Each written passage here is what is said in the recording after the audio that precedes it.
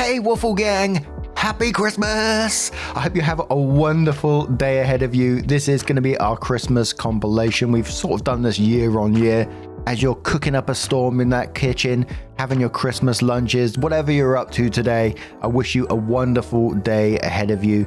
A huge thank you for sticking with me all year and just being absolutely wonderful to myself, to each other, to the people in the stories.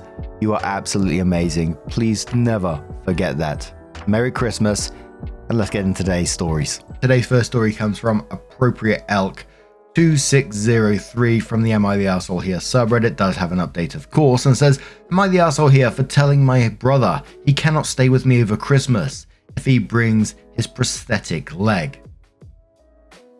My younger brother has a prosthetic leg. I think it's creepy as fuck and I have no idea where he got it from. I'm reasonably certain that it is something I would rather not know. To be clear here, my brother has two perfectly healthy legs still attached to his body. Hey, what now? He just has this thing he takes with him everywhere. I don't know why. I don't want to know. Before you ask, yeah, it's probably a mental health thing. He wanted to stay with me rather than our parents while he is home for the holidays. I said he was welcome to stay as long as he doesn't bring that thing into my house. He said it wasn't a big deal and that he would leave it in his luggage. I agreed on the condition that if I saw it outside of his luggage in my home, then I had the right to destroy it. He backtracked on staying with me and is at our parents' house, where he is miserable. They still treat him like a little boy instead of a guy who is almost 30. He called me again after supper and asked to please stay with me. I said he could as long as we, together, took his thing and put it into a storage unit until he leaves. I get the key. He won't do it. He says that I'm being a bitch for not letting him stay with me. I think he needs to get therapy or medication or both, or a girlfriend, boyfriend, dog, cat, hamster, something. Just not a GD prosthetic leg. Now, I think the top comment on this one's going to sum up a lot of people's thoughts. It certainly summed up mine. This was from Bodybuilder Kitchen 45, by the way. Progression of my reactions. Title, oh yeah, you fucking suck. Of course, we're all going to think that, right? First paragraph, what do you mean? Second paragraph, huh? Third paragraph to the end, the fuck? Captain Shan says, I know, right? I was like, that's really mean. Oh, he has two whole legs. Chris 1986 says, I know this is extremely distressing for you, but I'm laughing so hard. At first, I was like, is this arsehole serious? She won't let her brother bring his leg. Like his whole ass leg he needs to walk on because he's literally lost a leg in some horrible accident. But then you clarified both he has healthy legs and are still attached, and I lost it. Not the arsehole, but you and I are not the same. I would need to know. All of it. Where did you get it? Why'd you have it? What do you do with it? Did you steal it off a bum or something? Then I would stare at him uncomfortably until he broke and told it all to me. I may later regret my decision, but I don't often think that far into the future when something catches my attention. Polly says an emotional support prosthetic leg. That's a new one. Fantastic Warning says her brother won it in a raffle and it came all the way from France in a crate marked fragile. The leg is actually a lamp and it wears a black fishnet stocking, a black high heel shoe, and a fringed lampshade. Dan says, I'm a prosthesist and I have to ask, what does this leg even look like? Below knee or above knee? Does it just have the pylon bare? Or is there a foam covering so that it sort of looks like a leg? Is there a foot shell on it? Or is the foot component just sort of hanging out? The reason I'm asking is because A, prosthetic anything is mind-bogglingly expensive, and B, you can't just have a prosthetic leg if you have two perfectly healthy legs. You literally need a stump to make one that's specifically yours. Did your brother receive it from someone? Did he steal it? And just to be sure, it's an actual prosthesis and not a leg brace of some kind. I've had patients and their families make that mistake before. OP says it looks like a carbon fiber cup with a steel knee and lower leg and foot. Dan then replies to OP and says AK prostheses are not cheap. There's an entire car right there. I would actually grill your bro on where he got it because it is 100% not his. If he stole it, he's looking at a felony/grand theft charges. If he bought it, check his and your parents' financials because again, these things are insanely expensive and he doesn't sound like the brightest bulb. Make sure he does not try to sell the prostheses or any of its components. I get that they can be hard to get for the people who need them the most, but if the components are damaged in any way, it can lead to gnarly injuries for when they inevitably fail. If you truly do want to get rid of it, there are organizations out there that will take old prostheses and refurbish them. I love it when an expert on specific subjects join the chat. Gin and Tonic with Dog says, out of interest, what happens to prosthetics when their owner dies? Do they get refitted to someone else? Not the arsehole for not wanting it in your house though. Opie says, unfortunately, the vast majority get tossed. The socket is specific to the owner and you can't really adjust them to someone else's limb due to the material and the fact that everyone else's stump is different. Components such as the knee and foot are technically reusable, but a lot of the time they've been used enough you can't pass them on with a good conscience. The only times I've ever seen components reused is if the patient tried them on during test fittings and they didn't like it, basically less than 1 hour of use, or they happened to pass away before they even got to put them on. The OP did come in with a short update around 11 days later and says, I didn't realize how much attention this was going to get, enough that someone informed the woman my brother stole it from, and she was able to figure out what happened. She called the cops and he got arrested. I guess he was sort of trying to do the thing where he could be the hero that tracked down her leg. Please don't ask me what the fuck was going through his head. The leg was expensive enough that he is facing real criminal charges. That's all. Sorry there's not more to tell. A couple of comments on the back of that gold Magikarp says, I remember reading this originally and wondering why the hell he needed to take that leg around everywhere with him. I feel like he would have returned it way sooner if he wanted to play the hero. Potential Speech says, that's wild. I wonder why he wanted to bring it with him though. Is he obsessed with the woman he has to carry the leg with him all the time? I mean, stealing it is one thing, but carrying it around all the time. If he tried to be the hero, he could have hid it. Sounds more like a weird obsession. I don't think he wanted to give it back to be the hero. I have so many questions, but I'm glad the woman will get her leg back. This is something I never thought I would ever say. I think I'm with those comments there. It doesn't feel like he was trying to play the hero at all. I mean, why did he have to take it around everywhere with him? What was the end game in this? So many questions, but I think we still got enough info in that particular update. Holy moly. My thoughts also go to the lady that owned the leg as well. How terrifying must that have been for her that you rely on like that just be stolen? It must be absolutely terrifying for that person. And how long has he had that leg for? It sounds like because, OP was like, you can't bring that thing with you. Like he's been carrying it around for quite a while, it felt like. And did the parents know about this leg? Why is everyone cool with this guy just carrying a leg around? But now I'm going to turn this one to you guys. I'm asking you, what do you think about this situation? I imagine you're just like I am right now. I'm like, what the fuck? Let us know your thoughts down in the comments below. And let's move on to another story. Now, over on Twitter this morning, I had a little notification from Karen, who shared a story with us, which is titled, My Mother Has Sticky Fingers. It does have an update as well from Competitive Oil 5227 from the r/hotels subreddit. Ooh, I like a different subreddit, I'm excited. So, my mother has sticky fingers. Today I got a package in the post from my mother, which was odd, as she just came to visit me in Chicago over Christmas.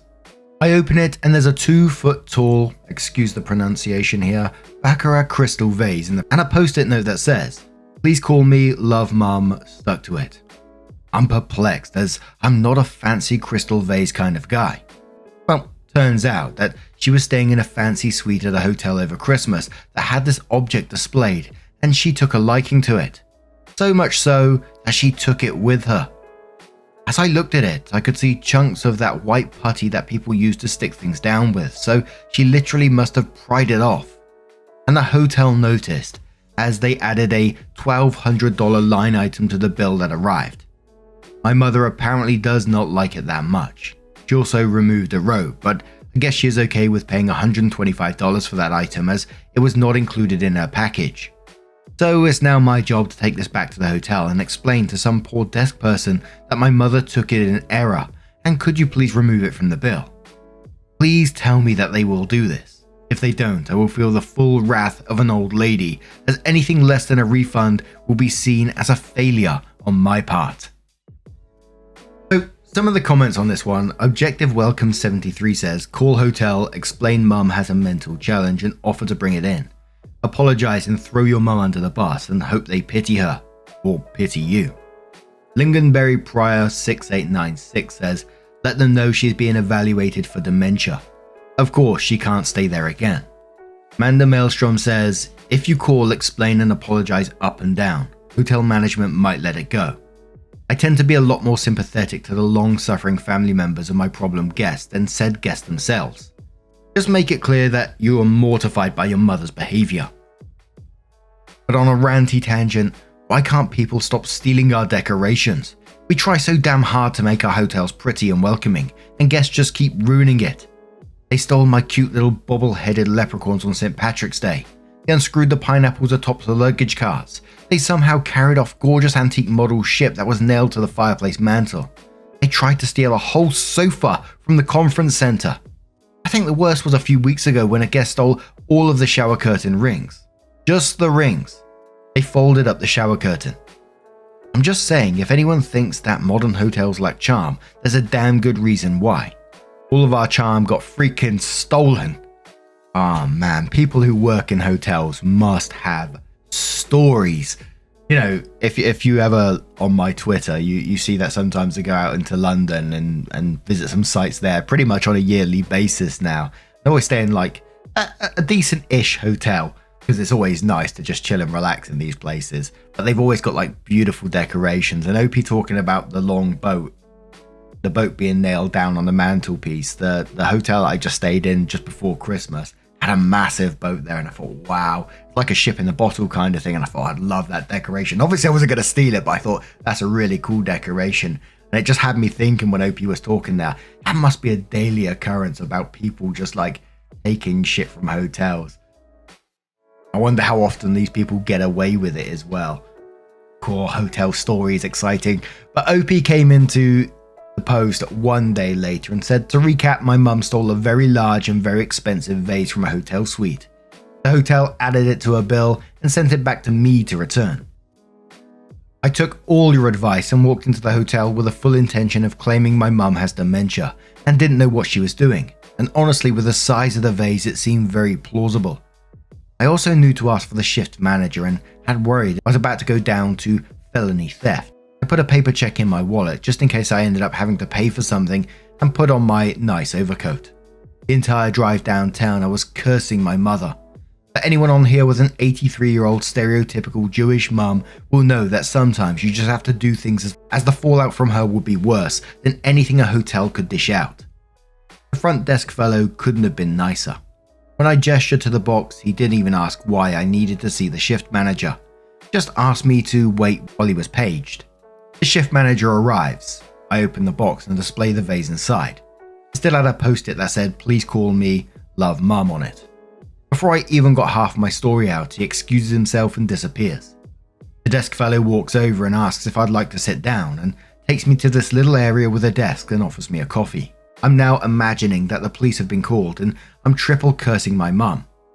In walks a fellow who is the hotel general manager. I hear that Mrs. X has sent the case back. Is everything okay? I start in on the dementia story. He stops me. I first met your mother in 1982 when I started working here. There was a young boy who had climbed into the lobby fountain and was about to urinate on the statue, and your mother asked me to fish him out as she was wearing difficult shoes. I'm guessing that was you. I'm confused, but tell the fellow that was my brother and the story had become a family legend. The guy continues. She has a hobby of removing things during her stay, and we have historically just added them to her bill. Am I to take it she does not want to keep this? I'm thinking, how much money has she spent on stolen towels and other hotel crap? And all I can do is thank the fellow for looking out for her. He follows up with, when she was here last year, I worried that may be the last time we would see her. It made my Christmas the day I saw her reservation request, which was about the nicest way anyone could say, your mum is very old. I'll be checking her luggage next time. Pilot says on this, I love that this turned into a 41-year-old cat and mouse game your mum and that general manager have been playing. Very lucky he has been understanding. Gullible Toe says, any hotel that keeps that same general manager for 40 plus years and is still in business seems like a really awesome place to stay. Holiday Pen says, probably wasn't the general manager but worked his way up. Like first job as a bellhop in 82 at 18, is now the general manager and has been for 15 years. Which means they were a good place to work at multiple levels of the hotel in his career, which is even better honestly.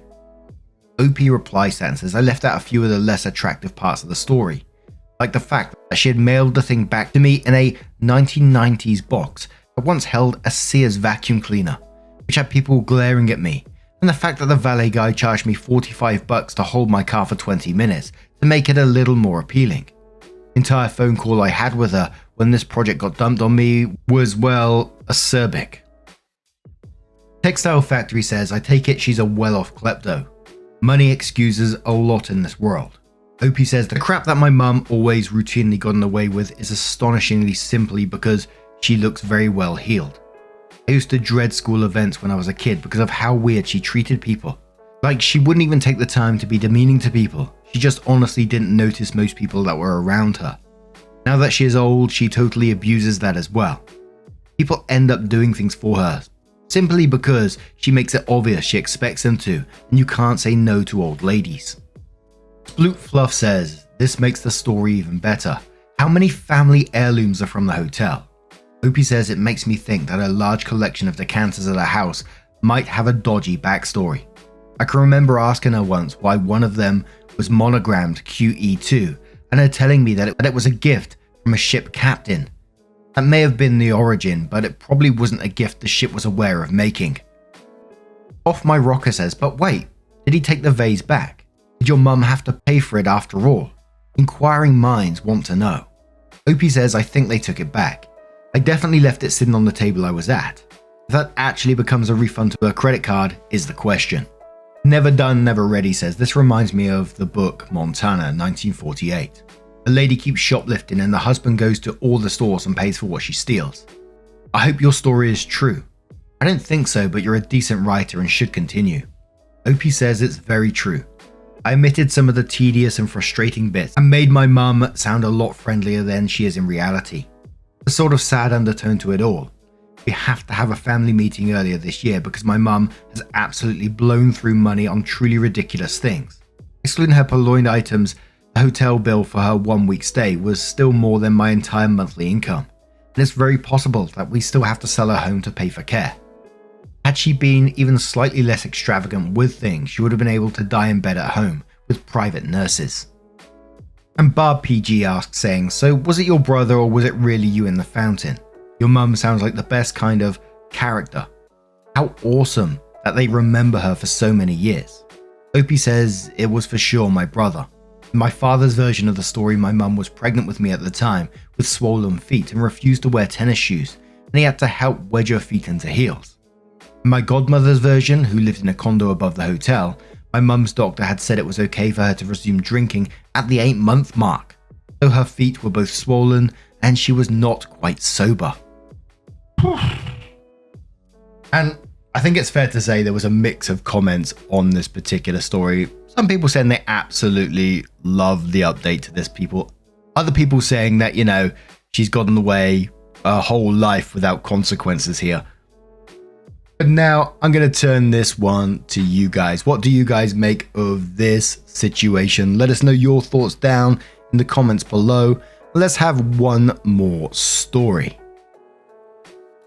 Now, our next story comes from the Am I the Arsehole subreddit. Doesn't have an update as yet. From Mysterious Macaroon, who says, am I the arsehole for ordering food to go when my friend group wanted to split the check evenly? This has been an ongoing issue. I have a friends group that likes to eat nicer food. Personally for me, I am fine getting something cheap on the menu. The issue is always they want to split the check. I've had the conversation so many times that I want to pay for what I ordered. It results in an argument where I have to bend or everyone is mad at me. I also make a lot more than my friends, so it always results in them basically calling me cheap. They don't get I want to pay for my meal and that is it. Anyways, we went out to eat yesterday and they all ordered things that were around $30. I got the house salad and my total was around $12. They told the server to split the bill, and I didn't want to fight about it again. I asked the server to add onto the bill an entree and dessert for me to take home. This resulted in my bill going up to $30. They asked me what I was doing. I told them I'm getting some more food. They got upset I increased the price they needed to pay. This resulted in another argument, and they think I am a jerk. Edit. Reddit, I've done everything you suggested. I had the server take mine out and I pay for it. I have spoken to them. If I do anything that isn't splitting the bill with them, they get pissed. I'm going to start with Luna, who says, "You're doing it wrong. You will only have to do this once. Since you can afford it, start ordering the most expensive items and a nice bottle of wine and smile and say, since we're splitting the bill evenly, problem solved." Mert Blake says, "Not the arsehole, but when you first arrive, it would be helpful for you to tell the staff that you're on your own check. If they prefer to split the bill, they can, but you don't have to. Also, your friends kinda suck." Swift like Taylor Swift says, "Not the arsehole, 100% not the arsehole. I feel this in my bones. I was on vacation with some extended family and we went out for most of our meals alongside some of their friends who I did not know. Most of them 30 plus years my senior and highly successful in their fields of work. I'm talking owns a beach house wealthy. They'd basically play dumb. Oh, I dunno, what's the total come to? $300 for 6 of us. Let's just pay $50 each. It's too hard to calculate it. Meanwhile, they've ordered several bottles of wine and had at least 2 dishes each, whilst I've had 1 simple dish and 1 to 2 non-alcoholic beverages at most, sometimes just water. I had to insist that it's very simple math, but if it's too much trouble, I'm more than happy to calculate everyone's individual totals to save them the burden," they explained was their reasoning. "My total would end up being 20 plus a generous 20 to 30% tip, and this would all be $55 plus, give or take. I always ensured my tip was not factored into their math because they'd try that too. Gaslighting is real when you're told that fussing over $30 is so silly, but their bills only went up by $3 to $10 each when they required to pay for what they actually ordered. I just hit them with, if $30 is nothing, $3 is dust, is it not? And they accepted it after that particular meal. A 2-week vacation dining out twice a day and overpaying by $30 per meal is over $800 of stolen money. No thanks." I always find it really shitty that friends as well, like if a friend said to me that I don't want to like combine bills or whatever, I want to split the bill. Be like, yeah, absolutely, of course. But how would you deal with this particular situation? Let us know your thoughts down in the comments below. Now, our next story comes from Sports Obsessed BF, who says, "My 24 female boyfriend, 24 male, is obsessed and superstitious with sports to the point where it interferes with his life severely. I'm also a sports fan, but I think he is out of control. My relationships, I realize that this problem may seem minor and insignificant, but it's really affected my relationship with my boyfriend. I'm posting this with a throwaway because people I know in real life know my Reddit handle. Excuse any typos please, I'm on mobile. My 24 female have been dating my boyfriend 24 male for 17 months and we've lived together for 5 months. He's a wonderful guy and he treats me great and doesn't have a mean bone in his body. We get along with each other's friends and families and we have the same sense of humor and common goals and beliefs. I know we are young and I don't want to rush, but I love him and can really see a future with him. There is just one problem that I feel is getting in the way. It may seem like such a stupid and insignificant problem because he doesn't hit me or cheat on me or use drugs or alcohol to excess, but it's really affecting our relationship. My boyfriend is obsessed with sports and is really superstitious when it comes to his teams. We live in Massachusetts and he is obsessed with the Red Sox, the Bruins and the Celtics, the Patriots and the Revolution. I like sports as well, but he takes it to a whole different level. He gets superstitious and has routines and things he does because he believes it will help his team win. Some examples. Earlier this season, the Red Sox went on a winning streak. The day they won their first game, he had a day off work and he'd fallen asleep on the couch the night before, still wearing his socks. So for the entire winning streak, he refused to take off or change his socks. He was washing his hair and body in the bathroom sink and wearing clean clothes, but he wouldn't change his socks or wash his feet. This went on for days and it was gross, and his feet smelled so bad, and he admitted he could smell them too, but he didn't care because he said it helped the team win. When the NFL season started this year, my boyfriend's car was in the shop, so when he went to work the day before opening day, he walked to work and then took the bus home at the end of the day. This happened for the first 2 games of the season, and the Patriots won every game, and he was convinced that this ritual was helping the team. He kept this up for the first 10 games of the season, even after he got his car back. He didn't care what the weather was and even made the trip on days he wasn't working, even though it was 30 to 4 minutes each way without a car. 2 mutual friends of ours got married on November 28th of last year, and he couldn't make the trip because we had to go out of town for the wedding. He was actually thinking of skipping the wedding, but because I talked sense into him, he went, although he was tense the whole time. The next day, the Patriots lost their first game of the season after winning 10 games in a row. He was pissed off and still blames me for it, and by blame me, he just says it's my fault. He doesn't do stuff like yell at me or refuse to spend time with me, just for clarity. He is not abusive. He has certain rituals for game days. He will only eat certain foods or drink his coffee a certain way or go to a certain coffee shop or gas station. For the last Bruins season, he went and got coffee every morning, even if he didn't want coffee. He has certain brands of shampoo depending on what sports season or playoff it is. He will change his hairstyle or not shave it if it is the playoffs, or he will only sit in a certain seat in the living room during the game. When we moved in together, I moved in with him because my lease was up, but he still had 6 months left on his. The plan was that after 6 months, we could find a bigger place. I have almost a new living room set with a couch, love seat and 2 recliners. His living room furniture is ripped and on the verge of breaking. He insisted on keeping his because he doesn't know the temperament of my furniture when it comes to the teams. Seriously, I am not trying to be snobby because mine is newer, but his is being held together with pieces of wood and duct tape and has holes in it. I know compromise is important, and at the time it wasn't the hill I wanted to die on, and so I agreed to keep his furniture and give mine to my parents because they were looking for replacements. But now in the big picture, I see why it was a problem. Another example is our wedding. We aren't planning on being engaged or married yet, but we have talked about the future.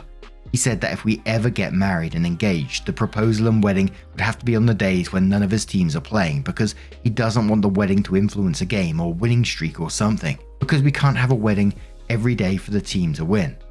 So far he thinks July or August because 3 of the 5 teams, Bruins, Patriots and Celtics, are on the off season, and there will probably be a day when the Red Sox and Revolution aren't playing. He can't guarantee it will be a Saturday though. I'm not saying anything for now because we aren't at the wedding or engagement stage, but it bothers me that he is so serious about this that it will affect our wedding. If we did get married and it was a game day, I wouldn't even mind getting married sometime before the game was on, then have the TV with the game and our reception. As I said, I'm a sports fan also, and I like the same teams he does. I enjoy watching sports, but I think he takes it too far. These are just some examples, and there are many others. I've tried talking about this, and he is saying I don't understand how important all this is. As I said, he doesn't pick fights with me or yell or mope or anything, and he doesn't get emotionally or physically abusive. His family members are also sports fans also, and they say he has always been like this, although they don't take it as far as him, and they thought he was being dumb with the walking to work so the Patriots would win.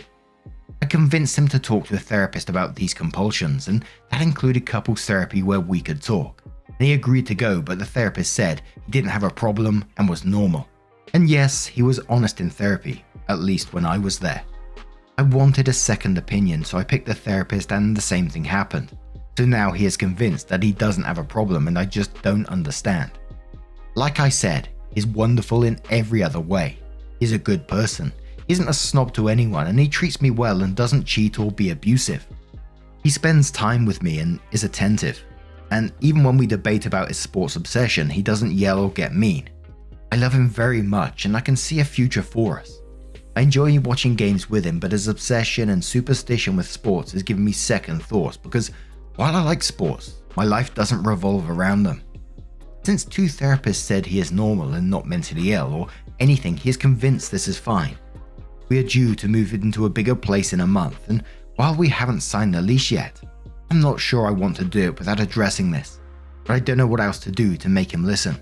Am I being irrational and not understanding, or am I right to be concerned about this and thinking of ending it? If anyone has any advice or thoughts, I would appreciate them. Thank you in advance for reading. Now, I'm very interested to know what the comments are going to say on this one. A fair amount of the time, they're pretty spot on with what they say.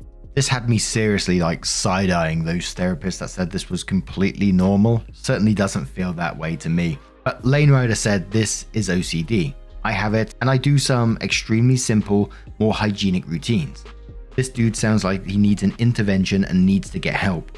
Blames you for losing a game because of a friend's wedding. What the hell? Get him help now.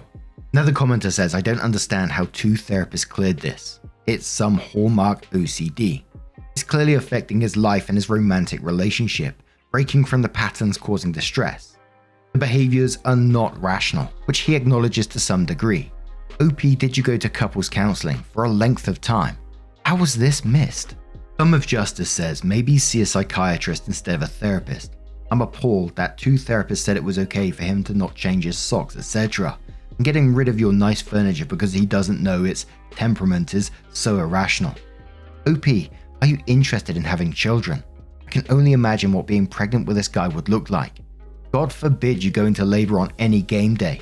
What will a child's sports temperament be? I don't know how you can handle this. It will be a deal breaker for me. Seriously, the socks would have just flat out killed the relationship off. And one more comment which says, I came into this post thinking he probably just watches too many sports and it's interfering with their relationship. Well, I was super wrong about that one. Like other posters, I agree that this is OCD. I mean, it's one thing to wear a jersey when the Penguins are playing. It's another entirely to plan your wedding around sports seasons and wear the same socks for weeks. The bottom line here is that we on Reddit can't help him and that you can't help him. He needs medication and cognitive behavior therapy to get this shit under control. Start by seeing a psychiatrist. These people can prescribe medication, which psychologists can't. So OP comes back into the post a year later and says, my first post can be found here, and shared the link and says, firstly, I would like to thank everyone who posted supportive and kind comments. I'm sorry I didn't answer them all. I'd posted with a throwaway and some stuff had happened. I'll explain below, and I'd forgotten I posted for a while. Now things have kind of evened out, I wanted to give an update for everyone who was supportive. He is my ex-boyfriend. I read all of the posts and a few days later I decided to talk to him again. It didn't go well at first and that should have been a sign. There was a Red Sox game on when we were both home from work and they lost, and he was upset with me for talking to him and not letting him focus on the game and interrupting the things he had to do. He was convinced they lost because of that and we had a huge fight. I should have ended it there, but I didn't. The next day we were both off work and he got me roses and cooked me lunch and there was candlelight and music and he asked me to dance with him there in the living room.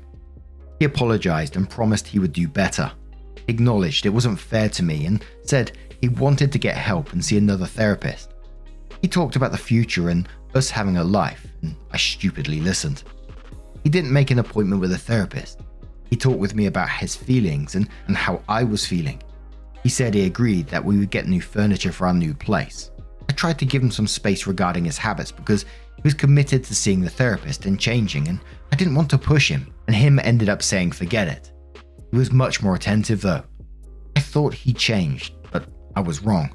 A week or so after we had fought and made up, and he made the therapist appointment, something else happened that turned my life upside down. I had a mole on one of my arms, but I never thought anything of it. I had a new co-worker and she pulled me aside one day and said she didn't want to scare me or be weird, but she is a 2-time skin cancer survivor and the mole did not look good. She stressed that I needed to see a doctor. I wasn't going to and I was non-committal and she begged me to go. It turns out she was right and she saved my life. I made the appointment thinking the doctor would look and it would be no big deal. I had that mole for a while and never paid much attention to it. It was melanoma. I had to have surgery to remove the mole as well as check the lymph nodes to see if it had spread. The surgery was scheduled for a day my idiot ex-boyfriend had tickets to a Bruins preseason game. He asked me to postpone the surgery because he couldn't skip the game as it would affect the team. He was actually being serious. He went so far as to call my doctor and tell him I wanted to postpone the surgery and he was calling on my behalf. He said if I went through with the surgery, he couldn't be there for me, and I needed to understand because the team needs him. Then he actually fucking told me that I could not sit in his recliner the day I was scheduled to come home from hospital because the Pats were playing and he needed to sit there for game day. I would have to take the broken couch. I am dead serious. I broke up with him. I called a friend who had a truck and we packed all my stuff, and she agreed that I could crash in her spare room for as long as I needed. It was the last month on his lease and I paid the landlord the last month of rent because even though I wasn't on the lease, I didn't want him to be able to say I left him high and dry. I cut all contact with him and blocked his phone number and email address. It was on the 18-month anniversary of the day we met / had our first date, and the 6-month anniversary of the day we moved in together. I thank God / the universe / whoever that I didn't sign the lease for a new place. We had planned to move in together with him or combine my money with him. I had the surgery. It got so lucky. It was stage 2 and had not hit the lymph nodes yet. I had to stay in the hospital for a couple of days, but the wound was looking okay and not infected, so I was discharged to go home. The waiting was agony and the worst thing. I also was not in the best emotional state because of what happened with my ex. I cried when I found out it wasn't in my lymph nodes yet. The doctor said it would have hit them and spread in under a year, and I would have been much worse off. So now I am hyper aware of the sun. I go for skin checks every few months and have a nasty scar, but it could have been so bad. That co-worker saved my life and we are friends now. Yesterday was the 1-year anniversary of my surgery. I had so much support from my friends, family and co-workers. I will never forget it. Once I recovered and went back to work, I got a small promotion. I started night school for college last month, while I work full-time during the day. I've taken up rock climbing and last month I started night school. It will really help my career and I'm excited about it. I'm single since I broke up with my ex, but on Monday I had an impromptu date at the juice bar with a guy I bumped into at the gym. It felt good to be social again and he seemed nice. That's my update. I wanted to thank everyone again. I haven't seen or talked to my ex since I broke up with him and left. I did hear through the grapevine that he stayed in his place when the power went out and there was no heat for more than one day when the temps were below freezing, and there was a blizzard because he wanted to sleep in his bed and sit in his chair to help his teams. He apparently had to be taken to hospital for exposure because it was so damn cold. If he doesn't want to change, that's his problem and not mine now. Thanks everyone, relationships. And I can't blame OP for checking out of that situation. I think OP is right that if he doesn't want to change, then it is going to be his problem and not OP's. And you know, him calling the doctor to cancel her appointment was just, that's awful. But regardless of the behavior, as I said, I'm glad that OP's out of that situation. I hope that one day he does find some help because that does sound really extremely unhealthy and sounds like it could escalate even further. But now I'm going to turn this one to you guys. What do you guys make of this situation? Let me know your thoughts down in the comments below and let's move on to another story. And our next story is from the Am I the Arsehole subreddit. It doesn't have an update as yet, but it's from Beginning Jaguars 9693 and says, Am I the arsehole for refusing to share my huge inheritance with my step siblings? So I, 17 male, found out only a few weeks ago that my dad left me a lot of money in a trust. Like it's such a crazy amount that I didn't really believe it at first, but it's true. The reason is my dad had inherited from both his parents already. He also inherited from the only 2 uncles he had as well, and one of them was very successful and had a business. This was all explained in a letter my dad wrote to me. He had the trust set up before he came into most of the money, but when he found out his cancer was incurable, he decided to put it all aside for me once all his medical bills were paid off for him. My parents were separated but not legally divorced when my dad was sick/died, but they weren't living together for a couple of years. This was 10 years ago.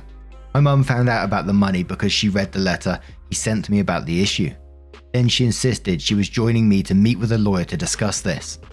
When my mum learned about the money, she told her husband and suddenly the money became a very touchy subject. I can't touch it until I'm 19 with the way my dad set it up. I have some time to deal with this, but my mum and her husband want me to share the money with my step siblings, 14, 8 and 7. The money is enough where even if I pay for college and buy a house, I would have money left. The way the trust works, I was told, it's also getting interest, which my dad had intentionally set up. My mum and her husband have struggled financially for years. They started dating when his youngest kid was 1. His wife had died. He's going through a legal battle with the mother of his oldest, and his oldest is in therapy for trauma caused by their mum. Also, his youngest was born with some medical issues and has a lot of doctor appointments. Between everything, money was tight. We lived paycheck to paycheck, and I worked to make my own life a little more comfortable. But we had no college savings or anything before this. My mum and her husband drained their own bank account to keep a roof over our heads. This has all been brought up to me as a good reason why I should do this. My mum told me it was selfish for Dad to put it all away solely for my future, and he should have been thinking about raising me as well. She told me I might not call her husband Dad or his kids my siblings, but we are a family, and that this family has been through so much together, and we struggled for so long, that it would be so good and generous for me to do this. I told her it's not like I can access the money now. She said no, but when I do, I should set up accounts for my 3 step siblings so they have a better chance at college, and if not college, the chance to have a help start in life. Despite all their trying to talk me into it, I said no. I told them that I wasn't going to share the money. My mum was so mad, but it was nothing compared to how mad her husband was. They told me to quit being selfish and start acting with compassion. Am I the arsehole? And we'll start with Cronkler Sorter, who says not the arsehole, but get the hell out of that house. Is there a sibling of your dad's you can move in with? Invest every cent of that money though. Talk to a financial advisor. Also make sure to keep your birth certificate, driver's license and any other IDs and documents where they can't hold them over your head. Opie says no. My dad was an only child and I'm the last person in that family. At least that I know of. No other family he had. Iron Beagle says not the arsehole. So your mum's new husband is mad you aren't giving money to his children with your mother. This money came from your father. That was not their father's, it was yours. This is whom your father wanted the money to go to. Explain to your mother that if they're going to punish you for doing exactly what your dead father wanted, they can go fly a kite. Mum should also ask her new husband to stay out of it. He isn't your father. Opie says his children with his late wife and his ex-wife. None of his kids are my mum's kids. And one more comment from Gypsy Bug who says what they're asking isn't compassion. It's displacing the financial burden of raising his children onto you. If you have no emotional drive to share, then please do not do it. Your mother is responsible for the costs of raising you, full stop. You don't owe her for a choice to have and raise a child. She has made decisions that got her and her husband where she is. It is not your job to mitigate her life. Your dad was smart. He made sure your mother could not ruin your future. He guaranteed safety for you. Now take advantage of his forethought and thrive, not the arsehole. But now I'm going to turn this one to you guys. What do you guys make of this situation? What would you do if you was OP? Let us know your thoughts down in the comments below. Now, our next story comes from Would I Be the Arsehole Make Mum Homeless? Who says, would I be the arsehole for making my mum homeless after what she did to my wife? My mum, Cara, 50s, doesn't hold down jobs. I think she's above working a regular 9 to 5 and is a moocher. She's essentially just lives wherever she can find people willing to let her live for free and spends the little she has from doing odd jobs on booze and drugs. My dad, they divorced over a decade ago. John finances a lot of her lifestyle. Cara will beg him for money since he's pretty well off and for some reason he usually gives it to her. Recently, John bought her an old RV and she planned to move into it in her parents' backyard and get paid from the state take care of them as they aren't well. My wife, Diane, 29 female, and I, 35 male, live right next door to Cara's parents, my grandparents. When Cara decided to move down here, we made it clear that we won't be taking care of her financially, and she can't mooch off of us. I explicitly told her she isn't using our laundry or shower or bathroom, electric, a dress for mail, etc. I told her if she's moving to her parents, they are solely responsible for her. I said that as she tends to try and guilt me into helping her and is very manipulative. Cara decided to put the RV in between my shop and her dad's shop. I did make it clear that she can't plug into our shop as we aren't paying her electric and we need a main panel upgrade and don't have the power to run her RV. She was fine with that. Also to note, her parents have a room in their house, but some repairs and things need moved, but Cara refuses to do that for free, even if it would get her a place to live. And recently the application for her to get paid to be their caretaker got rejected as she failed the background check. She's slowly running out of money and has tried to mooch off of Diane and I, but we are sticking to our guns saying no. She has heat. There are multiple food banks around. She has a car and is capable of getting a job, just chooses not to. Diane and I also have a 7-month-old son. Diane is breastfeeding and was overproducing a lot for a few months, so she has almost 2,000 ounces of milk in the freezer in our shop. She recently went back to work and is cycling through the stuff in the freezer. Cara texted us this morning saying we should check power to the shop as she plugged in for just a minute a few days ago and it shorted out and she noticed it still isn't working. Today I got home to Diane bawling as she went out to check and found that the power to the shop was out and all 2,000 ounces had defrosted and had to be thrown away. Diane is not overproducing anymore and is devastated. Cara apparently blew the fuse box at my grandpa's because she turned on the generator while plugged in, so decided she'd just use ours. To say I'm pissed is an understatement. I explicitly told her not to use our power and for it to waste an insane amount of my wife's time and energy make me furious. I text Cara telling her what she did and Cara texts Diane saying she can just switch to formula. I told her we need an apology and Cara texts back saying it's not her fault, we have shitty power. I'm sick of her entitlement and I know it's not legal to live in an RV here. I could report her and they usually give 45 days before the person has to leave. Cara has burned a lot of bridges and mentioned that the only place she has left to live is her car. I want to report her and get her away from us. Would I be the arsehole if I report her and make her homeless? Edit. The RV is between the shops but entirely on my grandparents' property as we wouldn't allow it on ours. Edit 2. We made the report and are going to press charges. And what do we always say, folks? Always press charges. It's incredibly sad. I can only imagine what your wife would be feeling after that. And that is so much milk. You just need to get that person away from your property. They're actively hurting your family. And it just says a lot, really, doesn't it? That she burned every bridge that she's come across. There's consequences to her actions and she needs to find those out pretty damn quick. Silver Raspberry says, I just did some research. Breast milk is worth $3 to $5 per ounce. She cost you $6 to $10K in breast milk, not to mention wear and tear on your wife's body, time and mental health. Mouse and Ladybug says, my blood pressure just fucking spiked.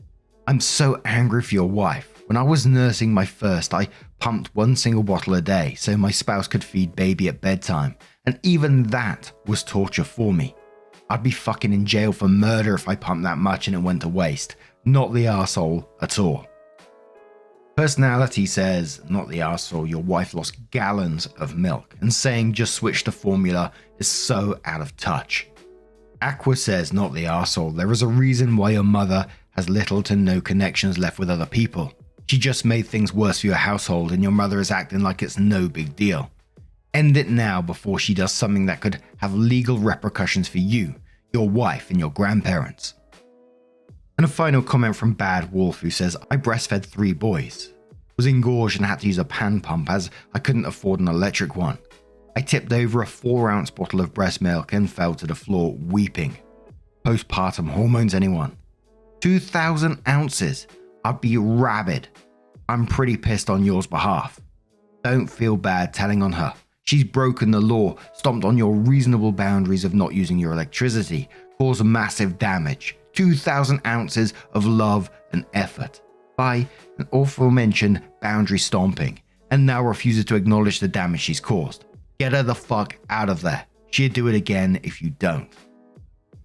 So OP comes in with her update and says, I got asked for updates a few times, so even though it's been chill, I thought I'd explain what's happened. My wife didn't want to press charges.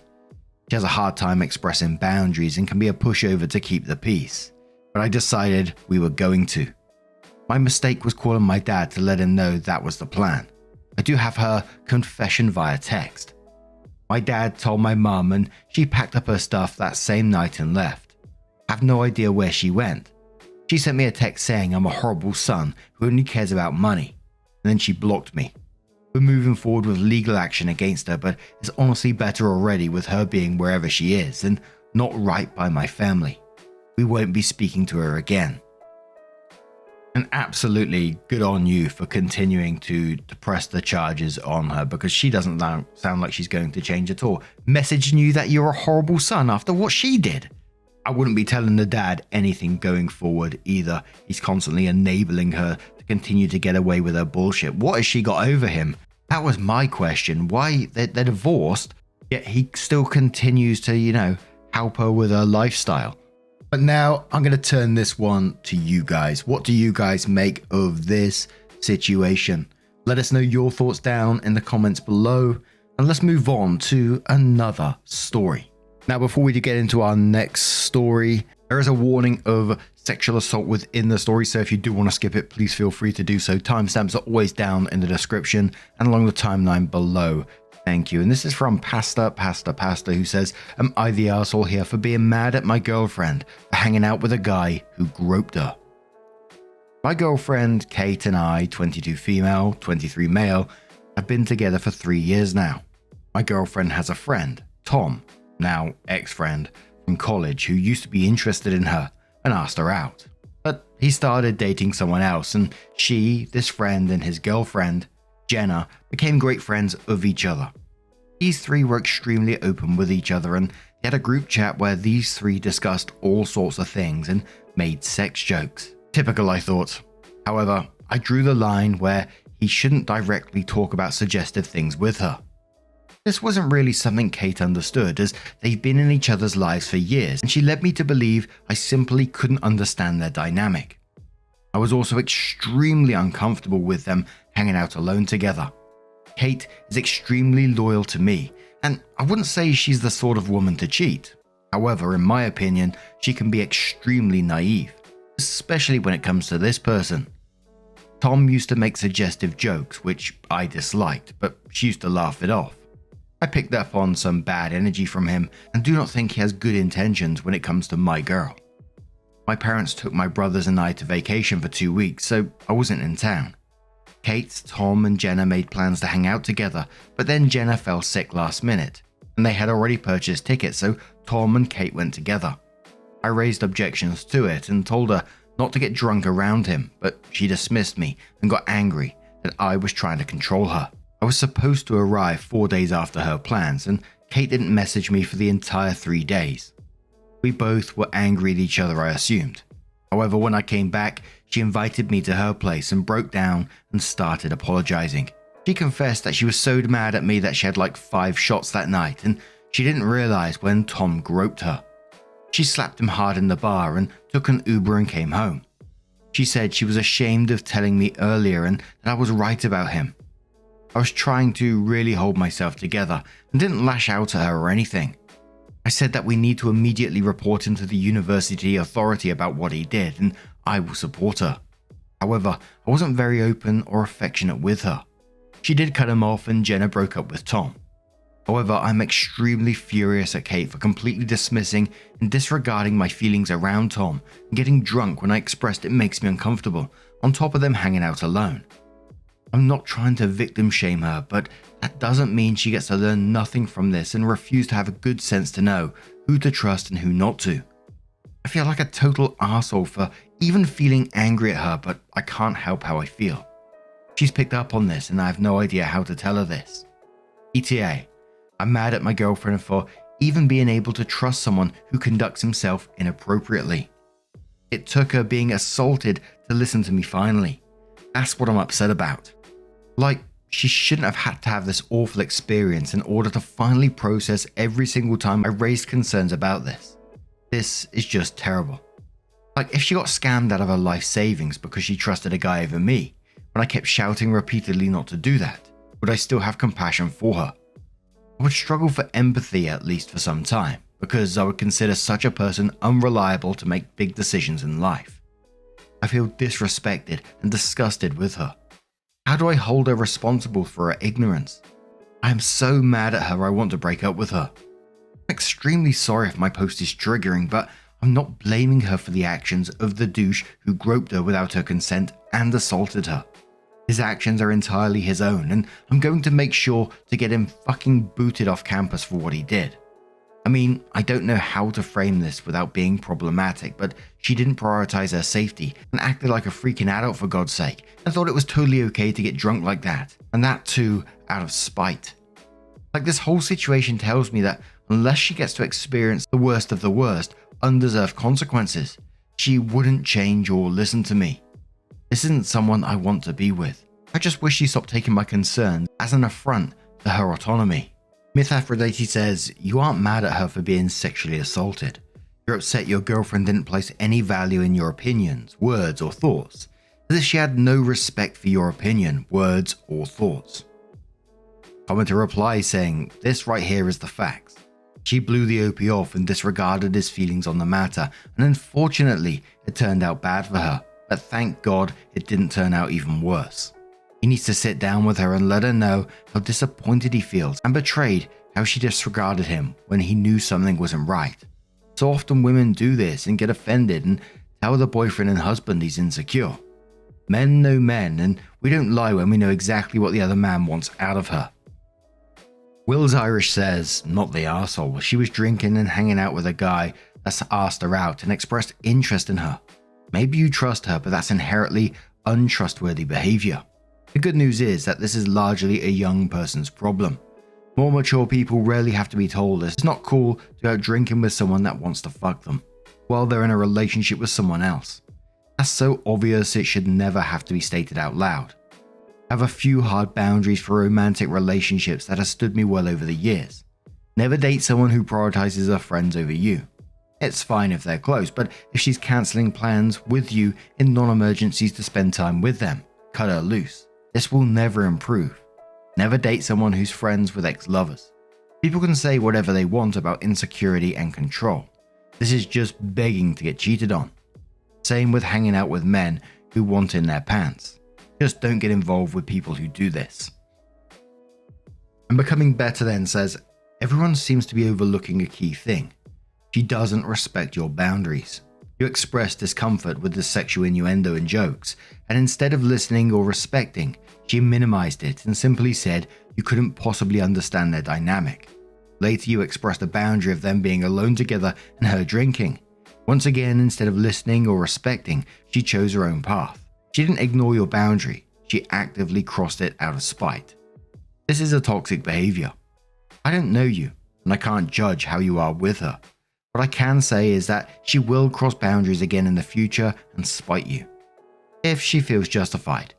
Let's be honest, she doesn't love you. What she did isn't something a person in love would do. She spent 3 days after supposedly traumatizing experience and she didn't reach out to you. She's not your partner. She's your placeholder. And honestly, you're the same for her. Move on. So OP did update their post and said, I've had time to read all the comments. Most of you were supportive and had a balanced perspective. However, some were uber extreme on both ends. Some called me an evil little misogynist who wants to act like her dad and control her and shame her, and some called her a cheating, repugnant whore. None of the two extremes are true. Lol. I did, however, have fun reading that, so thank you for the laughs. Particularly chuckled at the pearl clutching over the phrase, my girl, when I didn't even think for a second before writing that out. On to the main update. My now ex heard back from health and counselling services that will guide her to seek support and hold Tom accountable. Probably intense sensitivity training and detention based on the degree of the assault. My days weren't so great as you can tell. I was willing to give her a chance and move forward with her. And at first I requested full disclosure, including as to why she didn't get in touch with me over those 3 days. She was extremely hesitant in showing me her chats with him, in which she accused him of being inappropriate with her that crossed the line. Tom was apologetic and told her that he was too drunk and didn't know what he was doing. At first she didn't believe that and was scared about how Jenna would think. This made her rethink and she almost excused his actions away and decided not to tell me. But then she changed her mind and told Jenna immediately, and then she told me. This shouldn't feel like a breach of trust, but it did, because she was this close to being willfully ignorant again. I was extremely upset at her and asked her what makes her so blind to the obvious. I really wanted to know what goes inside her mind that she continues to make these epically bad decisions. I decided that fine, I let her take this as a learning experience and told her that she needs to take me seriously too. Because despite what happened, her being sexually assaulted doesn't negate that she has continued to disrespect me, and I expect better from her as a partner. This angered her greatly, and she expressed that I'm not her dad, emphasizing her right to make mistakes. She even had the fucking audacity to suggest she didn't feel like an equal partner, insinuating I shouldn't be holding her accountable for her actions, precisely when I consistently downplay my concerns and making me feel small. Oh, sweet irony. Look, I may not be the best, most compassionate person in the world, but I don't need someone who arrogantly dismisses my concerns as some petty, abusive, trashy, obsessed jealousy in the relationship, as if I'm the crazy one. I don't care what modern day world believes, but I stubbornly believe that relationship isn't about making selfish choices that affect your partner too. It isn't about one person, it's about two people who at least acknowledge comfort of their partner in decision making. Look, I know I'm just in college, but I honestly at least imagine her as my future wife, my loved one. However, I don't need my loved one to dismiss my concerns about her safety that affect me too as controlling. If I stayed in a relationship with her, no doubt she'll find excuses about not feeling like an equal and use that to call me controlling, an opportunity I refuse to give her by breaking up with her. I don't need my partner to make me out to be the male equivalent of a nagging shrew, where she's the ball and I'm the chains in the relationship. It just makes me cringe hard about unintentionally taking that role in the relationship just because from my point of view, her actions came from a place of willful ignorance, spite, and lack of respect for our relationship. And I think I can never have a high opinion of Kate unless she changes as part of her personality, which would be unfair given her awfully limited understanding of her surroundings. If I stayed with her, she'd complain about being treated like a child most probably because I'll see her as acting like one, going about drinking to spite her partner, not being able to recognize and put boundaries around inappropriate conduct, and that's exhausting. Maybe I'm wrong for saying that, but I sincerely hope she grows into an emotionally mature individual who doesn't feel the need to retaliate like a child when her so-called autonomy feels threatened just because her loved one is trying to look out for her. Peace. Now, I'm going to turn this one to you guys. What do you guys make of this situation? Now, our next story comes from Terrific Terror from the Am I the Arsehole subreddit that says, would I be the arsehole for cancelling my brother's wedding? I, female 31, have a brother, male 28, who is hoping to get married to his fiancée, female 25. They've been in a relationship for a long time, have kids in a house together, so she isn't someone who's new to the family. We're all European, but I own a gorgeous house in Colorado. It is in the middle of the mountains, surrounded by forests, has huge windows looking out on my acres surrounding. It truly is stunning and a dream come true. A couple of months ago, my brother came to me and asked if they could use my house for a destination wedding. While I was hesitant to host a goddamn wedding in the house of my dreams, I can absolutely understand how my dream home is her dream venue. I told him they absolutely could, but had some rules, despite me not living there. 1. No more than 25 guests. It truly is in the middle of nowhere, so guests would have to sleep at the house and I simply do not have room for more. 2. Nothing that permanently alters anything in or around the house. 3. No smoking indoors. 4. Any damage done by them or their guests would have to be paid for. Since I'm quite protective of the house, I offered to decorate and find a caterer, and that'd be my gift to them. So I'm providing them with a venue, food, and decorations. I'm currently almost 10k into my gift, because it's my brother's wedding and it's what I wanted to do. Now shit has hit the fan. His fiancée decided she needed at least 45 guests. While I was willing to be flexible by 1 or 2, but 20? Nah. I asked her if she wanted to stack them and she got salty. On top of that, she wants me to pay to fly a family in because I fronted the money to my other brother. He is paying me back because he couldn't afford a ticket. I told her no, and again I got sassed. On top of that, she wants me to build a pergola, which I actually considered, paint my living room, cover up the beautiful wood, so fuck no, and also pay for the drinks. I said no, I've done enough. She has now taken it upon herself to tell people I'm coming back on my promises. I left her hanging, that she can't afford the super expensive wedding I made her plan, and even went as far as to uninvite my grandparents just to spite me. Her words were, "You wanted me to cut back on the guests, so I'm picking your family." I'm getting at least 2 messages a day asking me why I'm ruining her day, if I'm jealous. Today she called me to tell me that if I keep going out of my way to make her miserable, I and my rescues, 2 of my children are adopted, would not be invited either. While I find it absurd that she thinks that she can uninvite me from my own house, the fact that she referred to my kids as rescues has me absolutely fuming. I'm considering cancelling the whole thing, but be royally fucking over my brother in the process, who has done nothing wrong.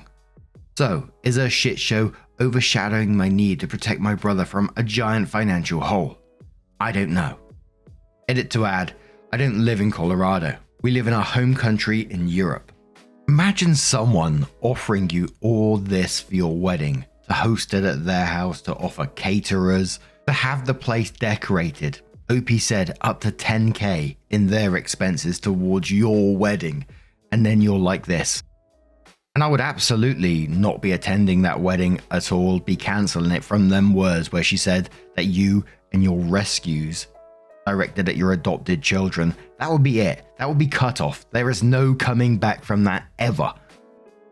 And when people ask you why this is happening, I would be telling them exactly that. Anyone who hears that and still takes her side, fuck them too, basically. But lots of people were asking OP about the second house, and OP said, I purchased this house after it had been on the market for close to 2 years. It was in complete disrepair, and I spent a little over a year of my life restoring, not renovating it to its original glorious state. I've spent a lot of money, love and time on this house, and had anyone wanted it, it would have been purchased somewhere in the 2 years it was on the market. By that logic, should I no longer buy that last block of cheese at the supermarket because someone else might want it? Not park anywhere because someone else could want to park there. I might move into this home, I might not. Also happy to see you're getting your cardio in and jumping to conclusions. The house is currently being used by a friend who needs to get back on his feet and has been for the past 8 months. I work hard for what I have, and if I want to spend it having a home of my dreams just in case I someday want to live there, that's my choice. Another commenter says, info, does your brother know that she is behaving this way? Have you spoken to him about this behavior? Opie says I have. Almost everything goes through text message, so I screen grab the outrageous nonsense. He claims the pressure of planning a wedding has gotten to her and that I should try and be patient. OP responds to someone talking about the size of the house. They said, how big is the house that you can accommodate up to 25 guests overnight? Well, it's decently big. The sleeping arrangements wouldn't be luxurious though. Think a combination of sleeping on couches, blow-up mattresses and sharing beds. Not ideal, but it would have worked for 1 or 2 nights.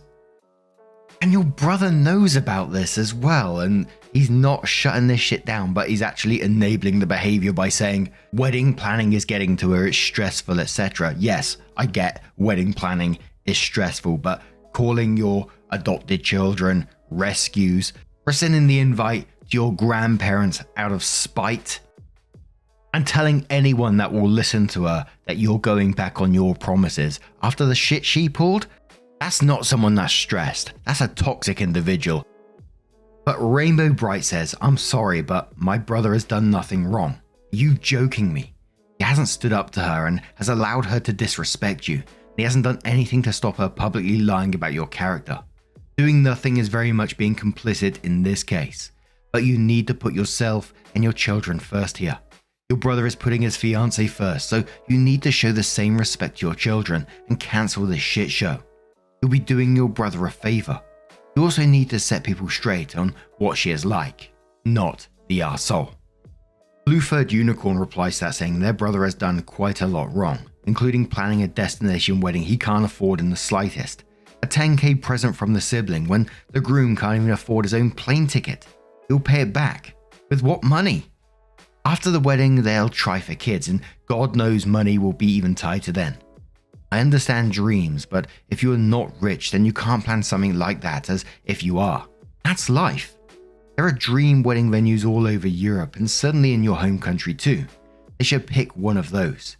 As a working class person, I've never understood destination weddings. It seems so selfish for me to expect so much from your wedding guests. Spend all the money plus the vacation days, etc. Not the arsehole, of course. Be even more protective of that house. You have every right to. And a final comment from Squiggles, who says, obviously you should cancel. The bride has shown huge disrespect and you should protect the family she calls rescues in your property. Not the arsehole. If someone disrespected my kids like that, I would not be speaking to them, let alone paying to host their wedding that has already crossed many of my boundaries.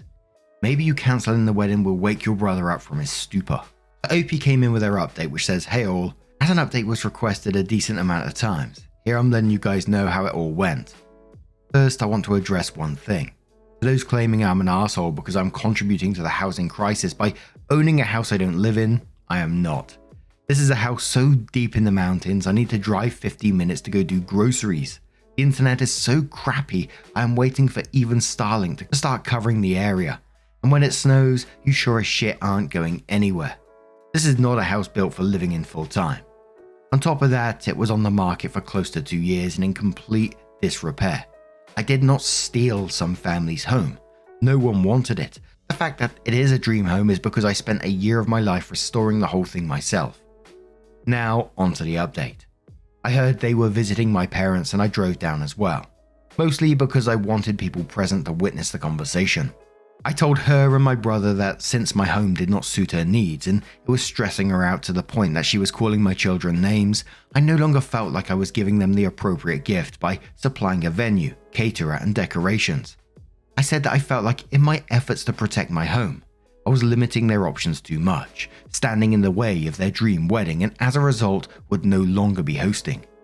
My brother seemed relieved, admitted to not quite wanting a destination wedding and that things got a little out of hand during the planning phase, thanked me for my willingness to help and offered to pay me back for the deposits I'm losing, which I appreciated but declined. His SO, however, accused me of being petty and jealous because I'm single and no one wants me, and going out of my way to cause her stress and ruin her day. She pointed at my 2 youngest children and said, "You're doing more for strangers than you are your own family." The kids are luckily young enough so they didn't catch on to this, but my older 2 did and were absolutely shocked. So were my parents. I told her she had all of 3 seconds to get out of my line of sight before I'd be bringing hellfire down on her, while instructing my children to leave the room. My father stepped in, said it would indeed be better for her to leave and told my brother that he was sorry but that this is unacceptable.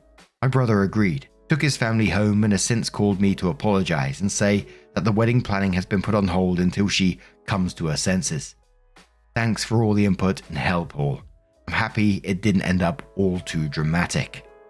I'm surprised that it's only the wedding that's been put on hold and not the whole relationship. Imagine being in that room and watching her say that. Someone talking about your children like that. My word. But now I'm going to turn this one to you guys. What do you guys make of this situation? Let me know your thoughts down in the comments below. Let's move on to another story.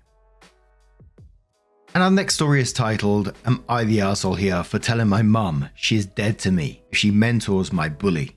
So my 16 male mum, 40s, is a teacher at my school. Our school has a special elective you can take, which is being a teacher's aide during your elective period. It's mostly stuff like grading papers for them, making copies, mentoring, etc. It's pretty much always just teacher's favorite student at the time.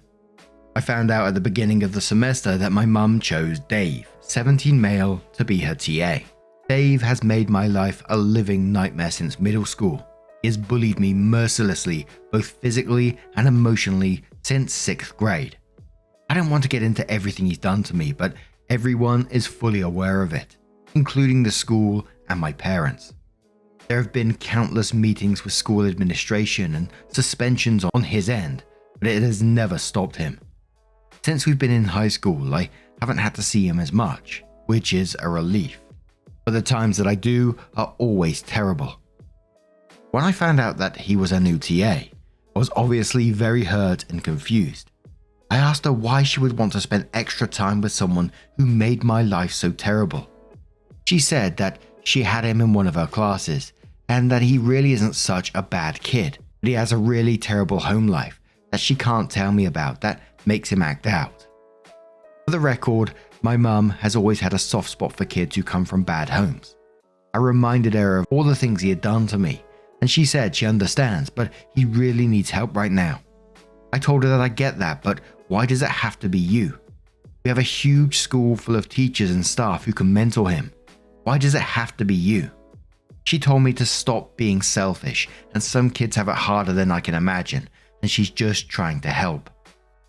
I was honest with her and told her that if she continued to have him as her aide, she was dead to me. She was choosing him over me, and she would no longer be my mother. I would no longer talk to her, and the minute I turned 18, I was moving out, and she would never hear from me again. She rolled her eyes and said I was being dramatic, but after a couple of days of ignoring her, I was grounded. It didn't change my mind, and my dad tried to force me to talk to her. I still refused, so they pretty much took everything away from me one by one for the past few weeks. I no longer have my car, computer, guitar, and most recently my art supplies, and I have to come home from school and go straight to my room, and I'm not allowed out except dinner until I start talking to her again. I don't realize this is just strengthening my resolve. I'm going to sit in this empty room every day silently until I'm 18, and they'll never see me again.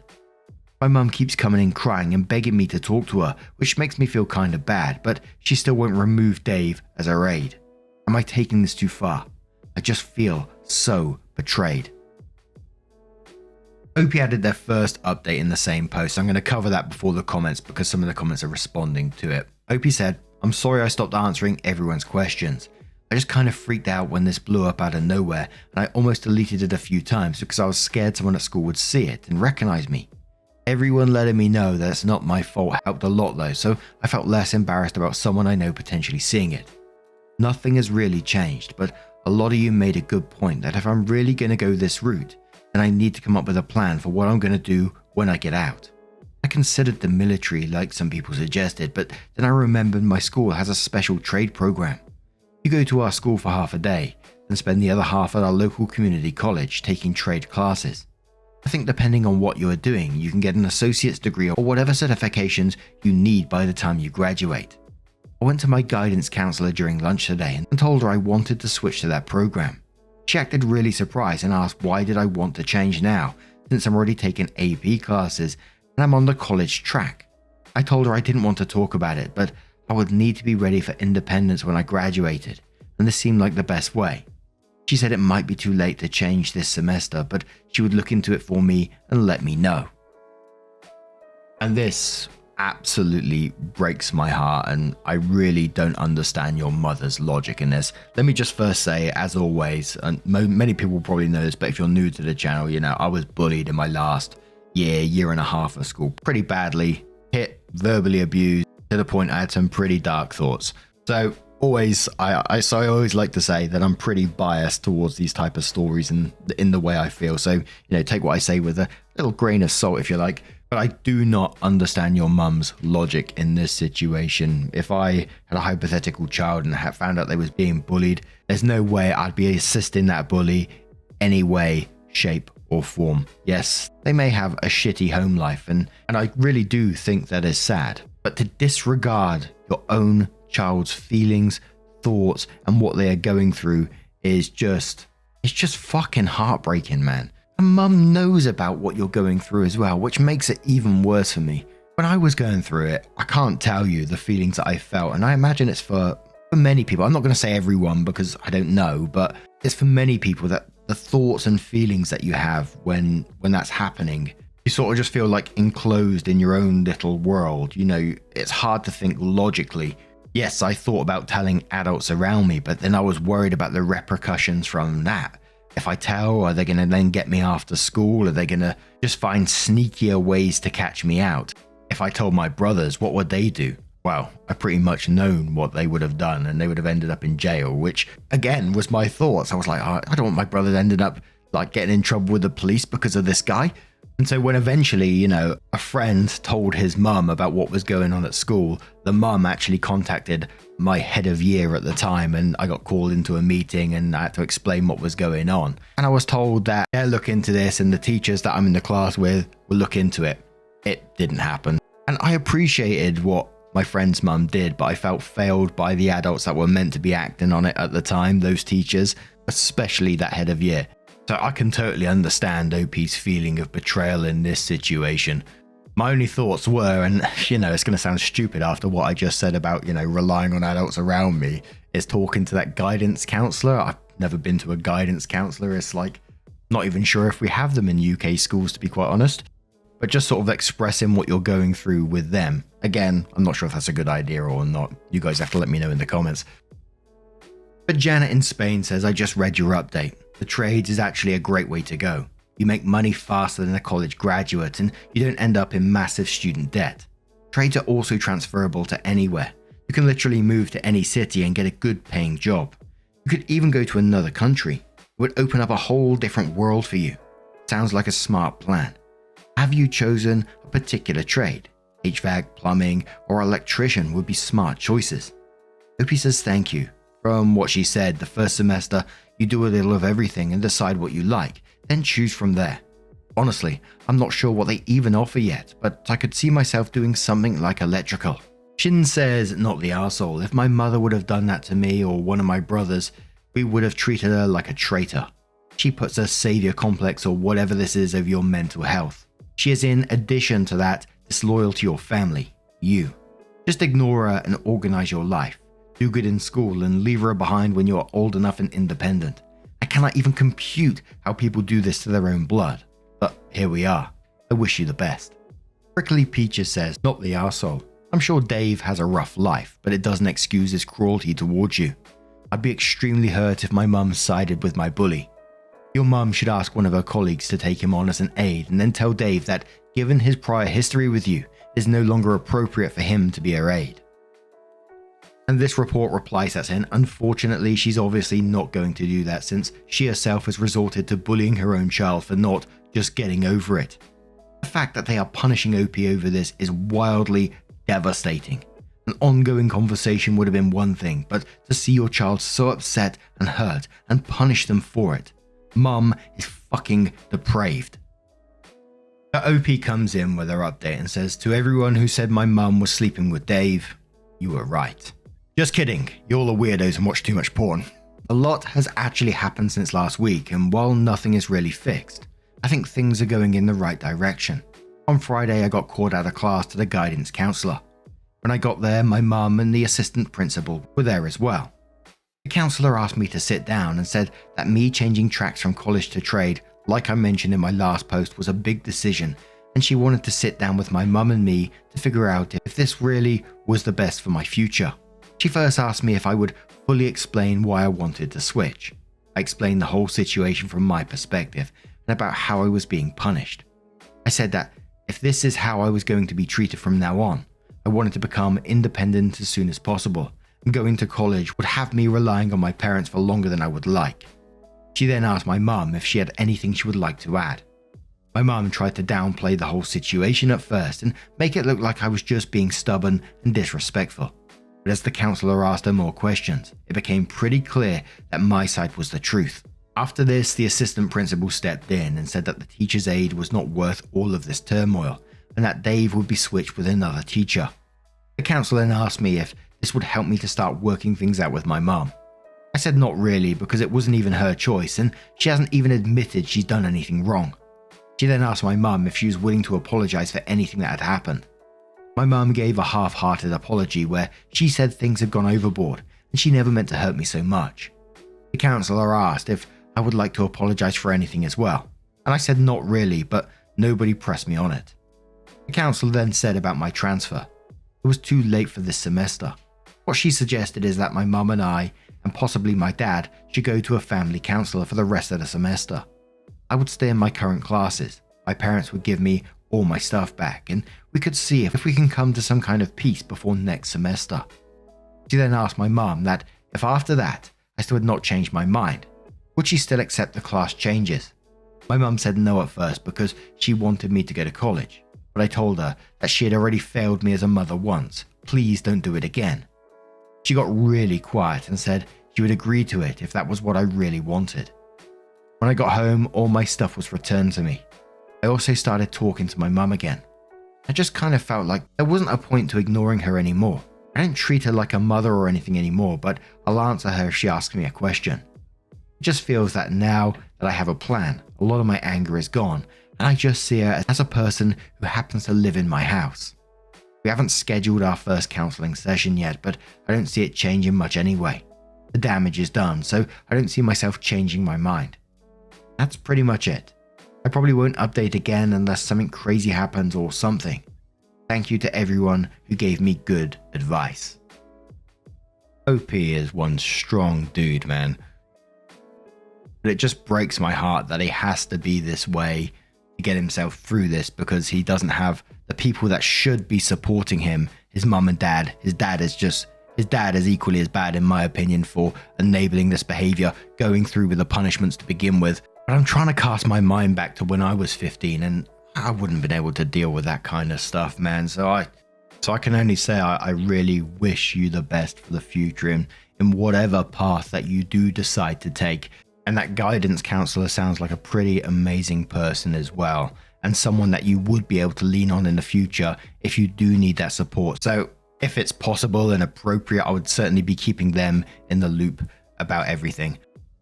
But now I'm going to turn this one to you guys. What do you guys make of this situation?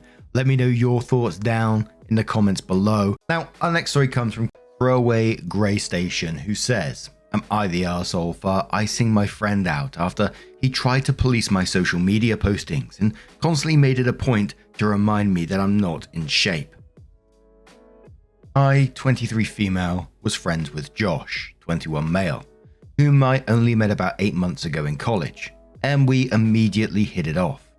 He especially gave me a lot of support after my ex broke up with me, reasons unrelated to Josh. I started posting more often on my stories, mostly about funny memes and occasionally selfies of me trying out looks that I really enjoyed. After I posted a story of my gym access card, no personal info was on the card, only the gym logo, saying it's time to do something for myself. Josh messaged me privately saying, "Okay, you don't have to post everything on your story, lol." He went on to say that I should only post good moments on my page, and that when I achieve an amazing body, then that'll be something worth posting. I was taken aback because 1, it's my page, and 2, although he said I can post whatever makes me happy, he kept going on about how it's better to follow his method of posting. He jokingly decided that I need a social media manager so he can monitor what is or isn't worthy of posting. Basically went through my entire Instagram page and even asked why I still have my post about my UMAT preparation. To give more context, Josh is a Christian and doesn't really post on his social media. He's also commented on my body on how I haven't reached my full potential multiple times. At its worst, he would mention it at least once a day.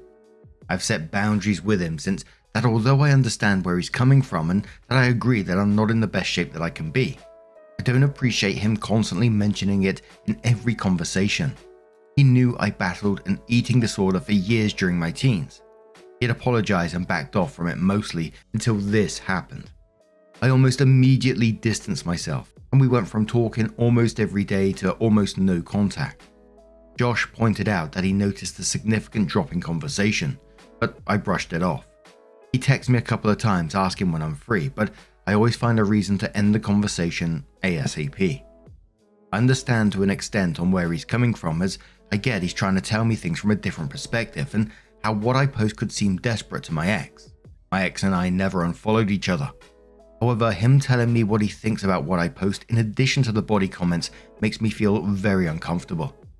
I felt that he cared more about getting his point across over respecting the boundaries I've set. I would perfectly understand if he started this conversation if I was consistently posting about the breakup or sad things, but this was not the case. I've since removed him as a follower. So, am I the arsehole for pulling away? And we do have a couple of updates to this post as well, which OP kindly gave us. As I was reading this and, he's trying to get you to like seek his approval. I can't remember the exact word that it is, a form of like manipulation where they try to get you to seek their approval. I'll Google it after this. But to me, it just sounds like you've come out of a breakup and you've started to move on, do stuff for yourself and sort of empower yourself in some ways, going back to the gym, doing what you want to do for yourself, which, more power to you, I think. And I would like to think, as a friend, if I was your friend in this situation, I'd be bigging you up. I'd be like, yeah, you know what? Fair play to you. I know that you've just gone through this breakup, so you do you. You post as much as you want on your social media. It's none of his bloody business, to be quite honest.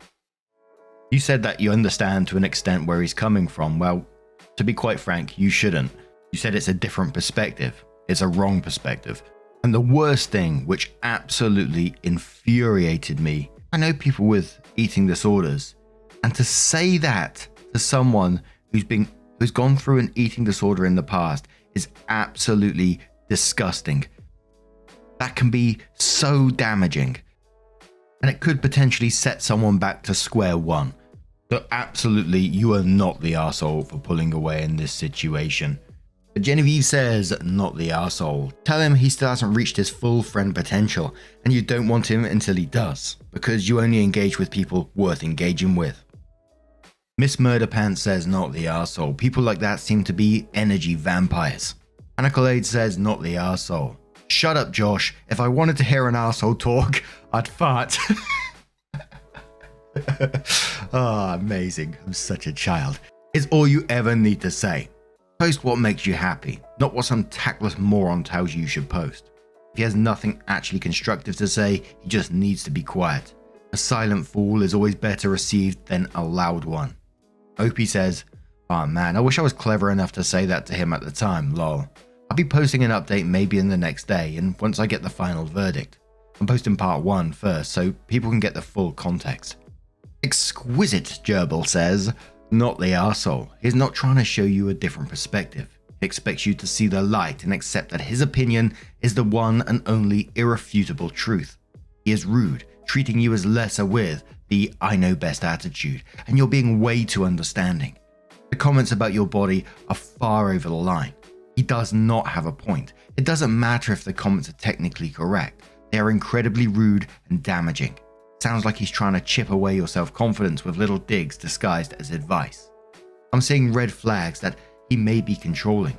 Maybe he's just an obnoxious buffoon who just thinks he knows best, but it could be that he's taking the first steps to get you to compromise away your boundaries.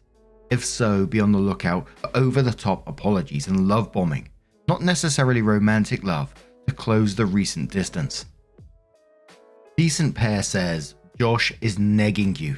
That's the word I was looking for. It's a well-known psychological manipulation technique aimed at lowering your self-esteem and triggering you to seek their approval. Narcissistic people are predators who instinctively know how to push your weakest buttons and feed on your self-doubt, anger and attention you give them. The only way to win that game is not to play. Ghost Josh, he's not your friend. So OPE gave us an update post and said, hey, it's me again. Yesterday, I posted to ask if I was the arsehole for icing out my friend Josh after he attempted to police my social media postings and patronize my body. I went to bed soon after and holy crap, I did not expect to wake up to my phone being blown up. The amount of not the arsehole and supportive comments were overwhelming, and I thank each and every one of you. I also saw some FHQs I would like to clarify. 1.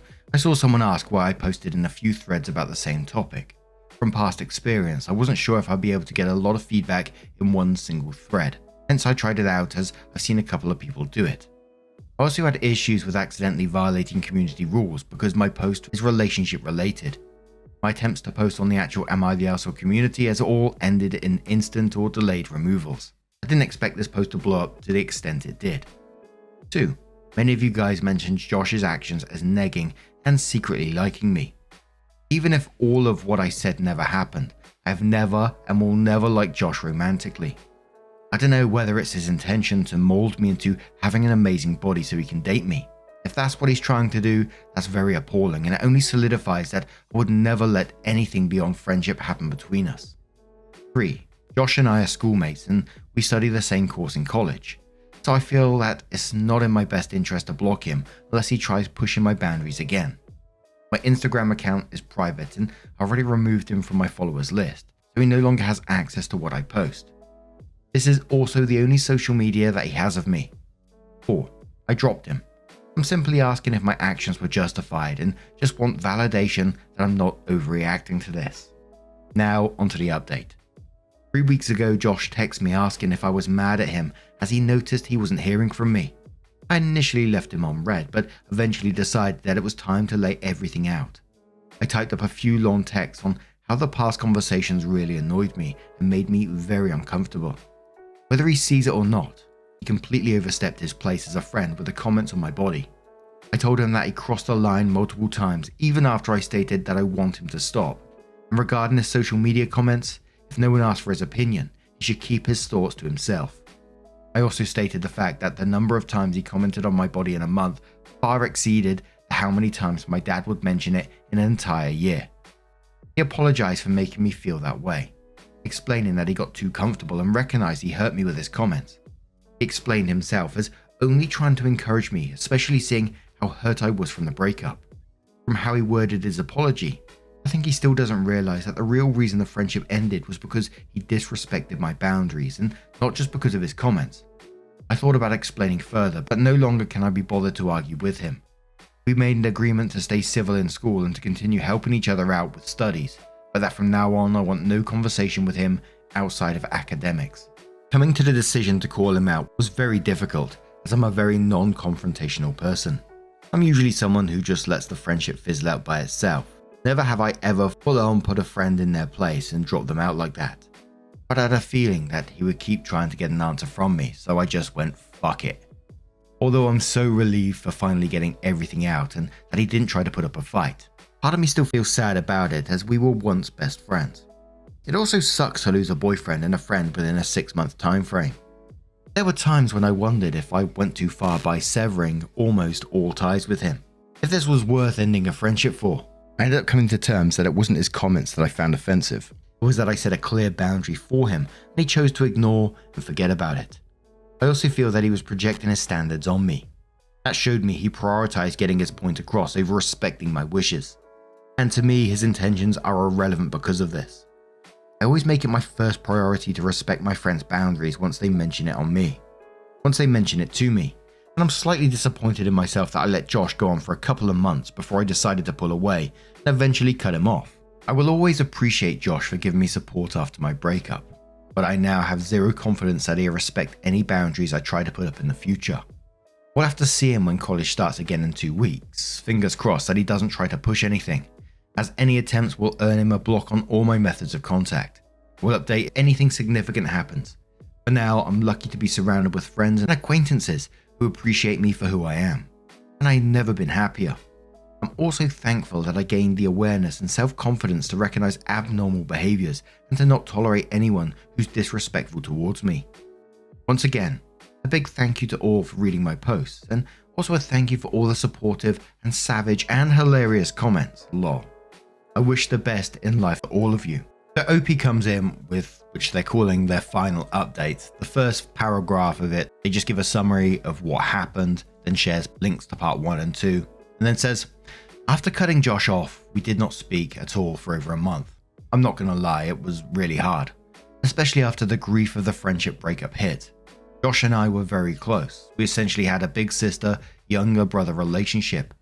I had to get used to him no longer being one of the first people that I decide to share a personal milestone or even just a meme with. During the first week of school, we did not even make eye contact and he sat far away from me during the lectures. This was a stark contrast to us always sitting together and laughing about random shit. Part of me was relieved that he was finally respecting the boundaries I put up, but it also stung knowing how close we once were.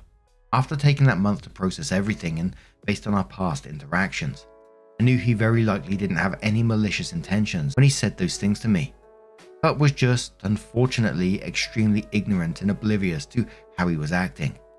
After talking to a friend about everything I'd been feeling, I decided to reach out to Josh and ask to talk in person after class. I missed my best friend. I missed the dynamic of our friendship. I knew his attitude will be a crucial factor in determining whether we can be friends again. If we reconcile, I can forgive but not forget, and if we don't, this would have been good to close the chapter on my part. Josh had already had an inkling of what I wanted to talk about. He explained that after we stopped speaking, he understood how badly he fucked up and how out of line he was. When his co-workers learned of what he did, they ripped him apart, asking why on earth he would do that to me. That made me smile because I'm glad his co-workers actually think with their heads instead of their asses.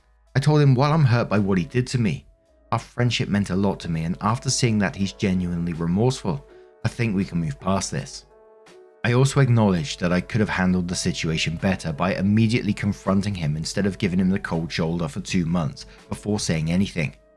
We agreed that hard boundaries need to be set, and if he criticizes my body again or breaks any more boundaries, the friendship will immediately be terminated. I told him that it will take time for me to trust him again and for the friendship to return back to the way it was, or if ever. He understood and was glad that I was willing to talk to him again. As I said before, I'm usually someone who never looks back once I cut the cord. However, I made my first exception considering Josh and I had such strong sibling-like bond, and seeing him take accountability for his actions. We're nowhere near back to normal yet, but at least we can get along well and not have things be awkward in school again. For now, I will remain cautiously optimistic. For those who followed my story from part 1, I thank you all for your support. So far, Josh has been very respectful of my boundaries, and we promise to immediately communicate if we accidentally overstep any unspoken boundaries. Hopefully I won't have to make a part 4, so this will be it. Signing off, and best wishes to all of you. Now, of course, I've read this in the space of a few minutes, so this has all happened very quickly for me. So my first thoughts are, I still don't like Josh. Personally, you mentioned your eating disorder and he talked about your body like that. I've seen the damage comments like that can cause. And that's just a bridge too far for me, and that's not forgivable. But, you know, this is your life and you need to lead it and you need to deal with it in the best way possible. You're putting up boundaries again. Another thing that rubbed me the wrong way in this is that, you know, when his co-workers learned of what he did, they ripped him apart and asked him why on earth he would do that to me. Of course, why wouldn't anyone? But it still required you to go up to him to talk this out. Can people change? Will your friendship work?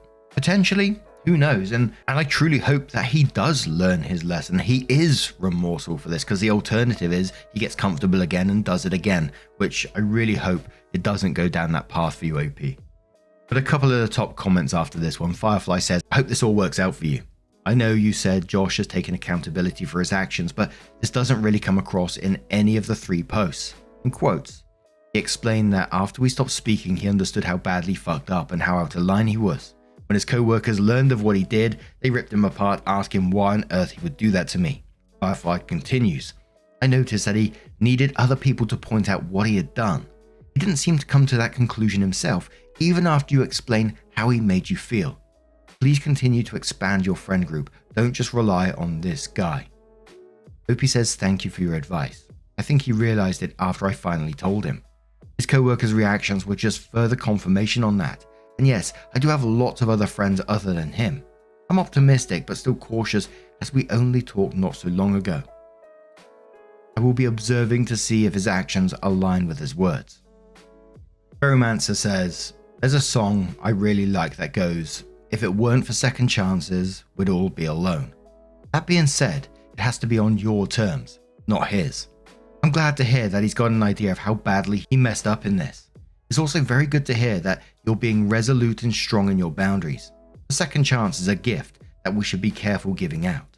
Not everyone deserves it. I hope things work out with your friend.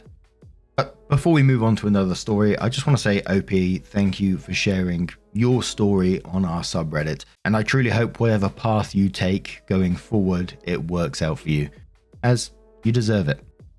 But now, I turn this one to you guys. What do you guys make of this situation? Let me know your thoughts down in the comments below. Let's have another story.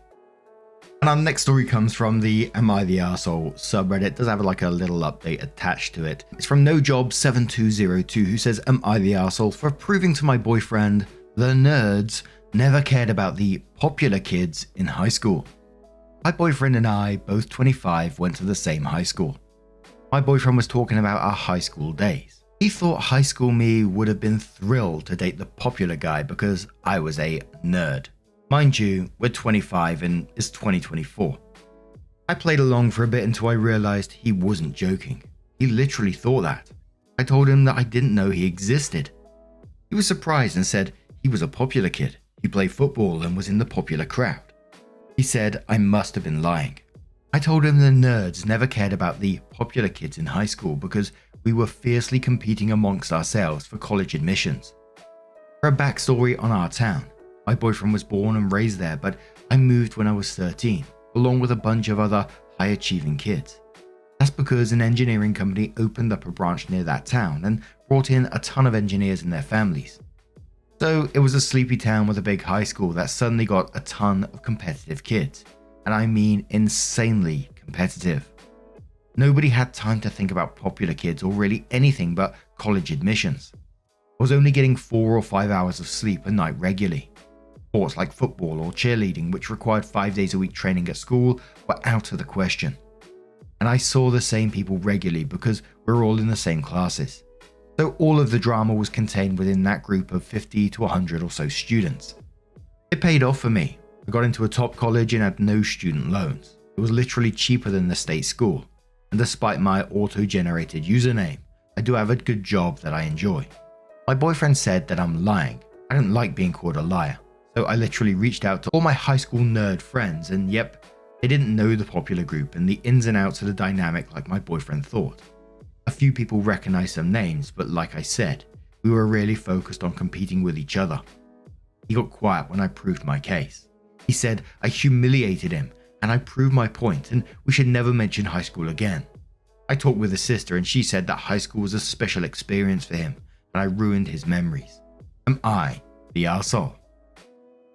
And as I said, OP made like an update within the same post, replying to some of the comments basically. But I noticed the top comment straight away and it said peaked in high school. And I didn't notice this was like kind of a thing. I understand what it means obviously, but Nick says not the arsehole. I won't echo the peaked in high school thing because while it may have an echo of truth, I also think it's reductive. I think it's more important for your boyfriend to realize that the reason nerds bond together in places like high school and why weirdos / nerds / freaks / geeks self-identify as such, despite implied social stigma, is that it's a conscious act of defiance against the notion that their self-worth is solely defined by their dominant social hierarchy. OP says, I'm going to be really honest here. It was not about defiance in any way for us. In fact, we played more heavily into a social hierarchy measured by the prestige of your college and perceived pathway. It was a very competitive and unhealthy environment. The reason I or other people didn't care about popular kids or freaks or weirdos because they weren't competitors. If my boyfriend was a student athlete who had great stats, we would have all have known and cared. It's not a good thing, but it's the reality of many high-achieving students in high schools. Constant Gold says, ugh, not one of those peaked in high school kids who always want to talk about it. What does high-achieving you see in him? This scenario is the basis for many cheesy movies based on high school. OP says he's got a ton of qualities that I love. He definitely consumes too many cheesy movies, but I can't complain when he loves romance movies. Maybe more than me. PK Blaze says no one's an arsehole here. I think being popular in high school gave him an ego and everyone in his circle knew him. Clearly this wasn't the case as you and others didn't. Those circles don't really mix anyway. Outside of him calling you a liar, which he should apologize for, it doesn't seem much of a big deal on either end. OP says I don't think it's a big deal either way. I find it kind of funny that he knew who I was at least in senior year, but I didn't know who he was, despite his perceptions. So OP gave an update in the same post and said, update, this is crazy. I didn't expect so many wild replies. It's already on TikTok. I knew my boyfriend isn't a loser still stuck in his glory days in high school, so I talked to him and asked why he was upset at me not knowing him in high school. Well, he told me he did have a passing hallway crush on me, mustache, eye bags, and all which was flattering to hear. He felt defensive because I kind of stomped all over his daydreams of fleeting thoughts of each other. He also literally thought I was lying because he knew of me and he thought wrongly that I would know of him. I hate being called a liar, which made me go on the warpath. Don't worry, I didn't tell my friends why I was asking about my boyfriend's friend group, but they'd probably figure it out. He apologized and we hugged it out. Honestly, these comments were really wild. People were salivating over my boyfriend being this apparent loser jock character. I wasn't making a statement about anything. My boyfriend and I just ran in different social groups, neither better nor worse than the other. Well, maybe mine was slightly more toxic. We had different social experiences, with good and bad points. I can't believe the number of stereotypes about nerds, which I never considered myself, lol, or popular kids in these comments. I was definitely not taking a social stance by not noticing the popular kids. They weren't in my radar. I missed way more days of school than my boyfriend for competitions for my clubs. As a boring person, I didn't have any drama, but I witnessed a lot. There were always parties and sneaking around, but there was always this undercurrent of stress that dominated my school life. I don't regret high school, and I'm grateful for the opportunities and experiences, but I don't want to go back. I'm not better or worse than my boyfriend because of my high school experience. We're all just people at the end of the day. And I kind of like that update. It's not massively dramatic, and OP's just saying, we're all people with our backgrounds, and OP says themselves they're not particularly happy about their past. And they can see that, in some ways it was toxic themselves. So it was nice to see that, they just hugged it out in the end and hopefully can move past it, because I personally couldn't see them breaking up over this, but I don't know. What do you guys make of this situation? Let me know your thoughts down in the comments below. Now, our next story comes from a deleted user. And before we do get into the story, there is talk of fertility within the story, so if you do want to skip it, please feel free to do so. Timestamps are always down in the description and along the timeline below. Thank you. And it's titled, "Am I the Arsehole Here for Divorcing My Wife Because She Lied About Her Fertility?" I, male 38, have been with my wife, Natalie, female 37, for 8 years, married for 4 years. Natalie has a daughter from a previous relationship, Kaya, female 12. Kaya's dad left when she was a newborn. We have no idea where he is. I love her as if she were mine. She calls me dad and has a great relationship with me. I told Natalie from the very beginning that I would like to have biological children, and she said she is open to having more kids. After we got married, we bought a nice place and started trying for a baby. After a year, we did some testing and all came back normal. My wife said IVF would be too costly and hard on her body. I was secretly devastated, but I decided to come to terms with the fact that I'll never have any biological kids. This was until a few days ago when I found out from Natalie's sister that Natalie lied to me. She and her sister got into a fight in our house and her sister screamed, "At least I don't take pills behind my husband's back and claim I'm infertile. Does he know you had an abortion?" I was floored. My wife kicked her sister out and started crying, saying she really didn't want another kid and didn't want to lose me. I can't believe she lied to me instead of just talking to me. I just left. I've been staying at my parents' house since then. Natalie begs me to come back and she says we can try for a baby. Kaya even messaged me to come back. My parents think I should just move on and give her another chance. She made a mistake and she apologized. Am I the arsehole here for wanting a divorce for this lie? OP adds, I live in Canada, I'm pro-choice, I do believe women have the right to control their bodies. Don't lecture me about her rights, but this is a different case. She lied to me. I could now have a baby in my arms. I have no idea she is against having more babies until a few days ago. Abortion happened 1.5 years after our wedding. Yes, my baby. Yes, she saw me devastated and upset when she claimed we can't have a baby. I can't believe she lied to my face. Now this is just, all about the actual lying for me. You can choose to want more kids, you can choose to not have any more children, that's totally up to you. These are your choices, but to lie about your fertility to your partner like that is devastating. I feel like I say it all the time now, but once the trust is gone in the relationship, how do you rebuild from that? I'm sure there are some people that can, but I always struggle to move past that, and especially something as huge as this. Not discussing it, just straight out lying. But in the comments, Impact says, not the arsehole. There is nothing wrong with not wanting to have kids. There is nothing wrong with not wanting to have more kids. There is nothing wrong with changing your mind about wanting or not wanting kids.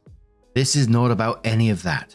This is about the fact that your partner chose over and over again to lie to you, to allow you to dream about a future she knew you won't have with her. She lied, betrayed, and misled you for years, even if she did a 180 and honestly wanted kids now. Is this really someone you'd want to stay with, to co-parent with, to be the mother of your child? And that comment said it better than I could in that situation. Like, how do you move on from something like that? It's just a massive betrayal. Leon says that's not a mistake, that's an 8-year lie. Every single day that prevented you from having a child. The great news is that you can have one with someone else. Not your stranger says not the arsehole. That is not a small lie. I generally support women's rights to choose, but lying is not a right. She aborted your wanted child without discussing it with you. That's a pretty high level of betrayal. She told her sister, but not you. How many people knew? How many people kept the truth from you, and for how long? I'm sorry, OP. And a final comment from Challenge Houdini, who says it's the fact that she now wants you to come home to have a baby with her that disgusts me. So not only has she lied and deceived you for 8 long years about being infertile, taking birth control pills and aborting your baby which you desperately wanted without ever letting you know. Now all of a sudden she is truthful and honest and wants to consider your feelings. She is deceitful as they come. She only wanted you to father her daughter from her ex.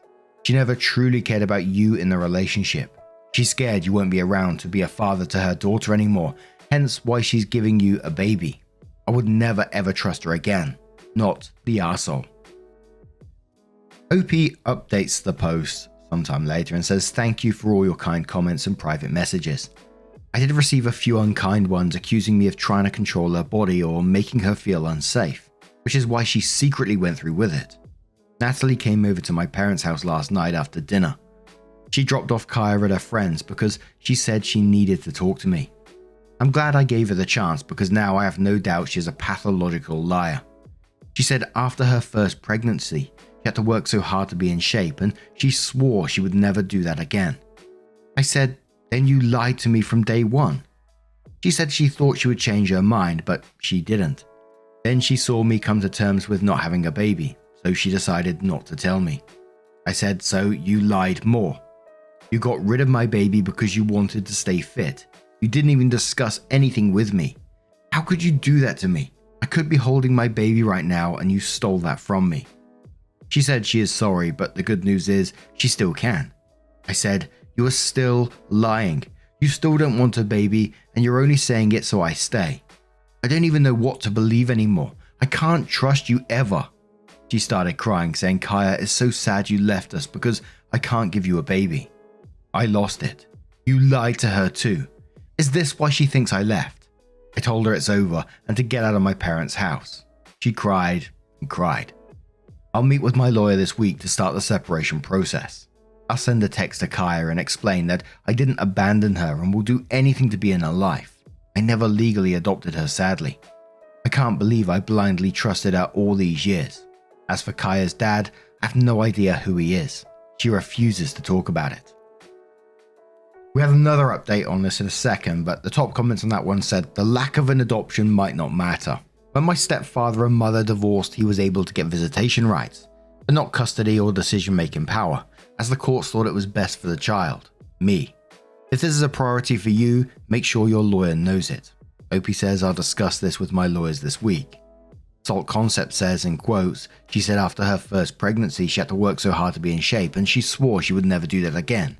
And then says that was her excuse for lying to you for 8 years and aborting your child behind your back. Yikes. Boring Cycle says, my eyes about popped out of my head when I read that. Poor OP. It isn't even about having a kid, it's about the fact that she lied for 8 years so he could be a daddy to Kaya. Poor girl. I wonder if he can get parenting time because he's been the only dad she's known for 8 years. The OP comes in with their next update that says, I'm sorry for multiple posts, but you guys have been so helpful. Definitely more than my family and friends in real life. I took your advice and met with my sister-in-law over lunch. She was very reluctant to give me any info, but here is what she said. Natalie is in no contact with her parents since before Kaya was born. She didn't lie about this part. I asked if she knows who Kaya's dad is because Natalie gets upset every time I asked and refuses to talk about him. She was surprised and said, you're kidding, right? You can't be this naive. It's obviously Ryan, her boss, the guy who owns the yoga place. I asked about their relationship. She kept saying Natalie really loves you. I begged her to tell me everything. She said she thinks, not sure, the reason Natalie had an abortion was because she wasn't sure if the baby was mine or Ryan's. Either way, she didn't want another baby. I was floored. She was cheating on me. The same time we were trying for a baby, with the same guy who already abandoned her once. What's going on here? Why? I was stupid enough to start a college fund for a kid, yet she cheated on me at least once with this guy. I'm gonna lose my house and half of everything. She said, listen, you're a good guy, just move on. No need to dig more, you're making yourself crazy.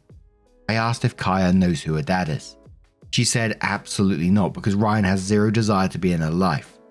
I want to tell everything to Kaya before leaving, but my parents think this is crossing the line because I'm not her dad or mum, and it's none of my business. My friends think I want to tell her to hurt Natalie, but it's the opposite. I know how awful it is to be lied to, and Kaya deserves the truth. My parents think I act like a crazy person and I should just meet with a lawyer. What an absolutely devastating situation. And after that first update, I was certainly questioning why wouldn't she talk about Kaya's dad? Why wouldn't she even mention him or discuss it? You know, that was a red flag in itself for me. But in this second update, this is saying there's no need to dig any further. I mean, how much worse can this get? But Ranchi says, crazy how many things people wrote ended up on point. And then quotes no need to dig more, and then says this also sounds bad, like there is more to dig out. Just meet the lawyer and get to the gym. The Real Glimmer says leave the kid out of your fight with her mum. If she wants to know about her dad, she can ask, and if she doesn't, you do not have the right to violate her wishes here. Sorry you're hurt. Your ex is a B. Stop using the kid. You're involving her too much as is. Stop texting her about her mum. Stop telling her what you and your ex talk about. You can try to be there, but opening her eyes to the person her mum was to you isn't fair and doesn't accomplish anything. Handle your business with the adult like an adult. Kiki says, so wait, she still works with her baby daddy who refuses to be a dad and they're still hooking up. What an absolute mess. And, all I can say from OP's point of view is best to be out of that situation. In terms of Kaya, that's incredibly difficult, isn't it? And I'm not sure what the legalities are behind that, but what do you guys make of this situation? Let me know your thoughts down in the comments below. And let's move on to another story. And our next story comes from a throwaway account from the Am I the Arsehole Here subreddit that says, am I the arsehole for leaving a dinner party after a girl sat on my husband's lap? I'm still so shook with everything, so sorry for my rambling. My husband, Jake, and I have been married for 3 years, and from the beginning, he was very close with his best friend's sister, Cindy, 18 female. Well, my husband would often talk about her and tell how he'd seen her grown up throughout the years. Cindy is always very bubbly and seems very fond of Jake as well. I remember when we were dating, she would ask to come along on our dates a lot. I never really said anything as I liked spending time with her as well. She was like a little sister to me. When we announced our engagement, she asked my husband to better not forget her after being a married man and to still hang out with her. Well, we got married and I even made her my bridesmaid. Soon we moved to a different state and kind of lost contact. Now Jake's best friend came to stay with us for some time and Cindy came along as well. Now the moment she saw us, the first thing she said was how hot my husband has gotten, and she was glad he didn't look like those boring married men. Then throughout their stay, Cindy would just ignore my presence and would be way too close with Jake. I told Jake that it was looking a bit inappropriate and to ask Cindy to tone it down. But he said that Cindy is just a bit childish and is that way with everybody. Well, at their last day, we decided to host a dinner party for everybody. During the dinner, I was with Jake when Cindy came and told me, "Oh, I need to steal your husband for a while." And before I could say something, she grabbed Jake's hand and took him for playing games. I ignored it since it was their last day, but then throughout the dinner, she was getting way too close with Jake and would drag him away whenever I would be around while giggling at me. When everybody sat for dinner, I sat beside Jake and Cindy came last. She then said, "Oh, there is no seat, and then just went and sat on my husband's lap. Everybody was surprised, and Jake said laughing, "Cindy, stop acting like a kid. You're not a kid anymore." Cindy started laughing, saying it was a joke, and got up and sat on another seat while giggling at me. Yeah, I was so angry with the disrespect and with the fact that Jake was so cool with it. But I didn't want to say anything bad, so I excused myself, took my car and went out. About 1 hour later, Jake called me asking where I was. I told him I'm going to my friend's house and I will come after Cindy has left. I know what I did was terrible, but I was so angry at the time that if I had stayed there any longer, I would have probably started fighting or crying. I came the next day and Cindy and her family had left. Jake was very pissed and said I took things too far. I started crying and told him how everything made me feel. He said I was horrible to think such things about Cindy and that she was like his sister. I told him that I was not doubting his intentions, but I was hurt by how disrespectful Cindy's behavior was, and he was enabling her by not saying anything. He started saying that I sound ridiculous and couldn't even take a joke, referring to the sitting on the lap incident. I said regardless, I don't want her in my house again. To top it off, Cindy sent a message saying that she was sorry about making me so insecure in myself, and that she would make sure to make me feel better. But I should not have left as it was pretty childish and kind of spoilt the mood. It felt so backhanded. I didn't reply anything to her. I just told my husband he needs to maintain a distance with Cindy. He asked if I was giving him an ultimatum. I said if he will go as far as disregard and disrespect my feelings for Cindy. This really rubbed my husband the wrong way, and he said I have such disgusting thoughts in my mind and is giving him an ultimatum anyways. Then he might as well leave because he cannot live with such an insecure person who has such disgusting thoughts about him. He packed a bag and left to his mother's place. I've tried apologizing numerous times, telling how sorry I am for everything, but he is ignoring my texts and calls. Later, Cindy's brother texted me and called me a bunch of names to think like that about his sister, saying Jake should just leave me and a disgusting person like me deserves to be alone. I could not stop crying after that. I don't know how to fix this. Is there a way to even come back? Was I so wrong to deserve this? I don't know anymore. Edit. People who are asking our ages. We're 25 years old, just months apart. And there was an update shortly after this one that said thank you for all responding and people who gave me good advices and personal messages.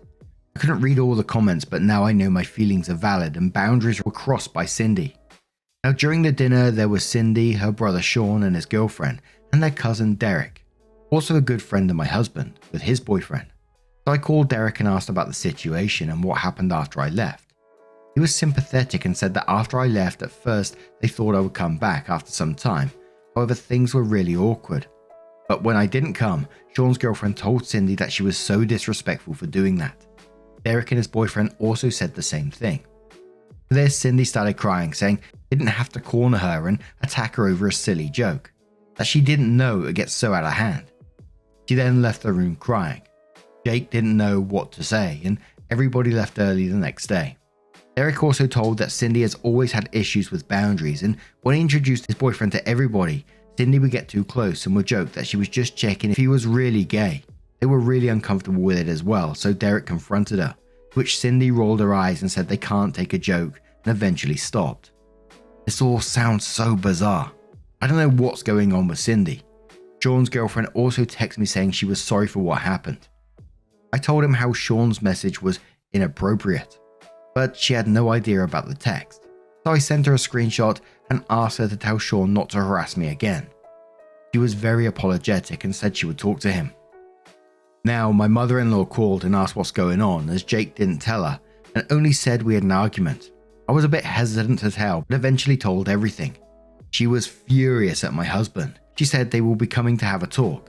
So yeah, I'm just waiting for them to arrive and really nervous. I don't know if what I did was right or wrong, but we will see.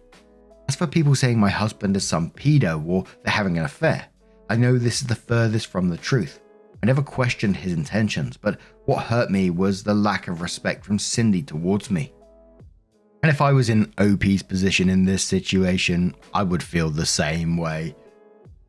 Husband clearly didn't tell his mum what was going on because he knew he fucked up here, but still doubling down with it. And then A couple of the comments before the updates. Top Bit says, not the arsehole, your only mistake was apologizing to your husband as if his accusations were fair. Blue Wolves at Night says, agree, she had nothing to apologize for. Now her apologies justify their actions as making it seem like they did nothing wrong. But she did, since she is apologizing. I would go as far as taking back the apology. 777 says, not the arsehole, your husband should care about making you uncomfortable. He pointed out it was inappropriate. He blew it off, up until the point that she sat on his lap, and even he has to say something. Not because he was upset, but because everyone was looking. He is disregarding his own encouragement of the behavior and gaslighting you to try and make it a you problem. He's a married man who is letting a young woman sit in his lap and intentionally disrespect his wife. You don't have a problem with Cindy, you have a problem with your husband. This level of disrespect to one's spouse is unacceptable. The Dayman says, yeah, as someone 5 years into marriage, there are only two people I really give a shit about, myself and my wife. There is no situation anymore that I care about making some friends / co-workers etc. feel awkward or uncomfortable instead of my wife. These posts always seem crazy when someone blows up at their spouse over, you made my friend's sibling feel weird. Like, how could you possibly care about that over the feelings of the person you spend 99% of your life with? Then OP comes in with their update and says, for people who are still asking about the update in private messages. So my mother-in-law came with my husband and, well, the talk happened. There are a lot of things, but I will try to summarize. Basically, Jake apologized to me first and tried to explain his point of view. He said that he was angry because A, I left without saying anything for the whole night, and he was literally trying to just diffuse the situation and tried to laugh it off because it was so awkward he didn't know what else to do. But instead of communicating, I just left him in that weird situation. He was meeting with his friends after such a long time and just wanted the dinner to be peaceful, and Cindy was going back anyways, and we would most likely never meet her again. B, he acknowledged Cindy was indeed overstepping boundaries, but he didn't know how to bring it up, since he has literally seen her growing up, and she is like a little sister to him. Also, she acts like that with everyone. He thought that it was just for a few days and he wanted no drama during their stay, so he would just brush it off. He did acknowledge he was wrong about not saying anything. He was already really worried and sad because how I just felt with no explanations. Even after I came, not once I asked how he felt. He was also very overwhelmed with everything and felt I was accusing him for not doing anything when he literally pushed her off as politely as possible when she tried to sit. He felt I was attacking his character and even gave the ultimatum, which made him so sad as he felt as if I thought less of him. It wasn't about Cindy, but about how easy it was for me to question his sincerity. He said that after dinner, he was going to go extremely low contact with her anyways. B, he apologized for not speaking up about the disrespect Cindy was showing towards me and for also leaving like that. And after Jake said everything, mother-in-law explained Jake about the situation from her perspective. She scolded him a lot as well. In short, she told him that as a husband, it was his responsibility to make me feel like I am his priority, and that he disappointed me the moment I had to come to him to ask for establishing boundaries. As a husband, it was his duty that I never would have to come to him about this in the first place. She also asked him how he would have felt had it been a guy on my lap, and he had no answer to it. She told him how what I did was an eruption of suppressed feelings, and as a husband, it was his duty to go after me and never let me leave in the first place. There were a lot of things said by her, and Jake seemed to realize and sincerely apologize for his actions. She told him if he ever pulled such a stunt ever again, then not to expect her to take him in. Later, she took me for a walk. It was just the two of us, and there she explained some things to me as well. She said that she is sorry for everything, but told that even at her house, Jake was distraught. He didn't tell her because most likely he knew he was wrong too, but was overwhelmed about everything as well. She said in no way is she excusing her son's behavior, but would hope that I would forgive him. She also said that in no circumstances I need to leave my house, as it was my house and my family. She said I shouldn't be afraid in speaking my mind if anything makes me uncomfortable, and to talk to her if Jake does something stupid again, and she will set him straight. She hoped we work it out, since she has seen our love for each other, and it would be sad to see us split up due to some disrespectful brat. Her words. She said she cannot have a say in our issues, but suggested that we get counseling to understand each other better. She even bought ice cream for me. I know it's a bit childish, but she said sweet things work as a charm when people are upset, and well, she was right. Well, it was awkward at night. Jake came to our room and we didn't know what to say. After a while, we talked and both apologized to each other. However, I did tell her that I was angry at him to tell everything to Sean and was deeply hurt by the text he sent me. He said he didn't know what I was talking about and I showed him the text. He said he didn't tell Sean about our fight and only told him that he was at Mum's place. He called Sean, and well, it turns out Sean told Cindy how she went too far at the party. Then Cindy made a huge sob story about how I was passive aggressive with her the whole time. I would always try to question her character and act insecure and jealous. She even went on to say that I was always like that with her, even when she was a kid, and that I never liked her and always tried to manipulate people into thinking I was an angel while she was a slur. Well, that made him angry to think how I've been treating Cindy, and he sent those texts. Jake and I was baffled by such accusations, and he tried to explain how it wasn't true. Then Jake just let it be and decided to go no contact with Cindy and extremely low contact with Sean. Jake apologized again, and we just cuddled and slept. Well, Cindy is out of our lives for good now, and we've decided to go to counseling for better communication in future. Let's see how everything goes in the future, but yeah, we're not getting divorced. I know a lot of people wanted me to show Jake this post, but he was so sad and got scolded a lot already, so I decided not to show him for now. Maybe in the future. Sorry for all this rambling. Have a good day, people. Edit: I read people saying we should be no contact with Sean too, and I felt that it would be best to let that friendship go as well. So I talked to my husband about it and he agreed. So he sent a text to Sean stating that he could not be friends with him and then blocked him as well. To clarify, I've somewhat forgiven Jake for his actions, but I told him he needs to rebuild the trust I had. So I know I can rely on him in situations like that. He agreed and will get couples counseling as well. Thank you for all your advice. You all made me feel less lonely in all of this. Now, part of me wants to praise the mother-in-law in this situation because she sounds like someone to have in your corner, right? But mother-in-law shouldn't have had to be involved in the first place. It just sort of gave me an image, and I know it's probably not the way it happened, but like mother-in-law sort of like grabbing him, this 25-year-old by his ear and dragging him round to his house and then sitting down and telling him to apologize like some naughty 5-year-old. I mean, why did it take mother-in-law to come round with him to do this in the first place? He should have done this. Or he should have at least been round there discussing the situation like an adult with OP. So that kind of stuff rubbed me the wrong way, and I'm not sure what the future looks like for them, but all I can do is wish them all the best for trying in their relationship. I'm sure there was a lot of comments calling out, the disrespect is too much, etc., etc. But what do you guys make of this situation? Let us know your thoughts down in the comments below. Now, our next story comes from a throwaway account from the Relationship Advice subreddit. It does have a fair few updates to this post as well, and it's titled, Wife 37 female and I 40 male are arguing about her father 65 male moving in with us. What should I do? There's a lot of background here, so I'll try to keep it to what's relevant. Married 10 years, dated 3 before that, and we have 2 kids. Her parents are divorced. Her mum comes from a wealthy family, and when her parents got married, her family did a lot of legal and financial stuff and prenups and stuff to keep the money safe. Growing up, her mum was busy a lot and was the primary breadwinner. Her dad really was the one who raised her. He was the one who took her and picked her up from school, who helped her with her homework and went to her shows, plays, games, etc. When she was 12, it turned out her mum had been having an affair, and it led to her parents divorcing. This is where her mum's family's money comes in. They were able to afford very good lawyers and her money had already been locked up tight. So she wound up with custody, and he left the marriage with not very much to his name. And since he had spent so much time raising her, he'd neglected his own career. He struggled after that. My wife has a fraught relationship with her mother. She never really forgave her mother for the affair, the divorce, and her destroying his life.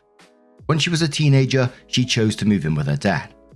So that's a bit of background. She remained close to her dad to this day. He's been an active part of our lives and he spends a lot of time with our kids, who both love him, but he's been struggling. COVID was really hard for him because he really couldn't work. He fell behind on his bills and he's been struggling to catch up ever since. He's now about to be evicted. My wife wants him to move in with us. She says it's absolutely unacceptable to her for him to be homeless when we have a basement we can move him into. Thing is, the basement is my space. It is set up to be my retreat, and now she wants to turn it into a bedroom for him. We've been arguing about this because she says she won't allow him to be homeless. And my point is, he won't be homeless. He has a place he can go with his sister, but she lives on the other side of the country. My wife hates that idea. She says she wants him to be a part of her and our kids' lives and not on the other side of the country. He's not a bad guy. I don't hate him or anything. I just want some space for our family. My wife's position is that he is family and he can help with the kids. She's accusing me of caring more about my man cave than the well-being of her father. That's an exaggeration. He isn't going to be homeless. He can move in with his sister. This argument is starting to become pretty ugly now, and she's threatening to take the kids and move out to find a place with him if I won't agree to let him move in here. I resent that threat. I'm starting to wonder if this is really a hill I should die on. On the other hand, I'm shocked and angry that my wife seems ready to throw away our whole marriage over this. Now, I'm not sure if this is a good take or a bad take, because I'm sure some people, will fight for their space, etc., but I feel like if I was in that position and, my hypothetical father-in-law was in this struggle, my wife expressed how much he means to her, etc., that guy's my family as well. And he sounds like a good chap, and I myself have a man cave, and I would give that up if need be. No one said it was permanent. The threatening to take the kids did also rub me the wrong way. That obviously, you need to have a deep, serious conversation here. But Garden Gnome says, you do care more about your man cave than both your wife and father-in-law. Get another TV. You can hang out in your bedroom. Jesus, dude, your solution involves your wife never seeing her father and your kids growing up without him, so you can go and sit in your basement occasionally. Holy shit. Kara says, are you kidding me? First of all, before we touch on the father-in-law part, where is wife's basement-sized relaxation space? Does she have one? Second, he's a staple in your children's lives. You're willing to make that disappear. Because if he is on the other side of the country, he's not going to be with them. You'd be robbing your children of the time left with him. Third, you'd be robbing your wife of the time remaining with him. I'm so mad at you, and I don't even know you. Eleanor Likes Vodka says, are you for real? Your position would be easier to understand if you had no room, but you do. Let me ask you something. Does your wife have a space in your home that is exclusively hers, that she can retreat to in order to rest or practice her hobbies? If the answer is no, why doesn't she? Why are you the only one who gets the luxury of having such a space? Why is your man cave, let's be honest, that's what it is, more important than housing the man who raised your wife? Why do you get to monopolize a whole basement that is solely for your benefit? This is a hill worth dying on. For her. Maybe this is the first step towards realizing she's married to a very selfish man. He replied to that saying, no, because my wife doesn't work on call in a high-pressure job as a surgeon like I do. She doesn't need space to unwind after she loses a patient like I do. Oh, dearie me, dude. You tit. Pretty Green Feather says, as a surgeon, married to a surgeon, you suck. Get off your high horse and realize you're not nearly as important as you think you are. Throwaway says, super simple. If you have a loving relationship with your own parents, imagine if it was your dad on the verge of becoming homeless. If you don't, then it will be hard for you to understand and you might end up in a divorce. I assume your wife will learn from her own mum and she will end up with house, kids, and a dad in the basement. Expect similar conversation in 20 years between your kids and their partners where you will end up. He replies, I haven't spoken to or seen my dad in 22 years. I could not care less if he was homeless, and I wouldn't piss on him if he was on fire. For all I know, he could be homeless now and I'll just laugh and tell him he deserved it. I don't plan to see my father again until he's in a coffin, and I'll only go to his funeral and deliver a eulogy to remind everyone what a garbage person he is. And a final comment from CKM who says she watched her mother strip her father of everything, even her, and she was powerless to help. Today she has the chance to help because it's within her power. This is important to her for this reason alone with the other reasons you admitted to. She doesn't have to sit back and watch him suffer today.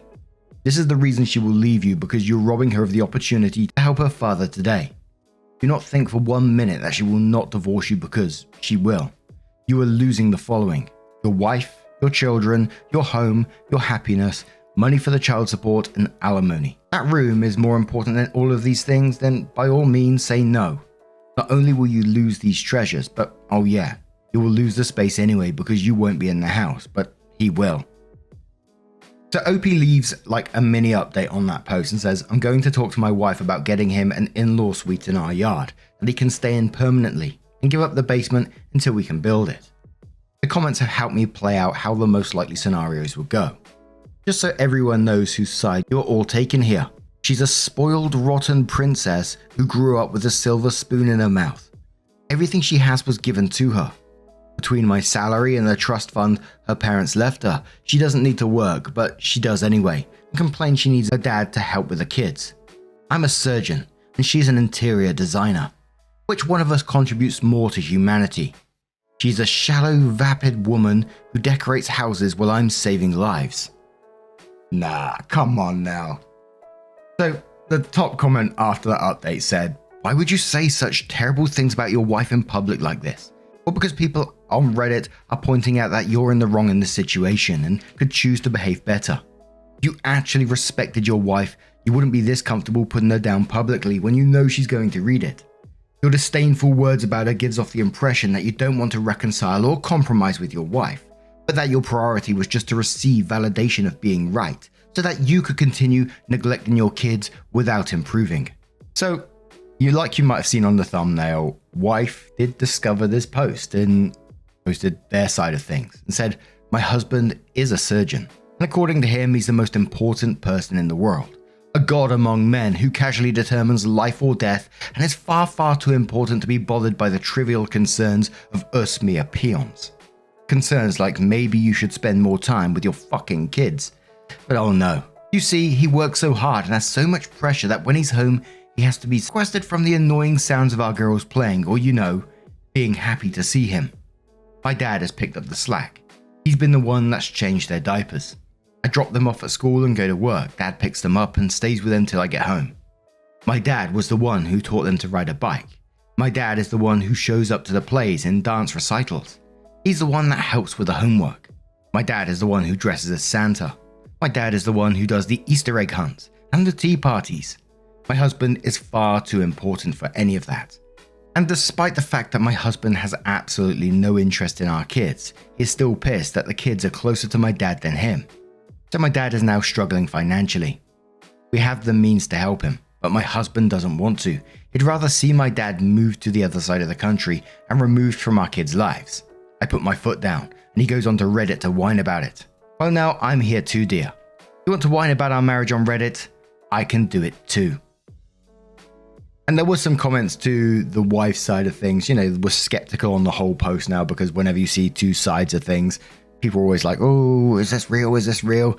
Whereas I like to live in my own little world. So some of the top comments with replies from the wife says, so Blades of Grass Dewdrop says, your dad's a great dad and grandpa.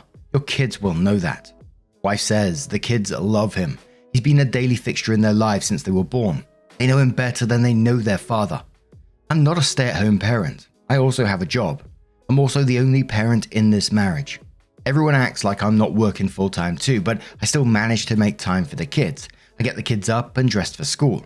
My dad picks them up and stays with them until I get home. Kids get out at 3, I'm home by 6. My dad is there to pick the kids up and stays till I get home. Husband has no part in this. Sad Significance says, in my opinion, his concern about the children preferring their grandparent over him indicate a genuine desire to connect with his kids. Wife says, I've heard this before but nothing ever changes. He complains and then tells me he has to go out of state to do some medical conference and we'll talk about it later. And we never do. He just text messaged me now. I have surgery, we'll talk about this tonight. Yeah, he always has surgery when we need to talk about this. It's like clockwork. It never fails. Abstract Lifeform says, I don't see you complaining about the lifestyle he's afforded you. Wife says, everyone keeps acting like it's all his money. Well, it isn't. I work too, and my family helped us with a house and his medical school debt. Overtly Girl says your family helped with his debt and he's not willing to even budge. What the fuck? Then the wife left a comment on the husband's post, which is now, all of it's been removed basically. It's all been deleted, so all this was recovered. And it said, I'm done. This isn't about the man cave or the space and you know it. We have the money to help my dad. We have a 7-bedroom fucking house with a pool and a movie theater. This isn't about space or money. This is about you being petty and jealous that the girls are closer to my dad than you. Get this through your thick fucking head. That's your fault. For 9 years, everything else in your life has been more important than the girls. You work 70 hours a week, and when you're not at work, you go golfing with the people you work with, or you're at a medical conference with the people you work with, or you're dragging me to some fundraiser with the people you work with. When you are at home, you need to sequester yourself because the sound of my children playing annoys you. You seem to conveniently forget that they're your children too. You only seem to remember that part, but I want to move my father in to help me with our girls. It's amazing how you can be so smart and so fucking stupid at the same time. You're upset the girls love dad more than you. And you're such a petty and small man that your solution is to ship him off out of our lives and break our girls' hearts. But you don't plan to actually be a part of their lives. You just want my dad gone. I won't fucking let you take him out of their lives. The family is me, the girls, and my father. Your family are the people you work with, and you're married to your job, not me. Well, you can have it. Don't come home. Stay at the hospital or go to your whore's house. Yeah, I know about her. I don't fucking care anymore. I'm done. I'm done trying to make this marriage work. I'm done begging you to be a father. The girls won't miss you anyways. You've never shown an interest in their lives, and I'm done letting you hurt and neglect my children. They deserve someone in their lives that loves and cares for them and shows interest in them. You don't. You want to drag this out onto Reddit, then fine. Let's do this on Reddit. I'm divorcing you. We're done. Go save the world. You're free. By the way, you're worse than your parents. They may have been weird and misguided, but they were a part of your life. Now he wants to talk about this in private, everyone. Now he has a problem with this being on Reddit. You're the one who brought it here, honey. Deal with the bed you made. So around 2 days later, the wife updates again and says, wow, this all blew up. I was so angry when I posted this, now I'm just drained. He came by yesterday to pick some things up and we argued. The girls were out with my dad because I knew this would be a fight and I didn't want them around for this. He said awful things, just awful, about me, my dad and the girls. After he left, I talked to my mum. We have a difficult relationship, but if there's one person I want in my corner going into the divorce, it's her. The divorce is happening. I saw an attorney my mum recommended today.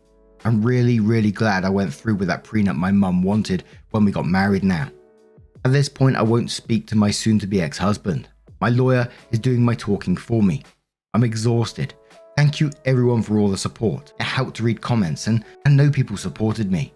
He made me feel so small and stupid yesterday, and he said awful things about our girls. I'm not mad anymore. I'm just heartbroken. Our girls deserve better than this. I really wanted better for them. I just wanted to have a family and a nice home. Now I'm just going through a divorce like my parents. I never wanted this. I tried so hard to keep all this together so we didn't wind up here, but I failed. Below that post, OP added a comment about how they initially met and said, when I met him, he was in medical school and working as a paramedic. He moved into my apartment and I covered the expenses so he could quit working and focus on medical school full time. He didn't have a problem with me being an interior designer then, and he didn't resent my trust fund when it was paying for our apartment. Wubba Lubba says, what was his self-admitted reason for marrying you? OP says, cash. Another commenter says, why not pay dad's outstanding rent? OP says, you have to understand this was not about space or money like he claimed. His goal was to get my father out of our lives. My dad leaving our lives was the solution he wanted. Any solution that kept him in our lives he had a problem with. He wasn't like this when we met, and in defense of my mum, for as difficult as things have been with us over the years, I don't question that she loves me. We had our differences and our fights, but when I need her, she comes through like she is now, and like she did with the wedding, and God bless her for her foresight in having the prenup made. What she did to my dad will never sit right with me, but she's in my corner, and right now, I'm glad to have both my parents in my corner. I don't want the girls living with someone they are afraid of. It was only tolerable because of how little he was around. Dutch says, I understand the feelings of failure when getting a divorce. It's how society and culture has set us up. I always said I never considered divorce. Contemplated murder though, so sometimes failure is good. I felt I failed getting a divorce, but I felt being free from other society's demands also. You picked this man. You believed his promises. He didn't deliver on being a good dad and husband. He failed his children. You, his wife, himself, and any test of being a decent human being by bad-mouthing his children. You failed. Maybe. But without this marriage, you wouldn't have these children. That's more than a silver lining. Somewhere in the future, there might be another better suited SO. My mother, a widower, waited until my sister and I left for uni. OP says, I don't think my failure was in having my kids with him. It was in keeping this marriage together and giving him a home and family he actually wanted to come back to. 2 months later, OP comes in with another update and says, hi everyone, I'm back. My husband is now my ex-husband. Our state, you only need 30 days between filing and judgment. We both agreed divorce was best. He moved out New Year's Day and has never been back. My original post sort of went viral and it was reshared on TikTok and Facebook, and our family and friends wound up seeing it. My lawyer recommended I stop posting about the divorce until it was finalized. Well, the divorce is done now. After he moved out, we both retained our lawyers and most of the divorce was handled through them. We didn't speak much until we went into final arbitration and signed the agreements to bring to the judge. About a week after I retained my attorney, I had my attorney, his attorney, and some movers meet at my house to inventory everything that belonged to him, including his man cave, pack it up and ship it out to a storage unit his lawyer arranged. I didn't want to give him any reason to come after me for anything. I know people wanted me to nail him to the wall, but I really didn't want a long and bitter divorce. He wanted to go. I wanted him gone, and we both wanted it to happen as soon as possible. Turns out he was offered a job in another state, and he wanted to take and was itching to get out of here. We both had prenups that made the division of assets pretty painless, and he had no problem with giving me full custody and paying child support. I didn't need or ask for spousal support. Honestly, how little he fought for our girls was the part that hurt me the most. The biggest disagreement we had was with the house. My mum stepped up to buy him out of the mortgage payments he put down so that me and the girls and my dad wouldn't have to move. He really wanted this done as fast as he could so he could ride off into the sunset with his affair partner and take his new job. And that's exactly what he did. He got the ending he wanted, free of me and the kids and free to be the world's best surgeon or whatever. My mum and dad both came through for me in big ways. Mum is a lawyer herself and she had set up the house and my other assets to be protected. She also was the one to get me my lawyer. Dad moved into the pool house and that's where he's going to stay. My dad is going to enjoy his golden years being pop to our girls and dad to me. I'll make sure he won't have to worry about anything. My daughter's 10th birthday was 2 weeks ago. My husband promised her he would fly out for it. I made this party a really big deal. I hired performers, rented a bouncy castle, had all her classmates over. Most of my family was there. My mum and dad were able to be in the same place and not fight. We had a really great time and he never showed up. She got a card from him the day after the party with a lame apology and a $500 gift card. I asked her if she was okay and she shrugged. She had a great time at her party and didn't expect her dad to show. She knows he doesn't love her. That's what she told me. She wasn't really upset about it either. She's 10 years old and already expects him to disappoint her. It breaks my heart. But she's a trooper and she didn't let it stop her from enjoying her day. I realized that for years I've been trying to make a home for him to come home to, but he's had one foot out the door and I've been holding his hand trying to keep him from going. I finally let go. I'm doing better than I thought I would, to be honest. And the girls are too. I don't really miss him. The girls don't really miss him. I'm not even angry about the affair. She can have him. I'm just disappointed. And we do have another update in the moment, but it's just such an incredibly shitty and sad situation. You know, it's positive in some ways because him being out of your life now is a good thing, so you can sort of like move on, I guess, so the kids can move on. But to be doing that in the first place is just absolutely heartbreaking, and I hope that OP does look into some kind of, you know, professional help just to check on the children, because, you know, kids can hide their feelings pretty well sometimes. On the outside, they may seem like they don't care, but they may really be hurting deep inside. You know, the guy sounds like he was pretty absent and not a father anyway, so it might not bother them at all, but just in case, right? But Dateline Delhi says, and quotes, the shallow, vapid woman who decorates houses while he's saving lives, right? And says the woman who doesn't need to work but does so you have income and a purpose, right? Fuck that guy. With any luck, he gets slapped with a malpractice suit so he can really taste his own medicine. Insulin for the non-diabetic, I say. OP says he could just never wrap his head around that I wanted to work, that I like my career, that I have relationships with clients and contractors and vendors and office staff. There was a constant argument with us. There were multiple stresses that broke our marriage. This was a big one. His steady insistence I quit my job, close up my business and stay home. But I'm also a lazy, entitled, spoiled, rotten princess, so who the fuck knows? Dateline replies to that saying, it'd never make sense because it's nonsensical. I'm so happy for you and your daughters and father. You deserve good things. You're so fortunate to have them. Hope things improve with your mum. I had a rough patch with mine too, and it was the worst. Money stuff is another layer a lot of folks don't understand.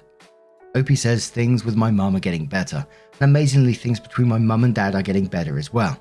They both showed up for my daughter's 10th and didn't fight or make catty remarks to each other or side-eye each other or glare or any of it. I said it in another comment, but ironically my marriage dissolving has done more to heal the rest of my family than anything else has.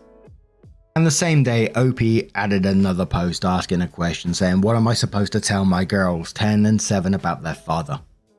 My ex-husband was never a present father. He's a surgeon and spent most of his time either working or doing something with his co-workers. He was rarely ever home, and when he was mostly wanting to be left alone to hang out by himself in his man cave. He didn't like the girls being loud or playful because it disturbed him. Our daughters have always walked on eggshells around them, and he's never taken much of an interest in their lives. So we just finalized our divorce. He couldn't wait to get out of the marriage. He wanted to be done with this marriage and our kids so he could take a new job in another state and live with his affair partner. I asked for full custody and he was relieved. He didn't want custody. He didn't fight at all for them.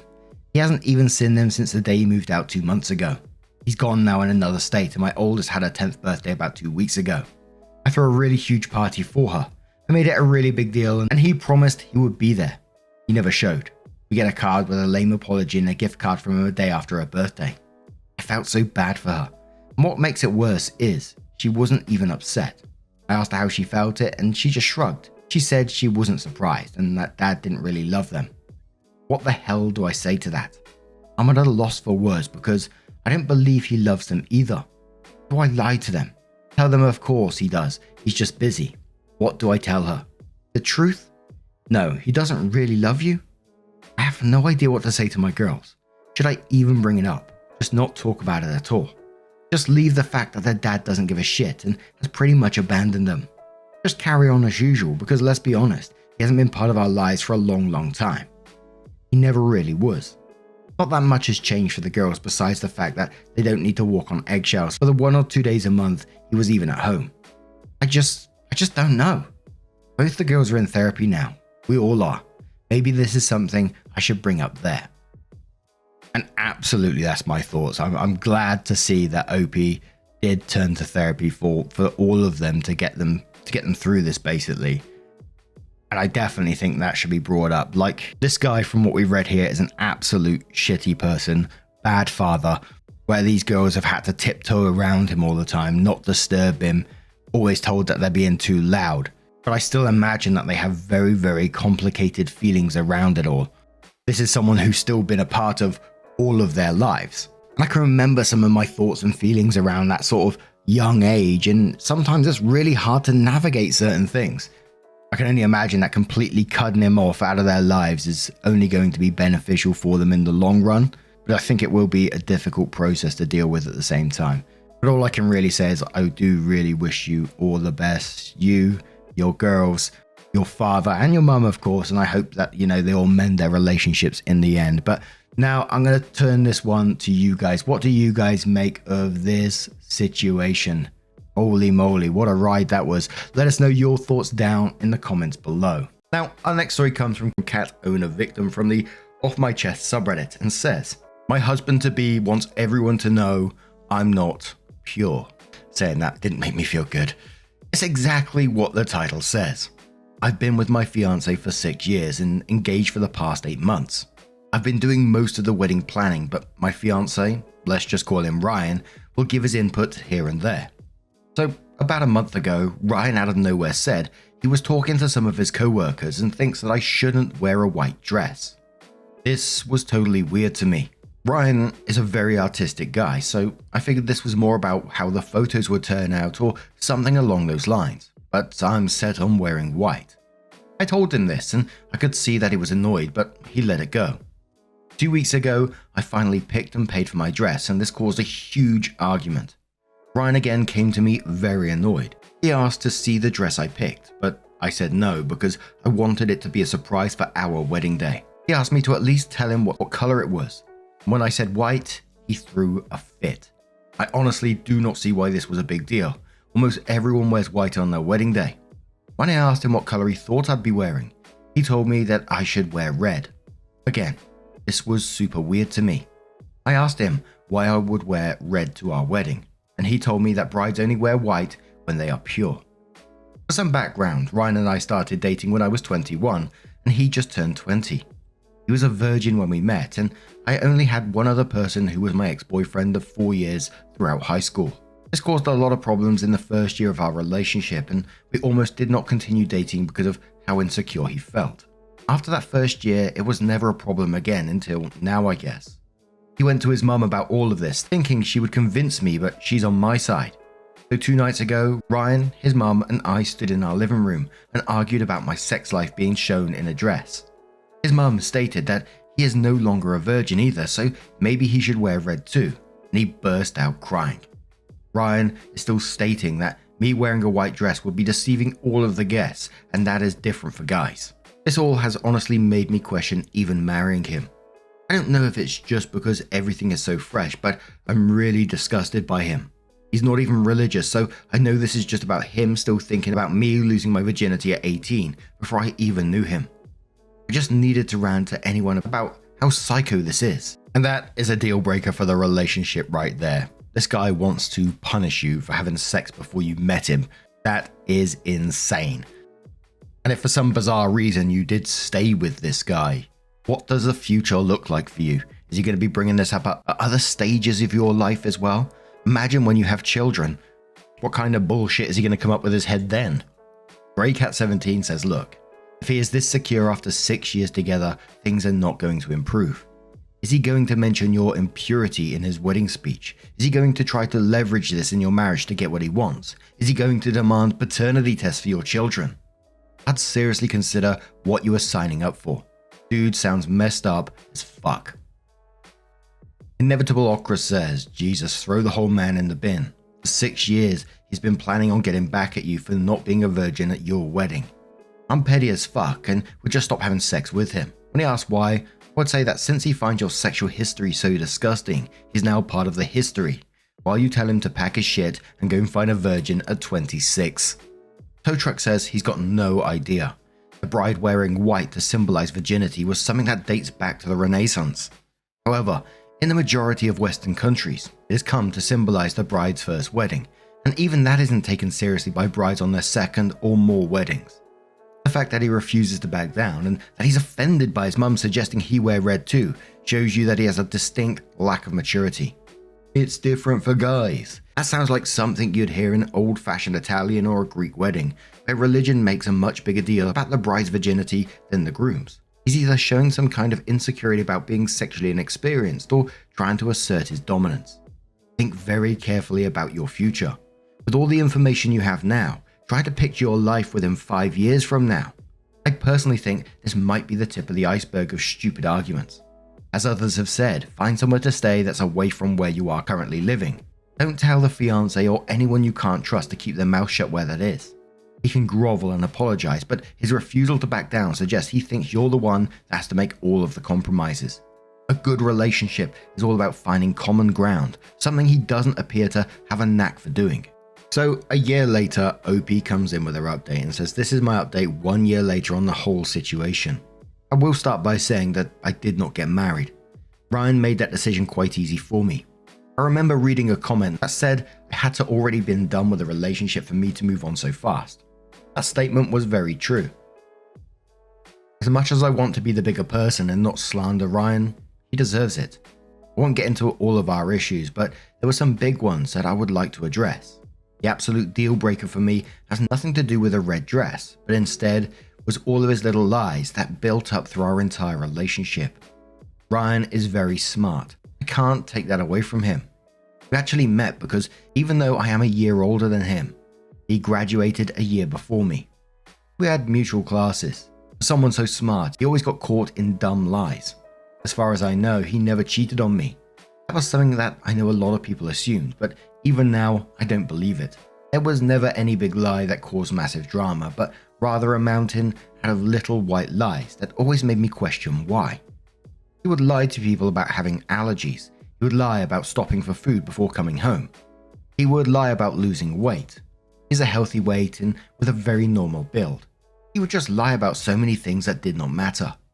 My issue with this is I had absolutely no trust in the man over literally nothing. I never held him back from doing things, and he never asked permission to do things. So him going out of his way to lie about meaningless things really made me start to resent him. I don't think he ever talked to his co-workers about the dress. I think that was another lie. After telling him I did not want to be together anymore, I asked him about everything that happened surrounding the wedding. I got no real answers out of him, and till this day, I have no real closure. My best assumption is that he got sucked into misogynist forums surrounding purity and made up a story to bring it up to me. Our breakup was pretty nasty since he talked about me a lot online. For the most part, I had support. No one ever reached out to me or threatened me, but it's still annoying having my feed filled with rumors I cheated and broke up our engagement over nothing. There was a lot of name calling as well. Apparently I'm ran through. I'm fat. I let myself go. I look miserable without him. Eventually, he stopped on his own as I never acknowledged any of it. Even with the online harassment, he never really fought to save our engagement. I was actually hurt by how he seemed equally as ready to part ways. We have no contact with each other at all, but I do know that last month he actually got engaged again. All I know about this girl is that she is 23, a hardcore Catholic, and actually looks very sweet. For her sake, I hope they work out. I do not still talk to Ryan's mum. Sorry to disappoint. She was very kind to me through everything, but for me to continue talking to her would be a bit weird. I still got a happy birthday text and a Merry Christmas. I did have a date 2 weeks after I called off my engagement. That didn't go anywhere and it was never meant to. For me, the date was just to see if I felt any guilt for moving on, which I had none. I had a huge career shift 2 months ago and I'm now living in Philadelphia, far away from all the drama. I'm happy with where I'm at and he seems happy with his life. I don't think I'll ever have to interact with him again. I'm sorry for waiting so long to update. There was just never really a right moment. There are also probably many grammatical errors, but whatever. Anyone is interested, I do have pictures of the dress. I saw a comment directly below this post from Loudman's Lover who said Ryan should wear brown because he's being a little shit. And I think OP handled this in the best way that they could in that moment, not responding, not acknowledging what he was saying about OP. So he just basically moved on. Part of me was hoping that OP, would just reply to all these people that were harassing OP and just say, here's the story, read for yourself. He wants me to wear red because of this. Just to basically give them that virtual slap in the chops, But as they always say in a lot of these stories, that revenge is living your best life, moving on is the best form of revenge, isn't it? And I'm really glad that it's working out for OP. There's a part of me that feels like really sad about this new fiance of Ryan's. And I always think of these stories like when we see abusive partners or we see cheaters and we see various other people. And, people can change, of course. But I always think after these stories, when they've split up and moved on and whatever, that they're going to get with someone else. And I always think, bloody hell, who's gonna end up with that? But now I'm going to turn this one to you guys. What do you guys make of this situation? Let me know your thoughts down in the comments below. Let's move on to another story.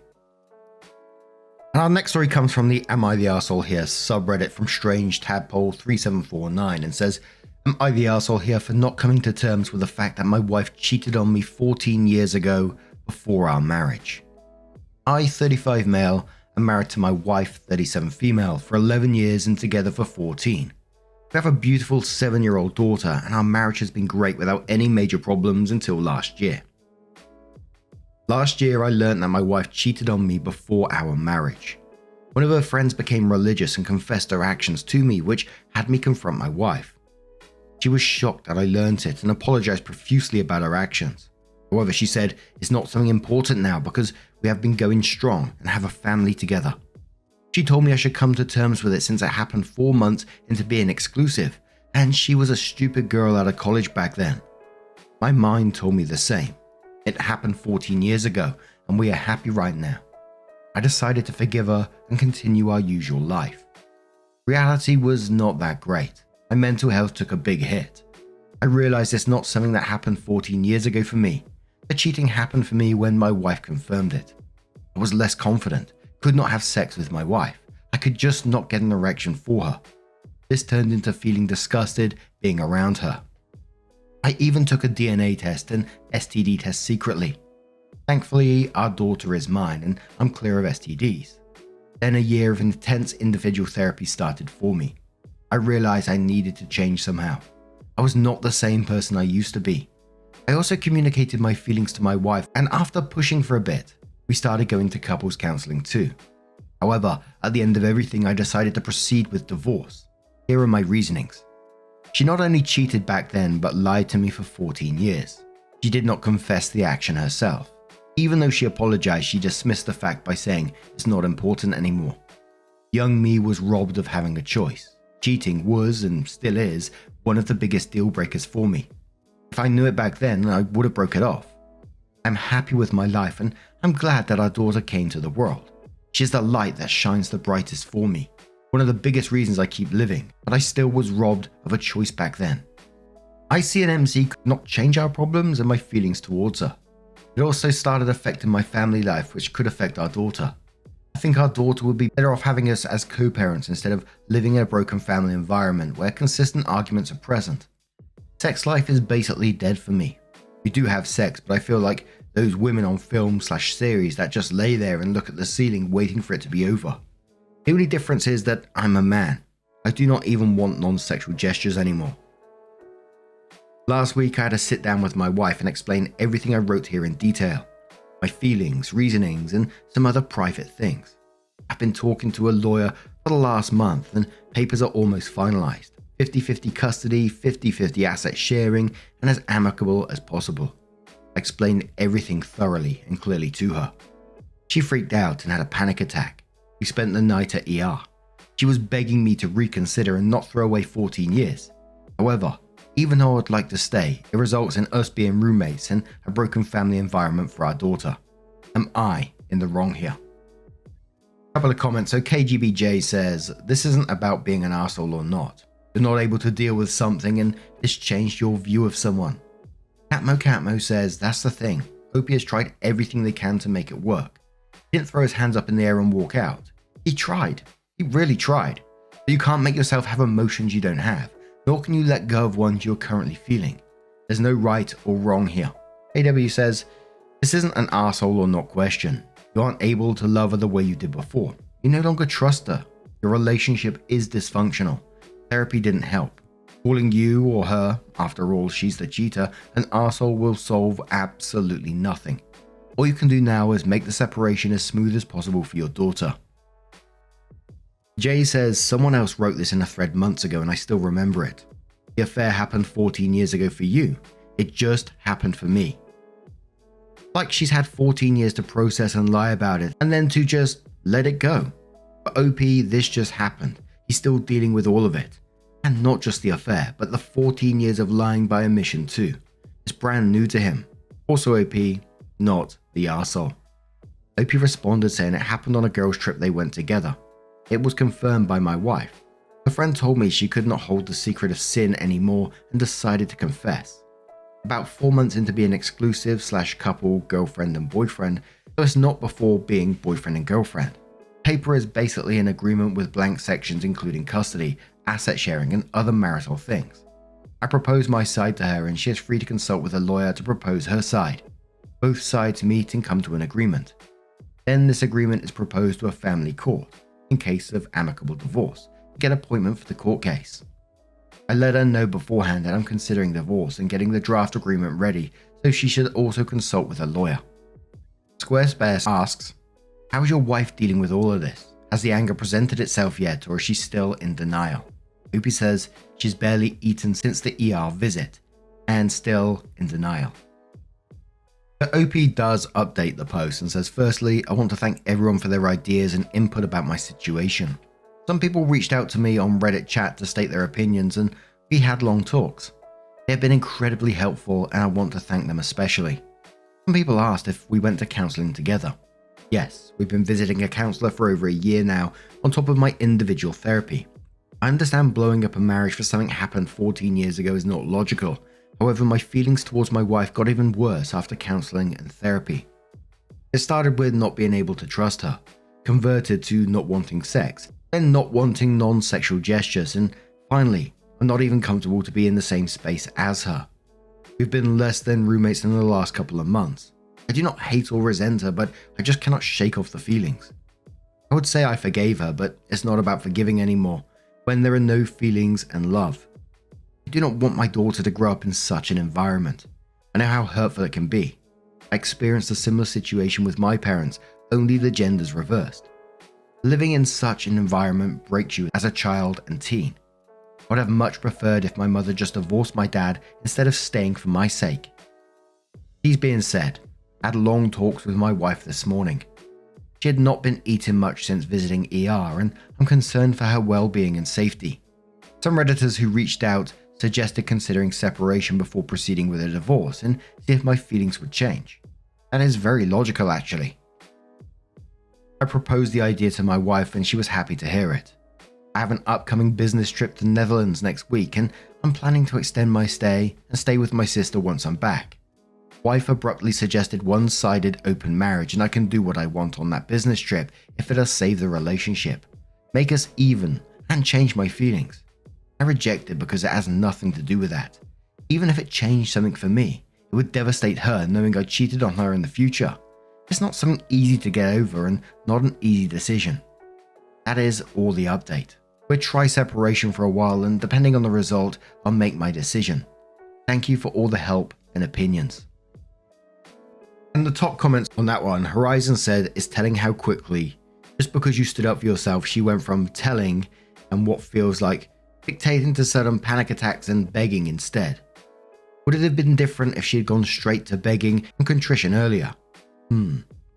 Unijack says, avoid falling for her self-abuse charade, which is intended to make you feel sorry for her. It's an attempt at manipulation. Horizon says again, in quotes, I understand blowing up a marriage for something that happened 14 years ago is not logical, and says, it is absolutely logical. As you said yourself, it didn't happen 14 years ago. The lies continued up till present day.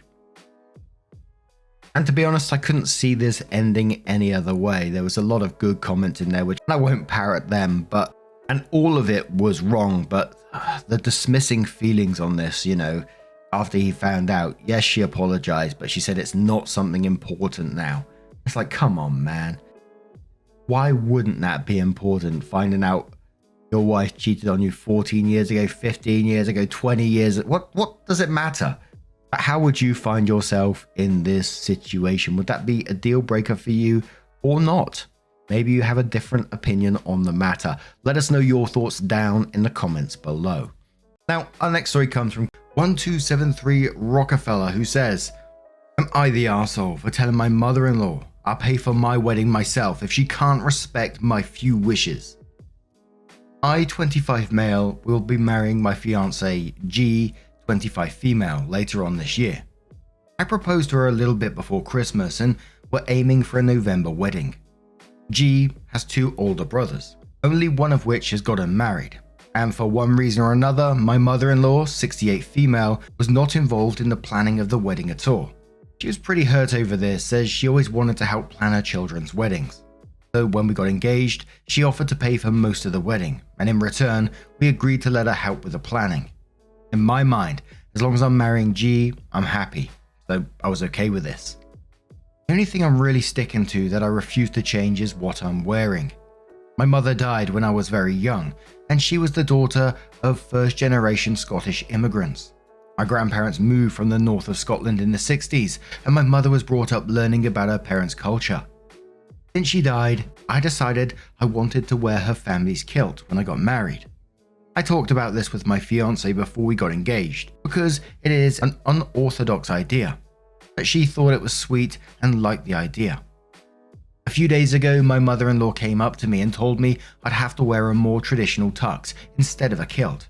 When I asked her why, she said it went against the view she had of G's wedding, and that the colours of my mother's tartan clashed with the colours she had chosen for the wedding. When I told her this was pretty much the only thing I'm unwilling to budge on, she brought up how she's paying for most of the wedding, and wearing a tux is the least I could do. When I brought this up to G, she echoed the sentiment her mother had made about paying for the wedding.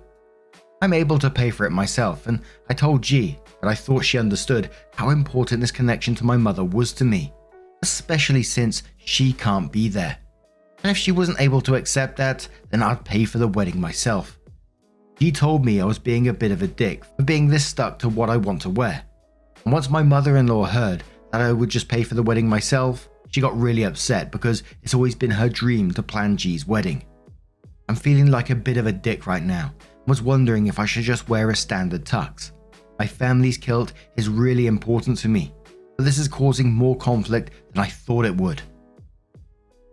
Now, alarm bells were going off in the first paragraph to me when it says, the brothers, only one of which has got married, and for one reason or another, mother-in-law was not involved in the planning of the wedding at all, which, may have just been one of those things, but after this post, it says a lot to me.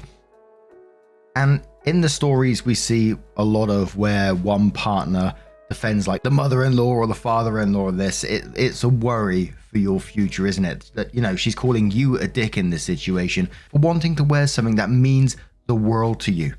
Imagine if your partner came up to you. I'd be like, oh yeah, absolutely, we need to include that within the wedding. It just says to me that your fiance values her mother's opinion and choices and possibly money more than you. But Raymond Beaumont says this should be a really good learning lesson, and the point of it is, should the wedding take place? The only opinions and wants that matter in this relationship seem to be of your mother-in-law, and so, are you willing to be an afterthought in your own marriage? Argona says, red flag in my opinion. It appears fiancé is focused more on the wedding than on the marriage. You've been relegated to the back row with your preferences cast aside. Like you said, your fiancé knows the importance and apparently just doesn't care. Famous Tap says, tell mother-in-law that if she wants to see a standard tux at your wedding so much, she should wear one. Sassy, I love it. Noir Shield says, not the arsehole, but I bet fiancé would sing a different tune if her mother picked out her wedding dress that she didn't like and played the she's paying card.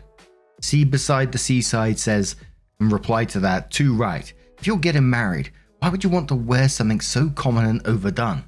Like this is about two individuals coming together. The preferences of one person shouldn't be completely ignored in order to have some aesthetic. It's not about fucking photographs, it's about people. Redo Raptor says, not the arsehole, and you're getting a glimpse right now of how life will be if you marry this person. You told her one thing was important to you and she could do whatever she wants for everything else.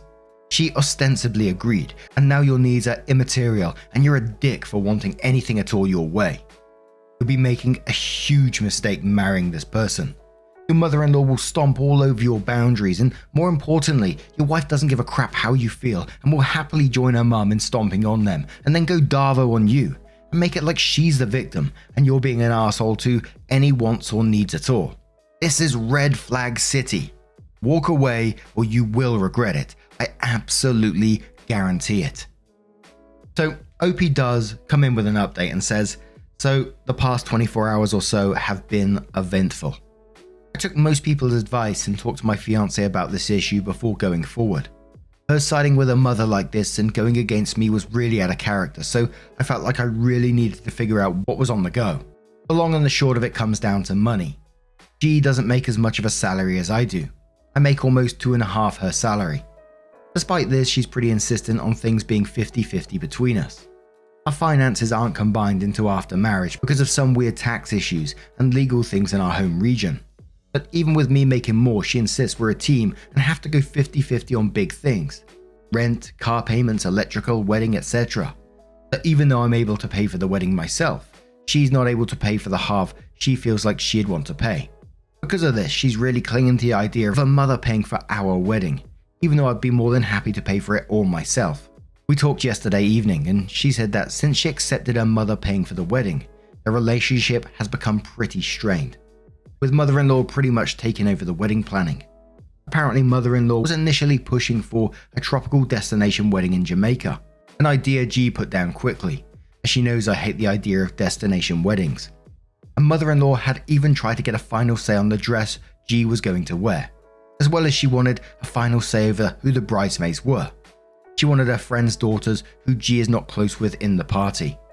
I had a pretty good relationship with mother-in-law so far, so I found it kind of odd how she went total momzilla. But I've noticed her and G drifting apart a bit, although I never thought it was related. A few people thought that G actually hated the idea of the kilt and had mother-in-law acting as the bad guy to try and change my mind, and you are not completely wrong. She doesn't hate the idea, but really doesn't like the other male members of the bridal party will be wearing tuxes, while myself and my cousin would be wearing kilts.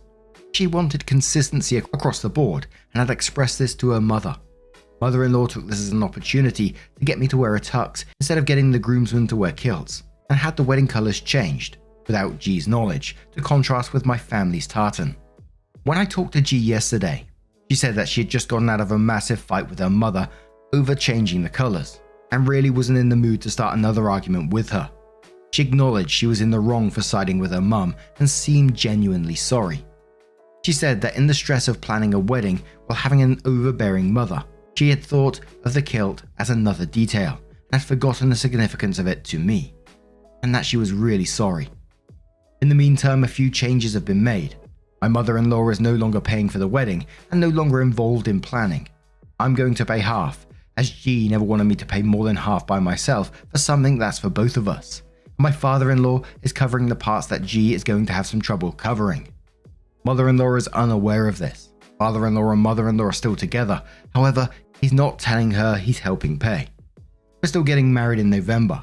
Wedding colours have been changed back to match my kilt, and we've decided to rent kilts in our regional tartan for the rest of the groomsmen, so they match the aesthetic. Thankfully, no deposits were put down on things like tux rentals, bridesmaids dresses, or decorations, so no money lost. I know a lot of people told me to reconsider marrying G, and going into our talk last night I really was, but I'm happy with how things turned out, since this really was an anomaly in her behaviour. I'm really excited to marry her. Now, I'm glad that they're able to sort of navigate their way out of the situation and get mother-in-law to stop planning, because clearly she was causing major issues within their relationship. But I can also see, like, I'm not trying to be a downer on this as well, the whole 50-50 thing causing further issues down the line, because clearly she wants 50-50 but can't afford it, so it's going to cause some issues. And one of the things that I've seen in the past mentioned in these stories is like 50-50 but based on your annual income kind of thing. So basically you're using the same percentage of money as each other. But anyway, I really hope things do work out for you in the future. Much love to you, and let's move on to another story. Now, our next story comes from the Am I Wrong subreddit from Realistic Gas 7711 and says, "Am I wrong for cancelling our wedding? We have been engaged for 3 years. My fiance went on a trip of a lifetime 6 weeks in Europe. She decided that we would take a break in our relationship, allowing me no input in the decision. I called her the day she left and had me blocked. So I cancelled our marriage and her moving in with me in March. She called me today to inform me of her arrival time on Thursday morning, to which I answered, what does that have to do with me? And have since blocked her. Edit. I should explain better. I was fine with her trip and her old college sisters. In fact, I dropped at the airport and took her to boarding. That is when she dropped the whole break thing on me. Didn't explain it, just told me matter of fact and left. I called her the rest of the day and tried to call her when I was able to the rest of the week. After 5 days of ignoring me, I had enough that the wedding was off. She could move in with someone else because it's not going to be me. Left me with so many questions like why? You've been engaged for 3 years. Is this normal behavior for her? A partner saying to me they're going on a 6-week trip and, oh, just before I do go on this trip, let's just put our relationship on hold while I go. You know, it says it all really, doesn't it? And then the audacity to call you on return and saying, I'll be back soon. Have everything ready for me. But the first commenter says she blocked you for 6 weeks to go to Europe on a break so she could bang people. I'm so sorry that happened to you. I would have broken up with my partner if he blocked me just because he goes on a trip. If she wants to be free before the marriage, she will do it again. Not wrong. A commenter called Dark Moonstruck says, not wrong at all. She decided that she wanted to screw her way through Europe before getting married, gave you no say in the matter and broke up. Well, only one side has to decide and end a relationship for it to be over. She ended it, and now you decided to keep it that way. I wish I could see her face when she realizes all the wedding plans have been cancelled. I do hope you informed everyone of what was going on and why you were cancelling before she had the chance to start trying to claim you cheated on her or making up whatever other excuses. She wanted 6 weeks to go bang as many men as she could without any concern for you. Now she gets to face the consequences of that. She's not the kind of woman you want to put a ring on. End of. So Opie had some comments of their own which served as kind of little updates. So they said, told my parents immediately and they were shocked. It says our friends I waited I shouldn't have. Maybe it means our friends said I shouldn't have, maybe, but I was embarrassed and depressed. Spent most of the last few weeks feeling sorry for myself and pain shopping. I sent out a message to our group chat informing them that our wedding and relationship are off, and my phone has been blowing up ever since. Opie had another comment saying, update-ish. We have a group chat amongst people close to us. Today I informed them all that our marriage is cancelled and our relationship is over. Did that about 10 AM. The chat quite literally exploded, starting with questions about what happened, which I answered honestly. About 2 PM she just started asking me to call her so we could discuss this. I told her that talking on chat is perfectly fine, and she said no. This is something between just us. Still have not spoken with her. The last message at 6 PM. Please pick me up at the airport so we can talk about this as planned. I answered her that was your plan, not mine. None of this was my plan. The flight is at 9 AM. I wish her luck. Opie adds another update and says, first, I got my ring back and it's safe with my mum. Secondly, I would like to thank everyone for keeping me grounded while I was doubting myself. I'm not sure who said it, but someone said that I shouldn't bother with what she did on her trip and focus on her breaking up with me at the airport, which I did and was not what she was prepared to argue about. So now she knows how it feels to be blindsided also. Seems her college sisters told her I would be insecure and fight about something I couldn't hope to prove. But when I didn't, she didn't know what to do. At one point she excused herself to go to the restroom and didn't come back for 20 minutes. Seems the brain trust was at a loss too. So, do you have any vacation ideas?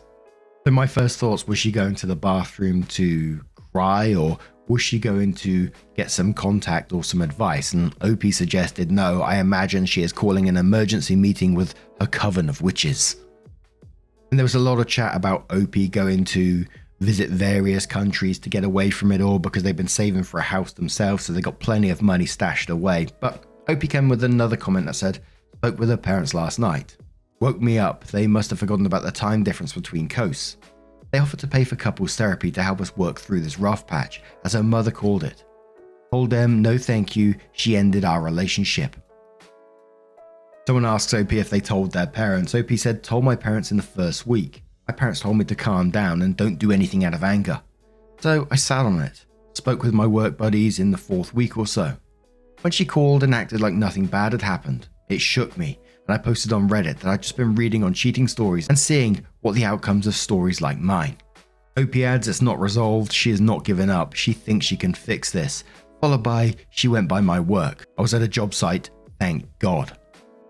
So you can see this one isn't at a complete end right now. I pretty much think that the relationship is over from what it sounds like, and rightfully so, that it's never going to be fixed. Whether she will continue to try and make it up to OP is another thing. But even though OP said he's let people know, do they really know the full truth of this? Surely anyone looking from the outside is going, that's a red flag what she did right there. Because the parents talking about it like it's just a blip in the road, you know, one of those relationship problems. No, she broke up with you to go, what we're all assuming is, to sleep around. Gave you no choice in the matter and put you on block. That was the end of the relationship right there. But what would you do in this situation?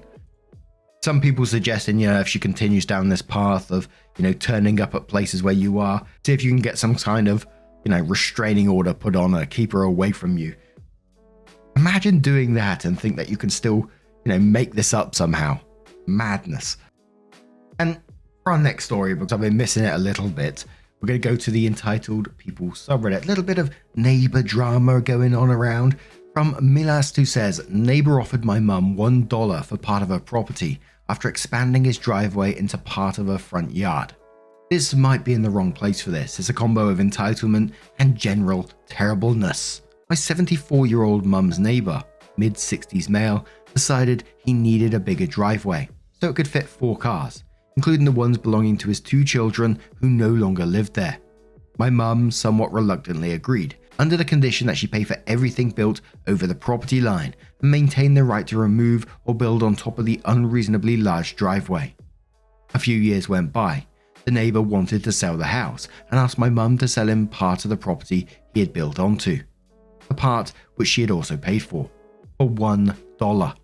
When she said no, all hell broke loose. He started showing up at her house with a video camera screaming at her for being a cruel woman who didn't want him to see his kids. There is permit street parking and all residents on the block have 2 parking passes, and you can request up to 6 temporary guest parking passes. Eventually, she decided to have a surveyor come to determine the property line and built a fence to keep him and his family away from her. When workers started pulling up part of the driveway on her side of the property line, it got even more aggressive and ridiculous. His wife showed up crying over how they can't live without the extra driveway space. They started strategically parking their cars to make it difficult on the workers as possible. They threatened to report the workers to ICE, despite having no knowledge of the immigration status of the workers. In response, they rather hilariously pulled up everything around and under the son's car, so only the tires were still on the driveway. And the son showed up at the door and told my mum, "I just made my first $1 million. I'm going to buy the house and make your life miserable." One day I was in the backyard and the guy was leaning over the fence, yelled, "Fuck you!" When I turned around, he said, "Oh, I'm so sorry. I thought you were your mother." They eventually sold the house for nearly $500K under asking. The new neighbors are lovely. Someone said to OP, "I hope you had some choice words for him when he explained his fuck you." OP says, "I wish I had some awesome response that made him run off crying, but I was so shocked I just told him to go fuck himself." I think that's a good response. So do you think that was part of like a long game he was trying to pull, get the drive extended, you can get more cars on the drive, therefore increasing your house price? Not sure if it works like that, but it did pop in the old noggin there. And I'm sorry for laughing at the fuck you bit, but it sort of took me by surprise at the same time as well. It must have been shocking for someone to suddenly peer over the fence and shout, "Fuck you!" But it was also like the apology afterwards. He went, "Oh, I'm sorry, I thought you were your mother." Like they're expecting to OP and turn around and say, "Oh, yeah, absolutely no problem then. Carry on." Neighbor drama, man. I absolutely love it. Now I'm going to turn this one to you guys. Do you have your own neighbor drama? Do you have maybe some of your own favorite neighbor drama stories that you'd like us to cover? You can share them over on r/Mark Narrations and hopefully we'll cover them at some point in the future. You know how much I love that stuff. Now, our next story comes from Exciting Ice 9119 from the Am I the Arsehole Here subreddit that says, "Am I the arsehole for cutting off my mother-in-law because she told my daughter she hoped I had died when I was taken to hospital?" And before we do get into this story, I just do want to give you a warning. There is talk of a car accident within the story, so if you do want to skip it, timestamps are always down in the description and along the timeline below.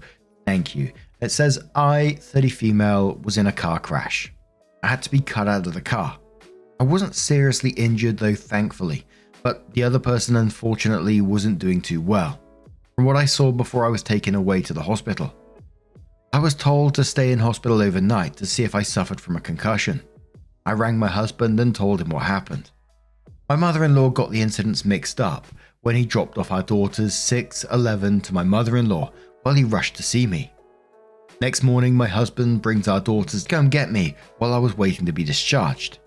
Upon seeing me, my 6-year-old bursted into tears and said, "I don't want you to die." I comforted her and said, "I'm not dying and I was very lucky." She then said Granny said she hoped I'd die so that them and my husband can come live with her. Me and my husband were shocked and my 12-year-old confirmed she heard her say that. My husband said he was going to ring mother-in-law. When he came back in the room, he looked furious, but didn't say anything until after we got home. And he said mother-in-law denied it, but after he kept pushing, she ended up admitting it. But she said she didn't mean it. I thought me and her were close, but I guess not. I'm incredibly hurt she would want that and said I wanted me and the girl to go no contact with mother-in-law. I told him he can have a relationship with her, but I don't want me and the girls to have one with her. My husband said he supports me. He then rang mother-in-law and told her what I said. She didn't take it too well. She came to our house crying and saying it was a misunderstanding and she didn't mean it and that we were taking it the wrong way. My husband asked, "What did you mean then?" She just got hysterical and started crying and saying she always wanted daughters, but my husband was the only child due to her not being able to have any more after him. And the girls are more like her daughters than granddaughters, and she wasn't thinking properly when she said that to our 6-year-old. She got so worked up that my husband had to take her home. When he got back, he said he didn't know she felt like that and asked did I still want to cut her off. I said yes. He said okay and didn't argue. It's been a week now and he is still very quiet and hasn't said much about what happened. And now I'm starting to feel guilty and wondering if I took it the wrong way. Am I being the arsehole? Now, there was no clarification to what the misunderstanding was at this situation. And let's just face it, it wasn't. She said that purposely. And for me, the hysterical crying towards the end there felt very manipulative, and she thinks of your daughters as her own, made me feel very, very uncomfortable. What is going through your mind to say that to a child? Traumatizing them like that. And you need to protect them from that. Laquila says, she traumatized your child. It was horrifying for your daughter to hear that. Bad enough her mum was in the hospital after a car accident. As a young child, she likely had a whole lot of frightening scenarios going through her mind, unable to properly process that. Your daughter needed assurance and positivity, not what that disgusting harridan said. Mother-in-law did mean it. You don't blurt something like that out of misunderstanding or as a joke. The whole hysterical outburst she put on in front of you, that was bullshit, manipulative bullshit, because she got caught. And it seems to have worked on your husband because she's trained or brainwashed him that way. Stand your ground. She needs at very least a long time out. Do not let your husband or anyone sweep this under the rug, because doing that would make everyone think it's perfectly okay for mother-in-law to hope you died. For your daughters to lose their mum. That's sickening. I'd make that time out at least 6 months. Heck, make it for the rest of this year. She loses out on the big holidays at the very least. What a vile fucking cow. Not the arsehole. Hella High Hobbit says not the arsehole. Why would you feel guilty? She wished you dead out loud to your child so she could have a child with a vagina. That's so beyond fucked up. Hopefully your husband realizes how absolutely fucked that is and cuts her off too. Nick says you do realize that she basically told your husband that she didn't want a boy. He's probably dealing with his own issues at the moment and that's why he's been quiet. Law replies that saying, the mean person is mother-in-law, not the arsehole. I will say, you of course should be mad at what happened and can understand going no contact. I can understand no contact with kid for a while as well. You do need to understand this is hard on your husband as well. He was basically told by his mum he wasn't enough. He can decide if he wants contact again someday, but I'd recommend speaking to a therapist for him. As far as long-term no contact for your child, I'd say give it some time and then both of you can talk. Maybe with professional help, without any further contact between grandma and child. A Rose says not the arsehole. She's only sorry because she got caught. Do not allow her near you or to alienate your children. She's already shown you she cannot be trusted. She's so hateful she traumatized children and wished for you to die. How on earth can your husband even question no contact? My children are not emotional support animals or your mother's do-over babies. If you feel sympathy for her, by all means go move back in with your mother and be her husband. The Burning Wizard replies that saying the husband hasn't questioned going no contact. Opie has said several times that he supports her. The reason he probably has gone quiet is that his mother also said that she wished she had a daughter instead of him. So not only has he got his mother wishing his wife had died, his daughter being traumatized, he also got the triple whammy of knowing that his mother never really wanted him. I know society and social media thinks and pushes the narrative that men are stoic and unfeeling, but we do have feelings and emotions. And he's probably gone very quiet as he tries to process all of what has just taken place in a very, very short space of time. Now would be the time for OP to also support him, as he supports her. So OP comes in with her first update and says, well, you guys were right. I decided to talk to my husband and asked if he's upset that I decided me and the girls would go no contact with mother-in-law. He said he wasn't. He said he always knew mother-in-law wanted a daughter instead of him. and it brought back all the bad memories of rejection and hurt he felt growing up as a kid by her. I suggested therapy and he's willing to go. We're also going to get therapy for our 6-year-old as she now gets anxious if I'm not within her sight. My husband agreed that going no contact with mother-in-law is the best thing for our family. Our daughter's birthday is coming up and we have yet to tell mother-in-law she is no longer invited. Not looking forward to that, but that's the update. Thanks everyone for the lovely comments and support. I appreciate it. Two of the top comments on that one is someone says suggestion, maybe take your daughter out of town for her birthday to a nearby attraction. Zoo, play, something special on her birthday instead of a party, or a party at a later date with her little friends instead of family. If you are not there, mother-in-law can throw all the witch fit she wants and nobody will be there to see her, and there's no party for her to ruin. Another commenter says, she wanted you dead, so treat her as if you are, not the arsehole. And OP comes in with another update and says, I didn't think I'd be posting here again. I thought my last update would be my last. But here we are. Mother-in-law has been arrested. My husband, cousin found my post and knew it was me, and she reported straight to mother-in-law. Yeah, we knew it was you who told her, Christina. Margaret told us all about it when she came over and screaming we can't keep her daughters from her. She didn't even hesitate to drop your name and throw you under the bus. So much for loyalty, huh? You are not welcome in home anymore and you are officially removed from Sam's birthday list and our lives. How about you show the whole family this post so they can see how two-faced you are? To the Reddit community, sorry about that, but mother-in-law has been arrested. She came to our house screaming we can't keep her daughters from her. Husband tried to calm her down and get her to leave. She wouldn't and attacked him. My husband had to restrain her and I called the police. She fought them but it got nowhere except the back of their car. The woman is truly insane. My husband talks to the police because I had to calm down my daughters because they witnessed the whole thing. My 6-year-old was hysterical about Granny being taken away. This is all just a big mess. And lots of people on the back of this one suggesting getting a restraining order, clearly saying that mother-in-law has some mental issues going on. Not excusing the behavior, of course.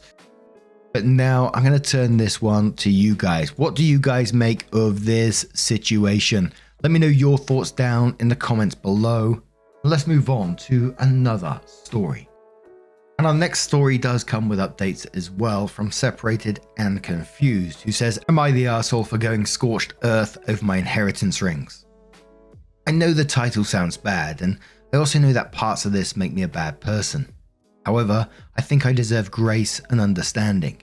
Maybe I'm completely wrong though. I'm in the middle of a divorce with my 26 female husband, 29 male. The divorce happened for many reasons. I started dating my ex when I was 15 and got married at 19. I was so young and broken from childhood sexual assault. He made me feel complete and used to say that he was the only one who could help put me back together. I believed him. I thought if I was with him, I'd be okay. That was true for the most part, but I lost a lot of my identity. I thought I was happy. But when you lose yourself in someone, you can't understand how toxic they can be. Because I thought I was finally whole. Then 2020 hit. My husband's infrequent outbursts became more common as his drinking got worse. He would scream at me, tell me I was worthless and stupid, tell me I wasn't enough fun anymore, coerce me into sex by telling me I was useless unless I put out and that he deserved it. He also hit me a few times when I got mad back or said no to sex. He messed around with his friend's wife and his best friend's girlfriend. To be honest, I thought I deserved this behavior. I thought I deserved the abuse because I wasn't good enough. This is where the second part of my story starts. I found out about his friend's girlfriend because the friends told me. He didn't deny it. I felt broken. I resolved to stay and work it out, but I ended up close with his friend. We started hanging out and I felt very close with him super quickly. I pumped the brakes when I thought I might have feelings and talked with my husband. He, maybe because he was drunk, maybe because he thought I wouldn't do it, gave me the go-ahead. He said he figured if he fucked around, I could too. I enjoyed every minute with him. At first it was purely sexual. He was leaving a bad relationship. I was trying to learn how to ask for what I wanted. But over time, I found out how awesome he was, and little by little, my personality felt like it was coming back. One day, I decided to tell him everything he did to me. With my new confidence, I learned that I didn't deserve that behavior. He was absolutely horrified, said he figured something was up, but didn't realize to what extent. He said he would be there for me no matter what, and he was.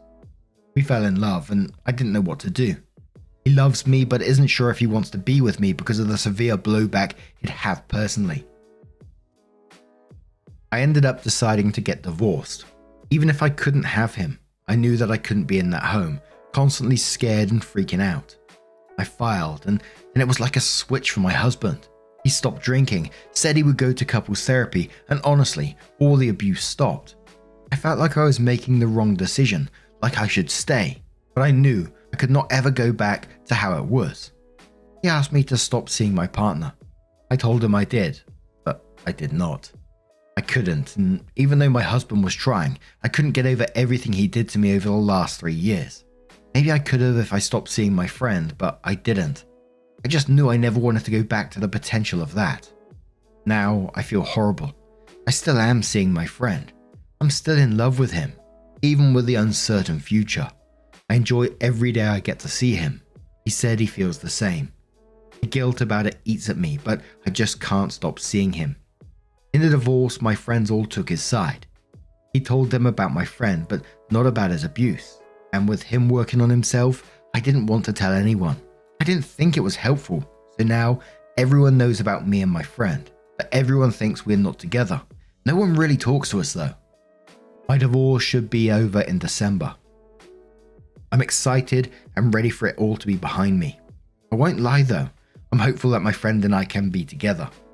And if that makes me a bad person, that sucks, but I don't want to wait hoping a man can get it together. I want something great that's in front of me. And if we don't work, that's fine too. I just know I deserve better. So there's a couple of top comments on this part where Opie responded. So no investigator says, you're making a mistake by not telling your friends what's really going on. You're allowing him to trash you and he will continue to do it.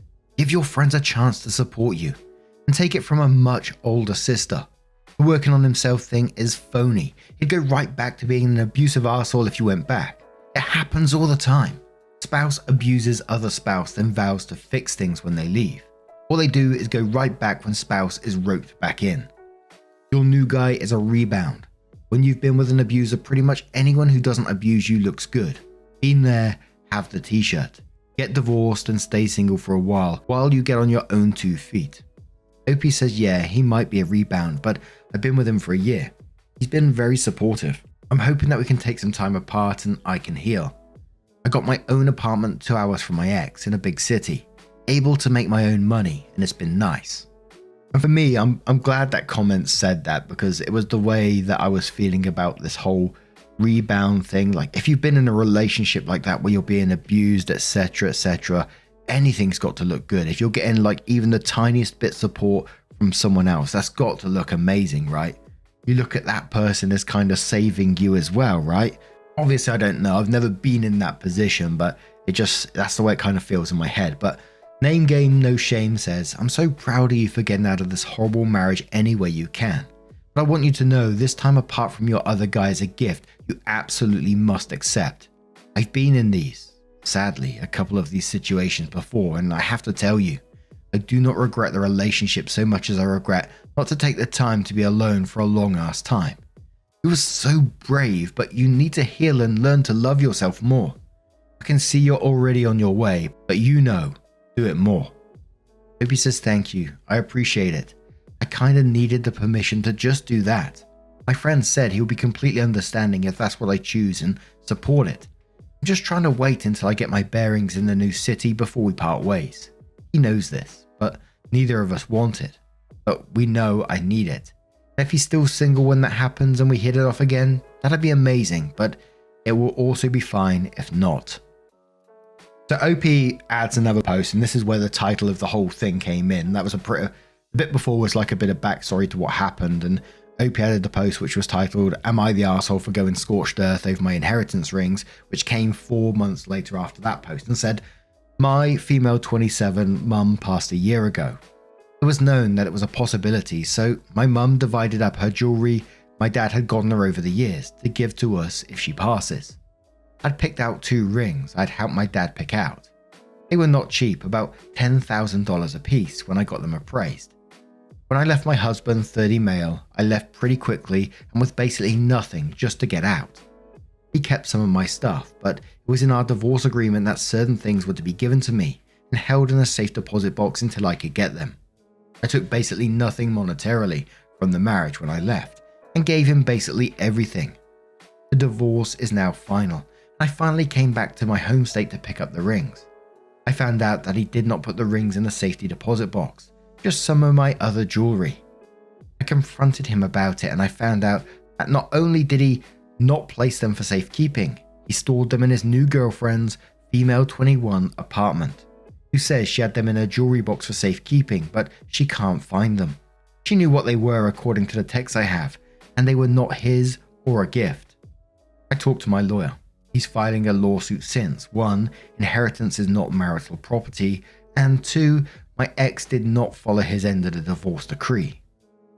I'm asking for $25,000, the cost of the rings, plus emotional damages for the loss of the only thing I have left from my mum. I also filed a report to the police for theft of the rings by his girlfriend. That probably won't go anywhere though, but they're investigating if she or he sold them. I think it's a high possibility given the value. I'm devastated by losing these. They were so special to me. He and his girlfriend are pissed at me because it's too much money that they don't have. She could get charged with theft or laundering the money from selling them for my ex. Not sure. This is mostly from my lawyer, and it's just a couple of rings. His friends, my old friends who I don't speak with, have been blowing up my phone calling me a bitch, and I heard him so much already, and to just leave it alone. I'm getting what I deserved. I wish I could get the rings back, but I'm so upset at this and over the whole attitude about it that I want to basically go scorched earth on them. At this point, it's not only about the sentimental value, but to give a big fuck you after everything. Am I the arsehole here for seeing my ex for my rings and potentially getting his girlfriend in legal trouble? Couple of top comments before we move on to the next update. So someone says not the arsehole, he needs to give you a complete and honest account of what happened to your rings. If he'd rather see his new girlfriend in jail than face the truth, well, it sucks to be her and be thrown under the bus. Opie says that's my biggest thing. I want to know where they went. If he would just tell me, locate them and give them back, I might not have to do this. It's not even about the money, it's about taking away something so important to me. Most likely they're in some pawn shop. I'm not in town much longer, but my siblings said they would search every pawn shop to see if one of them have it. OK Play says, who cares what his friends say? The rings were your property and he either lost or sold them.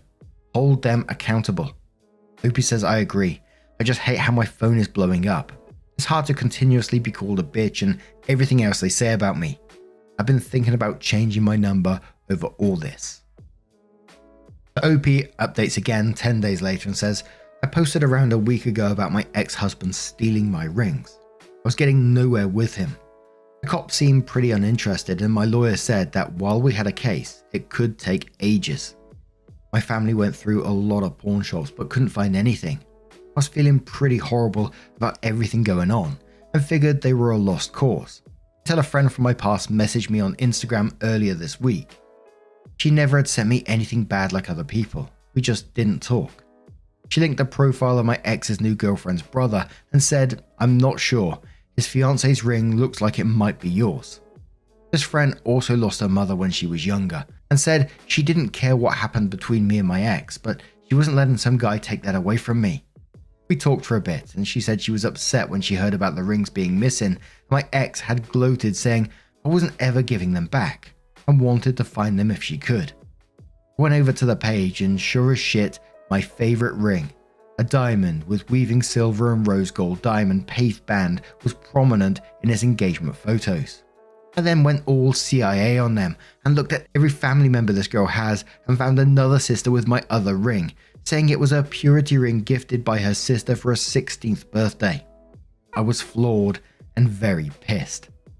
I called into work for the rest of the week and drove my ass back to my hometown. Picked up my brother and went to my ex's apartment. My ex answered the door and I lied, telling him that the cops were going to arrest his girlfriend's brother and sister for theft and he could give me those rings back in 2 days or else. 1 day went by, no rings. So I messaged the brother's new fiance on Instagram, showed her pictures of the ring on my hand / on my mum's hand and said it was stolen and that I wanted it back. This poor girl was appalled. I honestly think she had no idea. We ended up calling each other. She apologized and said she would talk to her fiance. I told her that I was getting that ring back. We ended up meeting up. I showed her more proof it was mine, told her the whole story, and thank God she gave it back to me. She said she didn't like her fiance's sister and that she thought she was bad news and basically stayed away from her. She said she would talk to her fiance about why in the hell he thought getting a ring from her would be a good idea. I guess word got out and my ex started calling me incessantly, basically leaving messages saying he'd do anything but don't make his girlfriend's sister give the ring back, it was embarrassing, etc. I picked my brother back up, went back to his apartment. This time both his girlfriend and him were there. Yelling match started. My brother had to keep me from basically clawing the eyes out of that bitch. I ended up literally sitting in their entryway saying I wasn't leaving until I got that ring. Or they could call the cops to remove me and I'd tell them about the rings. I don't know exactly what happened after that, but she left and came back with a ring after about an hour. The whole time my ex is saying my mum was basically his too and he should have something from her and it was only right. My brother was basically standing between me and him, telling him to back off. When I got the second ring back, I stood up and just finally lost my shit. Years of him, and I don't think I'd ever gotten that mad before. I screamed at him, told him off, and spit on him when I left. I don't think it was the most mature response, but it felt fucking good. I'm also surprised that he didn't get a noise complaint / cops called out on us, but the apartment isn't necessarily known for being nice. As for why the fuck that woman thought it was a good idea to give the rings to her family, I don't know. I'm hoping that an old friend might give me some gossip, or that I might hear from the fiance. But honestly, I'm just happy that my rings are back and the drama is settled. I don't have to deal with him anymore. Nothing else is needed from our divorce decree. My boyfriend promised me a massage and cuddles from the cat when I get back into town, and honestly, I'm just hoping to never hear from them again. And the top comment on that says, glad you got them back. I hope his girlfriend runs. Opie says, honestly, I think they deserve each other. They both knew exactly what they were doing. But the not heartless side of me hopes she sees him for what he is and leaves, and that he gets sober and gets better. And what I enjoyed, maybe enjoyed is the wrong word for this, but it was seeing the change in Opie's character throughout the story. You know, they've been through an absolute awful time from a young age by the sounds of it. They went through this abusive relationship, you know, dealing with a lot of feelings of guilt and what they was going through as well, this potential rebound relationship, and then discovering about these rings basically being stolen. And the changing character from Opie from the very beginning to that point where they was literally fighting to get these back, going back to their home state and telling people, no, I'm getting these rings back no matter what. It was nice to see for Opie, I thought. I mean, absolutely been through hell and back, but I'm so glad that Opie did go through with it and did get those rings back. But what do you guys make of this situation? Let me know your thoughts down in the comments below. Now, our next story comes from Illegally Blonde, who says, am I the arsehole for hanging up on my girlfriend after discovering her mum was spying during our personal conversations? I, 18 male, have been dating my girlfriend, 17 female, for about 7 months. Tonight, her and I had a deep conversation about some relationship hiccups, and I shared personal family struggles I typically only discuss with my therapist. As we finally got to a place we felt comfortable leaving things, I heard whispering in the background. When I asked my girlfriend about it, she adamantly denied anyone else being there. However, as I continued asking, she started crying. Just then, her mum pretended to come in the room and scold her for being up to try to cover up for the fact she'd been sitting there for an hour. Turns out, her mum has been sneakily listening on almost every serious conversation or argument we've ever had. I felt absolutely betrayed and hung up immediately. Since then, both my girlfriend and her mum have been apologizing and trying to shift the blame onto me. This violation of privacy has left me feeling super violated and unsure how to handle the situation. I do feel bad for hanging up so abruptly, but I just didn't know how to process what was going on. Am I the arsehole for hanging up on my girlfriend after discovering her mum was spying during our personal conversations? Any guidance on navigating the situation would be greatly appreciated. Edit. I woke up an hour ago and watched all the comments come in while eating a whole-ass margarita pizza. Nice. Thank you all for your advice and opinions. To provide more context, throughout our relationship, my girlfriend has often joked about how her mum can get any information from her. However, I've witnessed firsthand how true this is lately. I've also noticed that my girlfriend doesn't respect privacy, claiming she needs a confidant because my situations are too much for her mentally. But then her mum knows everything I share in confidence. I also have tried not talking to her, but she pushes every time. Because of this, I've become extremely cautious about sharing personal details. They are both very religious, and while I share the same beliefs, it's been a contentious issue in our relationship. Her mum has used religion to justify intruding on my personal life, citing the need to guide me if I'm sinning. My own family life has been challenging. I had to move out at 18 to escape. I talked to my own mother about all of this, and her response was to say that it's not the worst thing, and I was overreacting, which is why I felt like posting. Her mum has expressed that she sees me as part of her family, which has led her trying to control various aspects of my life, like dictating when I can drink coffee or imposing a bedtime. She's also shared my private struggles with her pastor and best friend, who've tried to intervene and fix me. I deeply care for my partner, but I can't envision a future where her mother's involvement is so intense in our lives. I plan to talk to her about this tonight and will update you all afterwards. Now, absolutely not the arsehole in this situation for hanging up the way you did. I would have done exactly the same. And, like a lot of these stories, for me, it always comes down to trust. And that trust has been broken. You've been betrayed by her letting her mum listen in on your very, very private conversations. There's not very much coming back from that. And I just know from my perspective, it would be difficult to come back from that. I could just imagine another conversation you're having with her on the phone. Can you trust her again that her mum isn't secretly listening and they're just being a lot more secretive with it? Maybe going too far here, but possibly recording your conversations and listen back to it afterwards. There's a lot going on in this story for me. And the fact that, the mum has clearly got a lot of control over the girlfriend at the same time. And, I do feel sorry for her in that respect. But she's going to have to realize at the same time that this is not normal behavior. Whether you want to tackle that with her is, down to your choice. I think for me personally, I would struggle after the first betrayal. But, everyone's different, right? So someone asked, how did mum listen in? Opie said she sat in the room and my girlfriend had the phone on speaker. I thought nothing of it because she has always just put me on speaker in her room. Now I see why. Someone says a foundation in the relationship is trust. That's not there anymore and it's okay to break up. Opie said, thank you. It's tough because there is so much good, but this was just so violating. I keep thinking what happens if a few months from now we have a really serious conversation and her mum wants to be a part of it. Someone says there is a lot of red flags here. I definitely recommend speaking with your therapist. Opie says, I think this is a great idea. Thank you. I just bumped our appointment up now. A couple more comments. Timothy says, not the arsehole, you have every right to feel betrayed. If I found out my significant other had a parent eavesdropping during personal, sensitive conversations, I'd be devastated. Sounds like your girlfriend might be under her mum's control and not be allowed to live her own life. I sympathize with her, but you shouldn't be expected to pay the price for that sick dynamic.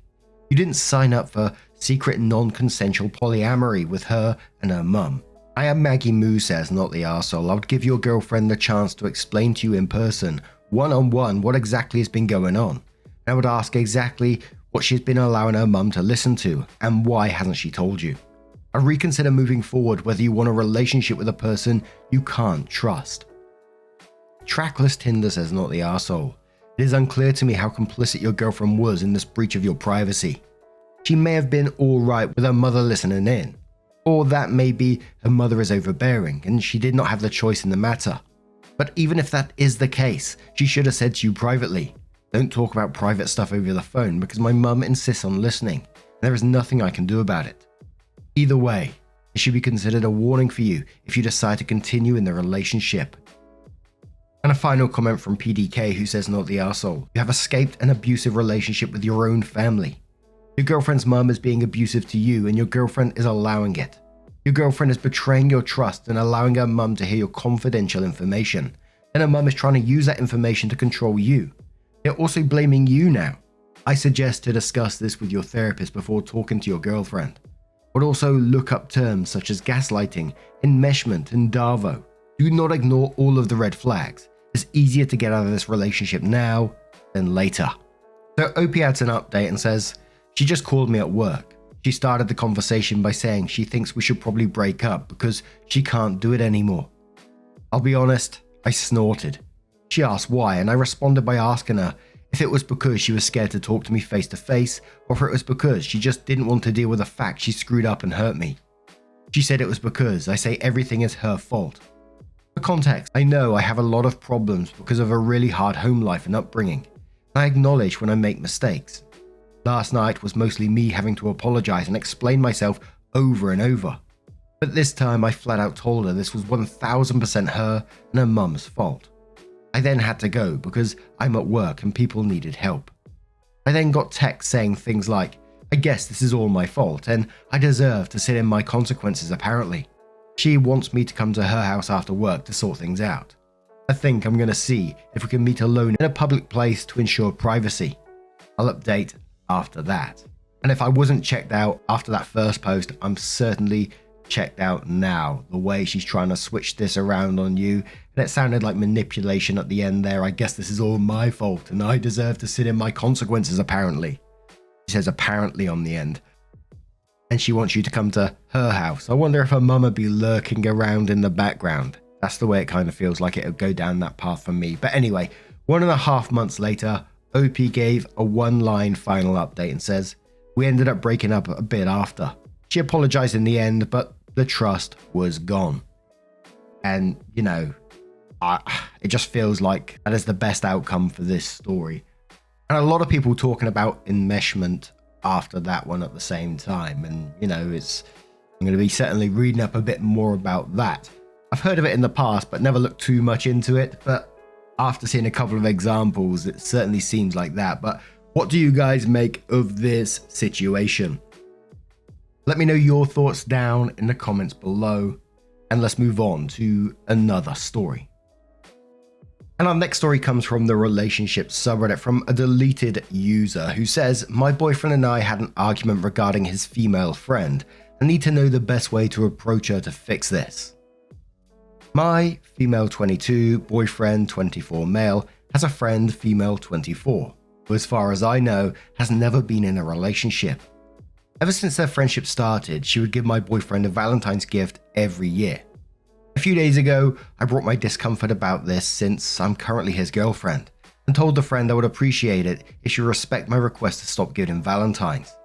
She disregarded my feelings, so I brought this up with my boyfriend, who also disregarded my feelings, which led to me saying some hurtful things about the friend and even accused her of being in love with boyfriend and trying to keep him to herself. Ever since then, he's been ghosting me. He doesn't even come by the restaurant I work at anymore, where we met. I figured the best way to handle this was to talk to the friend. I still have her number. I also know where she lives and works. What's holding me back from talking to her is that I'm afraid that boyfriend told her what I said about her from our argument. What would be the best way to approach her? Edit. Yes, he did tell me I think we should break up, and yes, I called the friend a virgin loser.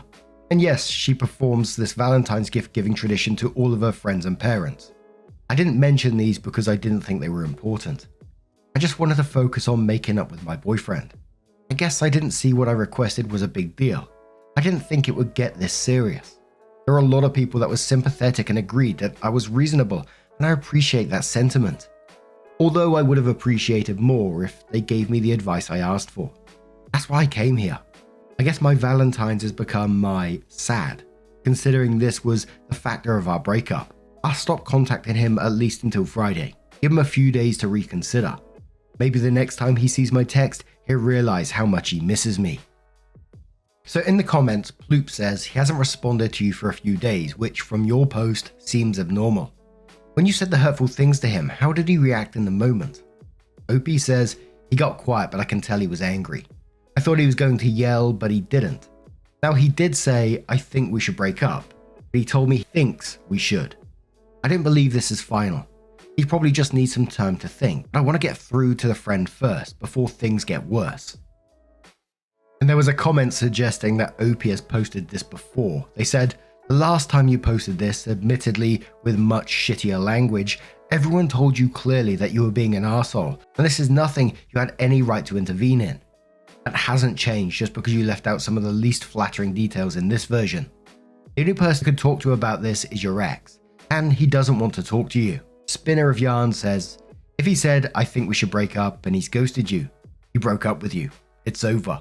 There's nothing you can say to her that will make him do anything. No, Valentine's Day isn't just for couples. I've given and received cards from friends and family my whole life for Valentine's Day, and I'm old enough to be your grandmother.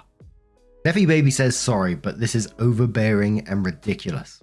I'm 35 years old and it hasn't been a year that I haven't given my friends something along with my partners. Valentine's Day isn't about romance. It's a hallmark holiday intended to share love to anyone. I've read your comments and you are setting this boundary about gifts under $10. Candy, a stuffed animal, a keychain, literally nothing else has happened. It's never anything romantic and it's been a tradition. And you had the audacity to call her names because you didn't get your way. Kinda wondering if you're the one he should be worried about. How in the world did you get that she was in love with him and trying to keep him for yourself over a cheap gift? Did you feel this way in school when we would trade Valentines with the other kids? So OP did update the post and says, granted, I knew this was a long shot, but I decided to contact the friend. Someone suggested me to show this post to my boyfriend, but I didn't do that because I thought he would ignore it just like all my other texts and calls. Instead, I decided to show some of the replies I'd gotten to show the friend that this is weird behavior between friends. I'd ask if she can just be honest for once, that she may actually do in fact have feelings for my boyfriend. She replied that she would like to speak in private and invited me to her apartment. This all happened yesterday. What I thought would be a conversation about trying to understand each other instead turned into a big dunk on me. She told me the reason she's telling this to my face instead of through a text is because since I'm acting immature about this whole thing, I'm going to talk to you like a child. She felt that even just the little things about her life that I shared with strangers and then showed their distorted judgment towards her was wrong. Pretty sure you'll share this too, but as soon as I finish what I said here and you walk out of here, I'm blocking your number and try not to think of you ever again, just like boyfriend's name is trying to do. I then brought up some family issues she would share whenever she wanted to get sympathy. She yelled at me and said that's her life and she shares with her friends and said I'm talking about her life to strangers to get your own sympathy. She then said, unlike you, I don't judge people's value based on relationship status or if they have sex or not. Boyfriend's name is an awesome person. He deserves every good thing in his life. I thought you can be one of them. I thought you were a funny and sweet person and I liked how you made him smile. Now whenever he thinks about you, he gets upset. And by the way, you two are definitely over. And no, I'm not going to help you understand about my lack of love life. There's nothing to understand. This is my life and you're not involved in it, and you never will be. And you'll never be involved in boyfriend's name ever again. I was trying not to cry during this berating. Even when I broke down, she still kept talking while I couldn't even get a word in. I said I just want to talk to him, but she kept telling me to get out. When I calmed down a little in my car, I called my boyfriend. It automatically goes to voicemail. That's never happened before. I called again and it goes to voicemail. I think he finally blocked me. I think we're over. I think it took me like 30 minutes to feel okay to drive. My friends and roommates tried to comfort me, but I was too exhausted, so I just took a nap. I'm still not feeling all that great, but I'm going to try to move on. Now, usually I love a story where someone comes to Reddit for advice and they ask their question and, they get berated and torn apart and all this sort of stuff. And then they're like, okay, I've learned my lesson, and they learn something from that post. They change their behavior. It doesn't excuse their past for sure, but I love it when it's a learning experience for someone. But This post, man, I was just like, what? All the comments that I was looking through was pretty much telling OP that that relationship's over, move on, let them be, etc, etc. Some giving advice to maybe get contact in a certain way, but it seems like OP just like cherry picked the comments and was like, I'm just going to take the ones that are siding with me 100%, and was going to approach the friend and tell her that it's weird behavior between friends. After all those previous comments, I was just like, wow, you know. And still, there was no learning by the very end of this post, it felt like to me. But what do you guys make of this situation? Let me know your thoughts down in the comments below. Let's have one more cheeky story, shall we? And our next story is coming from the Am I the Arsehole subreddit. It doesn't have an update as yet. And it's from Bad In-Law 1, who says, Am I the arsehole for ruining my brother-in-law's reputation by telling the truth to my friends? My in-laws are currently furious with me for hurting my brother-in-law's feelings and reputation with my friend group. Recently, my single brother-in-law, Chris, 38 male, has been hinting at me to introduce him to women, and I've refused. Chris has been single for almost 3 years, and he's been having a hard time meeting women. He tried flirting with my friend, but she had been cold and non-receptive. This was my friend Grace, 35 female. Grace is not interested in him due to his inability to be faithful, and she wasn't physically attracted to him. He tried to flirtatiously engage with her during a small party my husband and I had last Saturday. My husband got a long-awaited promotion, so we had a little party. During the party, Grace had grown frustrated with his incessant flirting, and at some point told him in no uncertain terms that she found him physically ugly, and that his physical ugliness is only surpassed by the ugliness of his character. Holy moly. She told him this in private, so no other guest had heard a scathing review of his personhood. Chris left the party. The following afternoon, while my husband and I were nursing a wicked hangover, my in-laws, to my surprise, called to scold me for having abused and embarrassed Chris. After a few minutes of us shouting back and forth on the phone, I reminded my husband that handling his family was his job. So while my husband argued with his parents, I reviewed our security cameras. And honey, Grace verbally tore him apart. Grace reminded him that he cheated and divorced his late ex-wife Lily while she was still battling cancer. And then he got dumped by the mistress for being a cheater as he continued to cheat on her. Grace told him that he wasn't a man of any significant value, other than the few coins he had in the bank, and there's no way in hell she'd entertain his delusions of sexual grandeur and beauty. She also said the only thing he had going for him was his over-bloated job title as an executive director to a third-rate company that will probably collapse in the next 5 years. As a parting gift, she told him to consider some cosmetic work to improve his haggard appearance, and perhaps to start praying for divine intervention to fix his rotten soul, since there is no way a psychotherapist could have ever come close to fixing whatever is wrong with him. My in-laws and Chris feel that I shouldn't have told my friends what Chris did, because he's now perceived by my girlfriends as a terrible person. I told them he was unfortunately a terrible person, and people would have always found out what happened between him and the late, great Lily. I then discussed what happened with my colleague, Natasha. She said I was cruel for having told my friend group about what happened between Chris and his ex-wife, because Chris had grown a lot in the past 2 years, and didn't need to be known for the worst thing he's ever done. Natasha is dating Chris's friend, so she also knows him. For your information, I've only discussed Chris's treatment of Lily with my direct friend group, and that's only 6 people, and half of them already knew, as they were also friends with Lily. So it's not like I'm screaming, hear ye, in the town square. Damn, Grace came out swinging, holy shit. But I think the fact of the matter in this situation is you didn't ruin his reputation. He did that himself when he did what he did. And I can't really blame you for letting friends know about what happened, basically.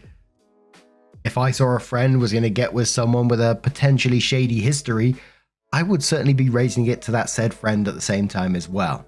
But Pleasant Test says not the arsehole. How can you be telling the truth be perceived as unfair?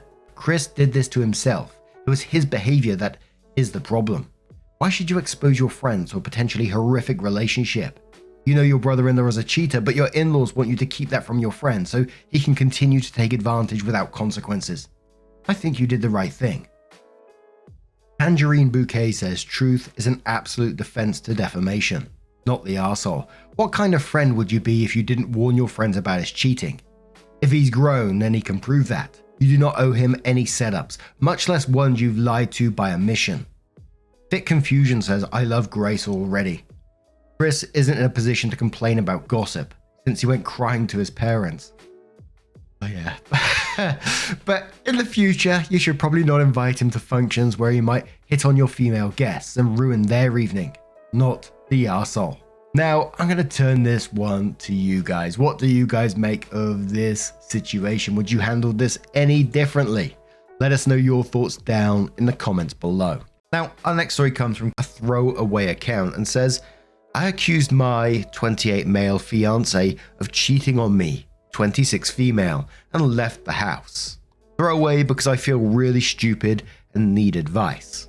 My fiance and I have been in a relationship for the last 6 years, engaged for the last 2 years, and we're about to get married in November 2024. Going to try and not make this long. On Monday, I woke up around 2 AM to go to the bathroom. As I walked past my fiance's side of the bed, his phone went off with a message. I got curious and looked. The message was from a girl called Angie. The message said it was good to see you again and I had a lot of fun. We should do it again sometime. I took his phone with me to the bathroom and read their chats. Nothing sexual or even flirty, but there was a bunch of conversations of meeting up at her place, what they did that day, all the fun they were having. I remember yesterday that I wanted to do something with him, but he couldn't as his sister was in town and they have arranged to meet and hang out for months now. He did invite me along, but I didn't go. Didn't want to take away from his time with his sister. My thoughts immediately went to him cheating on me and I started to bawl like a baby in the bathroom. My fiance came rushing into the bathroom to see what was going on. I was not as quiet as I thought I was in the end. When he came close to me and asked what was going on, I told him not to touch me. He looked hurt in that moment and took a step back. I gave him his phone and told him, explain yourself through my tears. He took the phone, looked and laughed. Then I saw him laughing. I got up and stormed out, locking myself in the spare bedroom. He came to the bedroom and through the door said he was sorry for laughing and tried to explain himself. Before he said anything else, I told him to leave. He then left to our bedroom. That morning, before he woke up, I grabbed some of my things and came to my sister's house. I have been here since Tuesday morning, too afraid to go home. He sent me a message that morning saying he heard and saw me leave, but didn't want to stop me because of what happened the night before. Again, he said he's sorry for laughing, but the situation was just ridiculous in the moment, and his tired brain responded with laughter. I sent back some hurtful things and that he is a cheater. He responded with, Angie is a nickname for my sister Angelina. He told me to confirm with his sisters if I didn't believe him, and told me to check Facebook and Insta if I need proof, because pictures were posted of their meetup yesterday. He didn't say anything to the hurtful thing I said to him or anything, but told me the house is open for me to come back anytime I like, and when I do, we will have a serious conversation about what happened and what will happen going forward. I'm scared to go home because I feel like he'll be breaking up with me, and I don't want that. How can I handle this? I know I was wrong for the way I acted. I acted like a child. I overreacted. How can I fix this? What can I do now? And there was a conversation string after this one about and questioning OP, and it was one of the questions I had. So Chicken Loop says, how did you not put Angie and Angelina together as the sister of the man you were supposedly marrying? Especially when he told you he was meeting his sister and invited you to go. Sorry sis, but this is your own damn idiotic fault. Shake my head. Edit. Especially since y'all have been together for 6 years. You mean in that time you never heard her called Angie? Cute Somewhere says, even if you hadn't heard him call her Angie before, you knew that his sister's name was Angelina, which is obviously very similar, and she was in town and he'd been hanging out with her and you immediately jumped to assuming he was cheating. I'm sorry, but this is an absolutely buck wild reaction. If he doesn't break up with you, you need to get yourself into therapy ASAP and figure out where this knee-jerk reaction came from. In fact, you really should do that either way because this level of trust issue in an otherwise stable 6-year relationship is not normal. Unless you're leaving out something huge like past infidelity. OP responds saying, Nothing like that at all. He's always been loving and never hid anything from me. We know the password to every device each other owns. City Girl Sunflower says to OP, I hate to be the asshole, but I'm curious as to why cheating was the first thing you went to.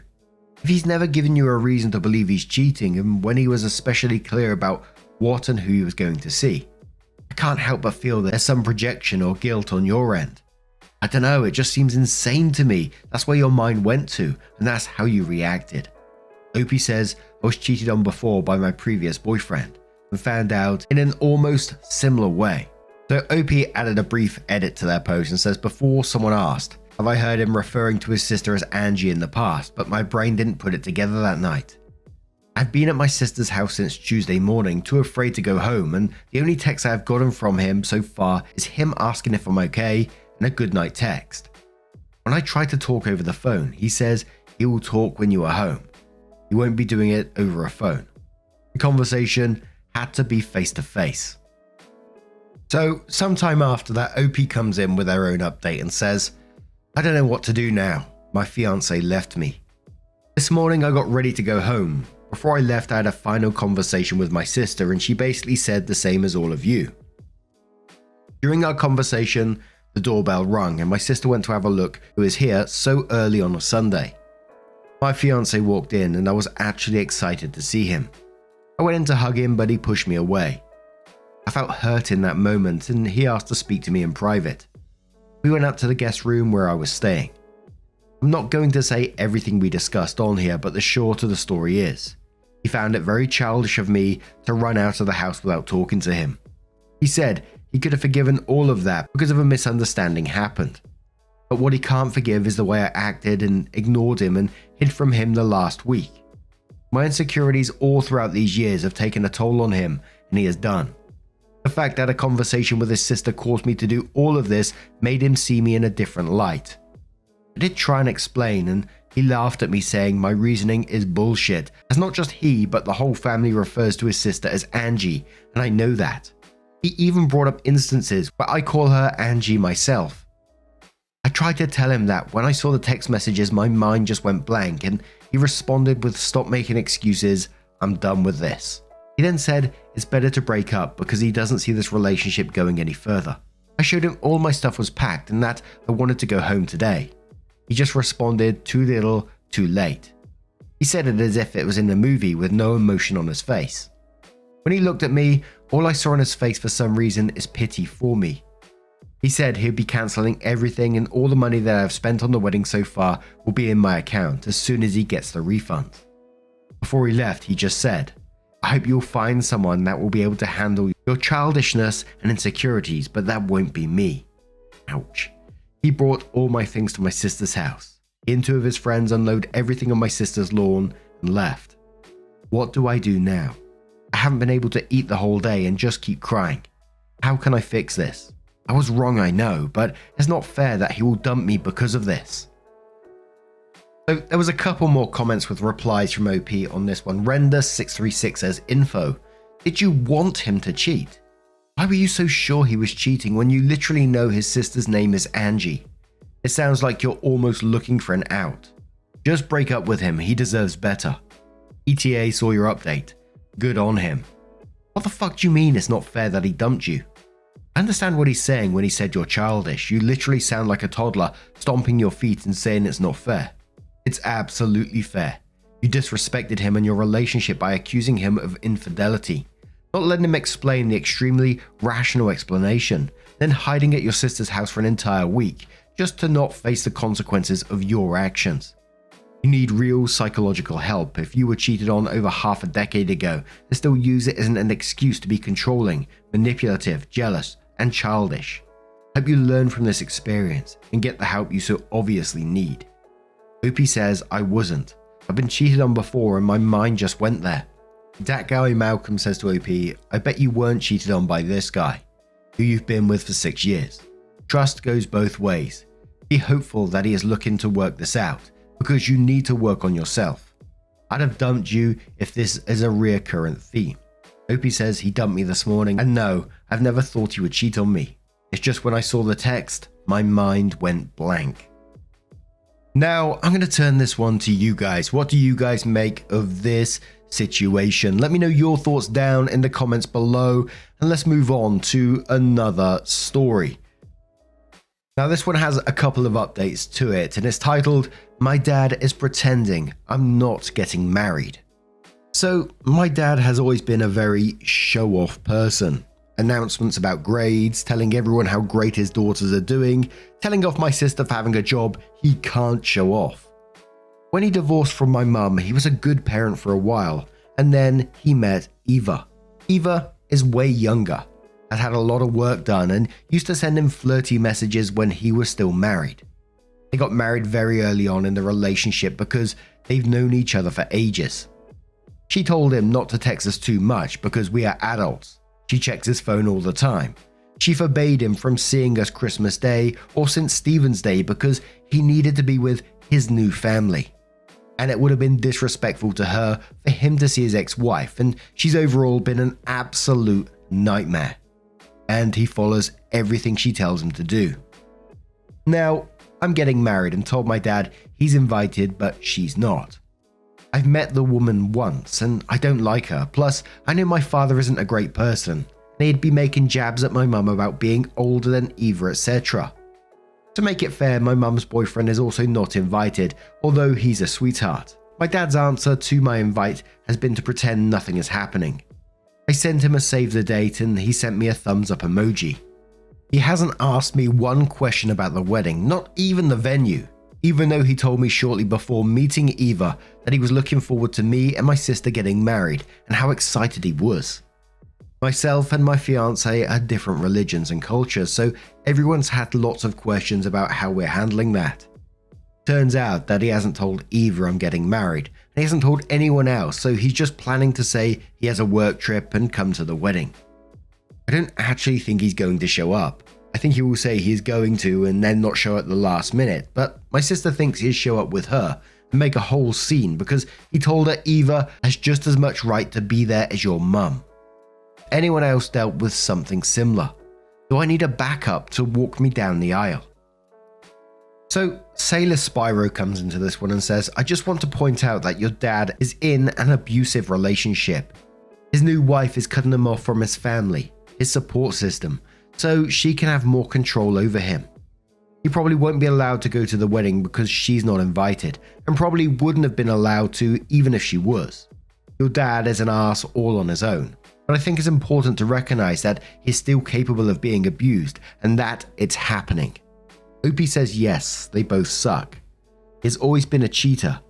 At least 3 other women during the span of 10 years that we have evidence of, and I think no evidence he was cheating on my mum with her, so that's why she's constantly monitoring his phone and not allowing him to leave the house. We told him not to marry her and that her behavior is very concerning, but he seems very blind.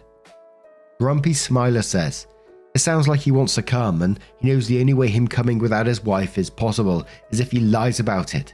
He's risking getting caught to be able to go," which speaks volumes about their relationship. But if she checks his phone, you're causing further risk of her finding out if you keep messaging him about the wedding. Stick to the phone call so there's no record. I hope he can make it and there's no drama. Opie says I rang him the first time to tell him I was getting married and then sent him the save the date the second time asking if he was coming. I didn't know that he hadn't told her at the time. I have no idea why the wife wouldn't let him go to his daughter's wedding though, if she's as amazing as he says. And people were questioning why the boyfriend's mum isn't invited, and Opie says, "Far more drama if I include him and exclude Eva. It's not worth the headache. He will for sure not show up if I invite my mum's boyfriend and not his wife. My mum understands that even though my dad is not the best dad ever, I still want him there. They aren't together that long, so she's okay with her boyfriend staying at home. Plus then he can stay with the dogs and she doesn't have to worry about getting a dog sitter. Most of the family is going as well, so there's nobody to look after them."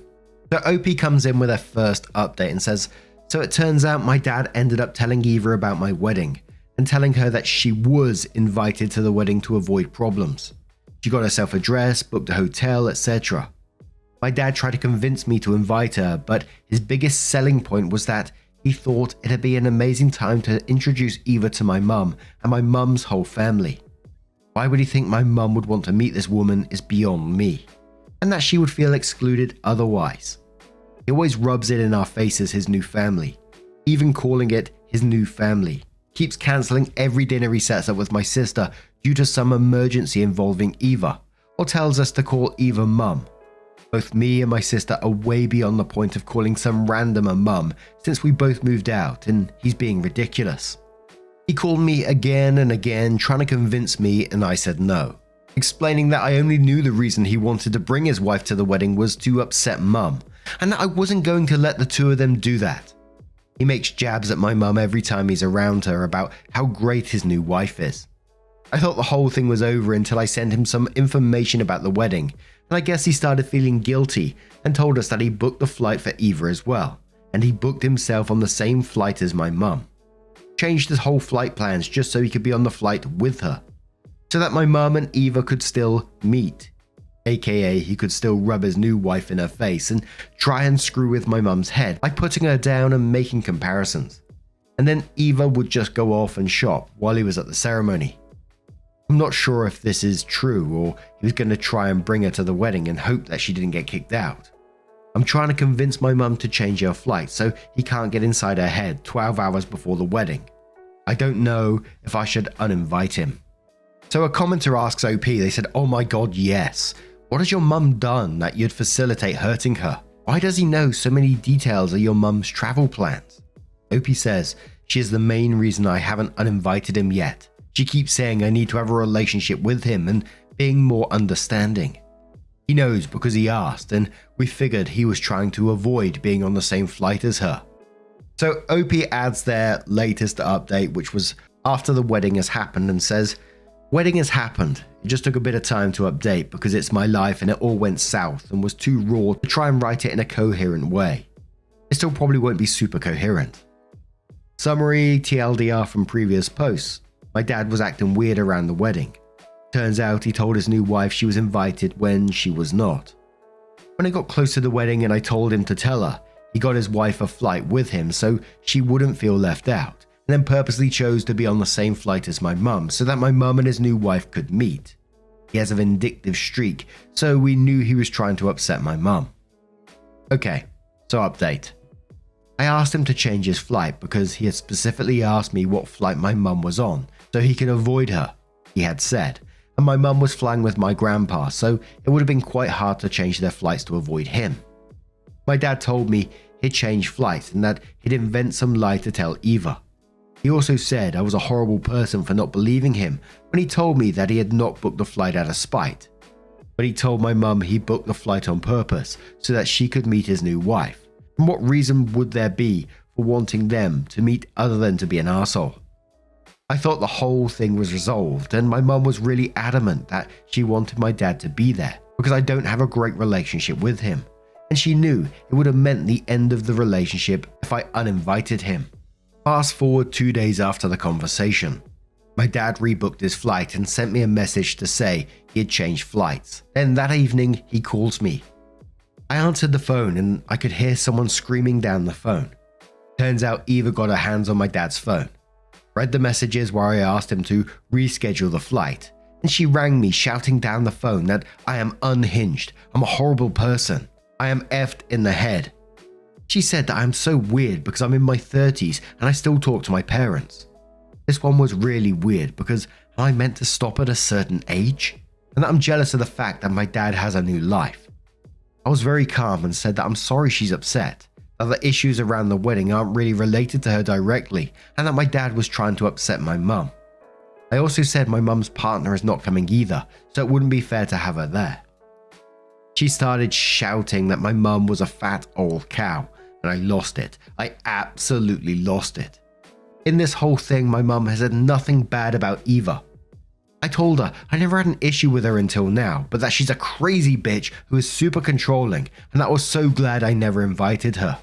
Then I hung up because by that stage it had been 2 minutes of her shouting at me, and I didn't feel like there was any point in talking any longer.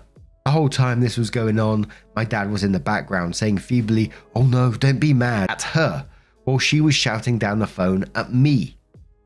Anyway, Next day, my dad calls me and says that Eva was upset because he didn't tell her about changing the flight and that I was awful for responding to her like that. He also said, "Do you really think this is my fault?" And I said yes, and he said, "Do you really refuse to take any responsibility? None of this would have happened if you had invited her like I asked you to." And I said, does he actually think he has any say in my wedding when he didn't even ask me what type of ceremony I had? Never asked to see my dress or get involved in any way, monetary or otherwise. He asked me if he was still invited, and I said obviously not. He then told me to be careful what I wrote in my messages to him because she was monitoring his phone. And I said I'm not speaking to him again, so that won't be a problem. The wedding was good. My mum walked me down the aisle and there was nobody there to cause drama, so in the end it all worked out for the best. The whole thing was just a lot more dramatic than I originally thought it would be. We thought he might end up not coming because he was too entangled in his lies, but for sure did not expect the call I got. And it was very close to the wedding when all the drama happened. There were some varying comments on this one, a lot of people saying, this is karma for him, other people saying, he's in an abusive relationship, but that's not OP's issue at the same time, only he can get himself out of that. And it was a kind of a mix between those two kind of comments. But what do you guys make of this situation? Let me know your thoughts down in the comments below. If you've made it to the end of this compilation, I just want to say a huge thank you for being here today. Merry Christmas to all of you. Hope you and your families have a wonderful day ahead. And I'd just like to add a sincere thank you for everything this year, for being here. I see so many people, the same people day in, day out, talking to each other in the comments and just being absolutely wonderful towards me, towards each other. And I think it's just so, so special. Thank you for being here, and I'll see you in the next one. Merry Christmas and much love.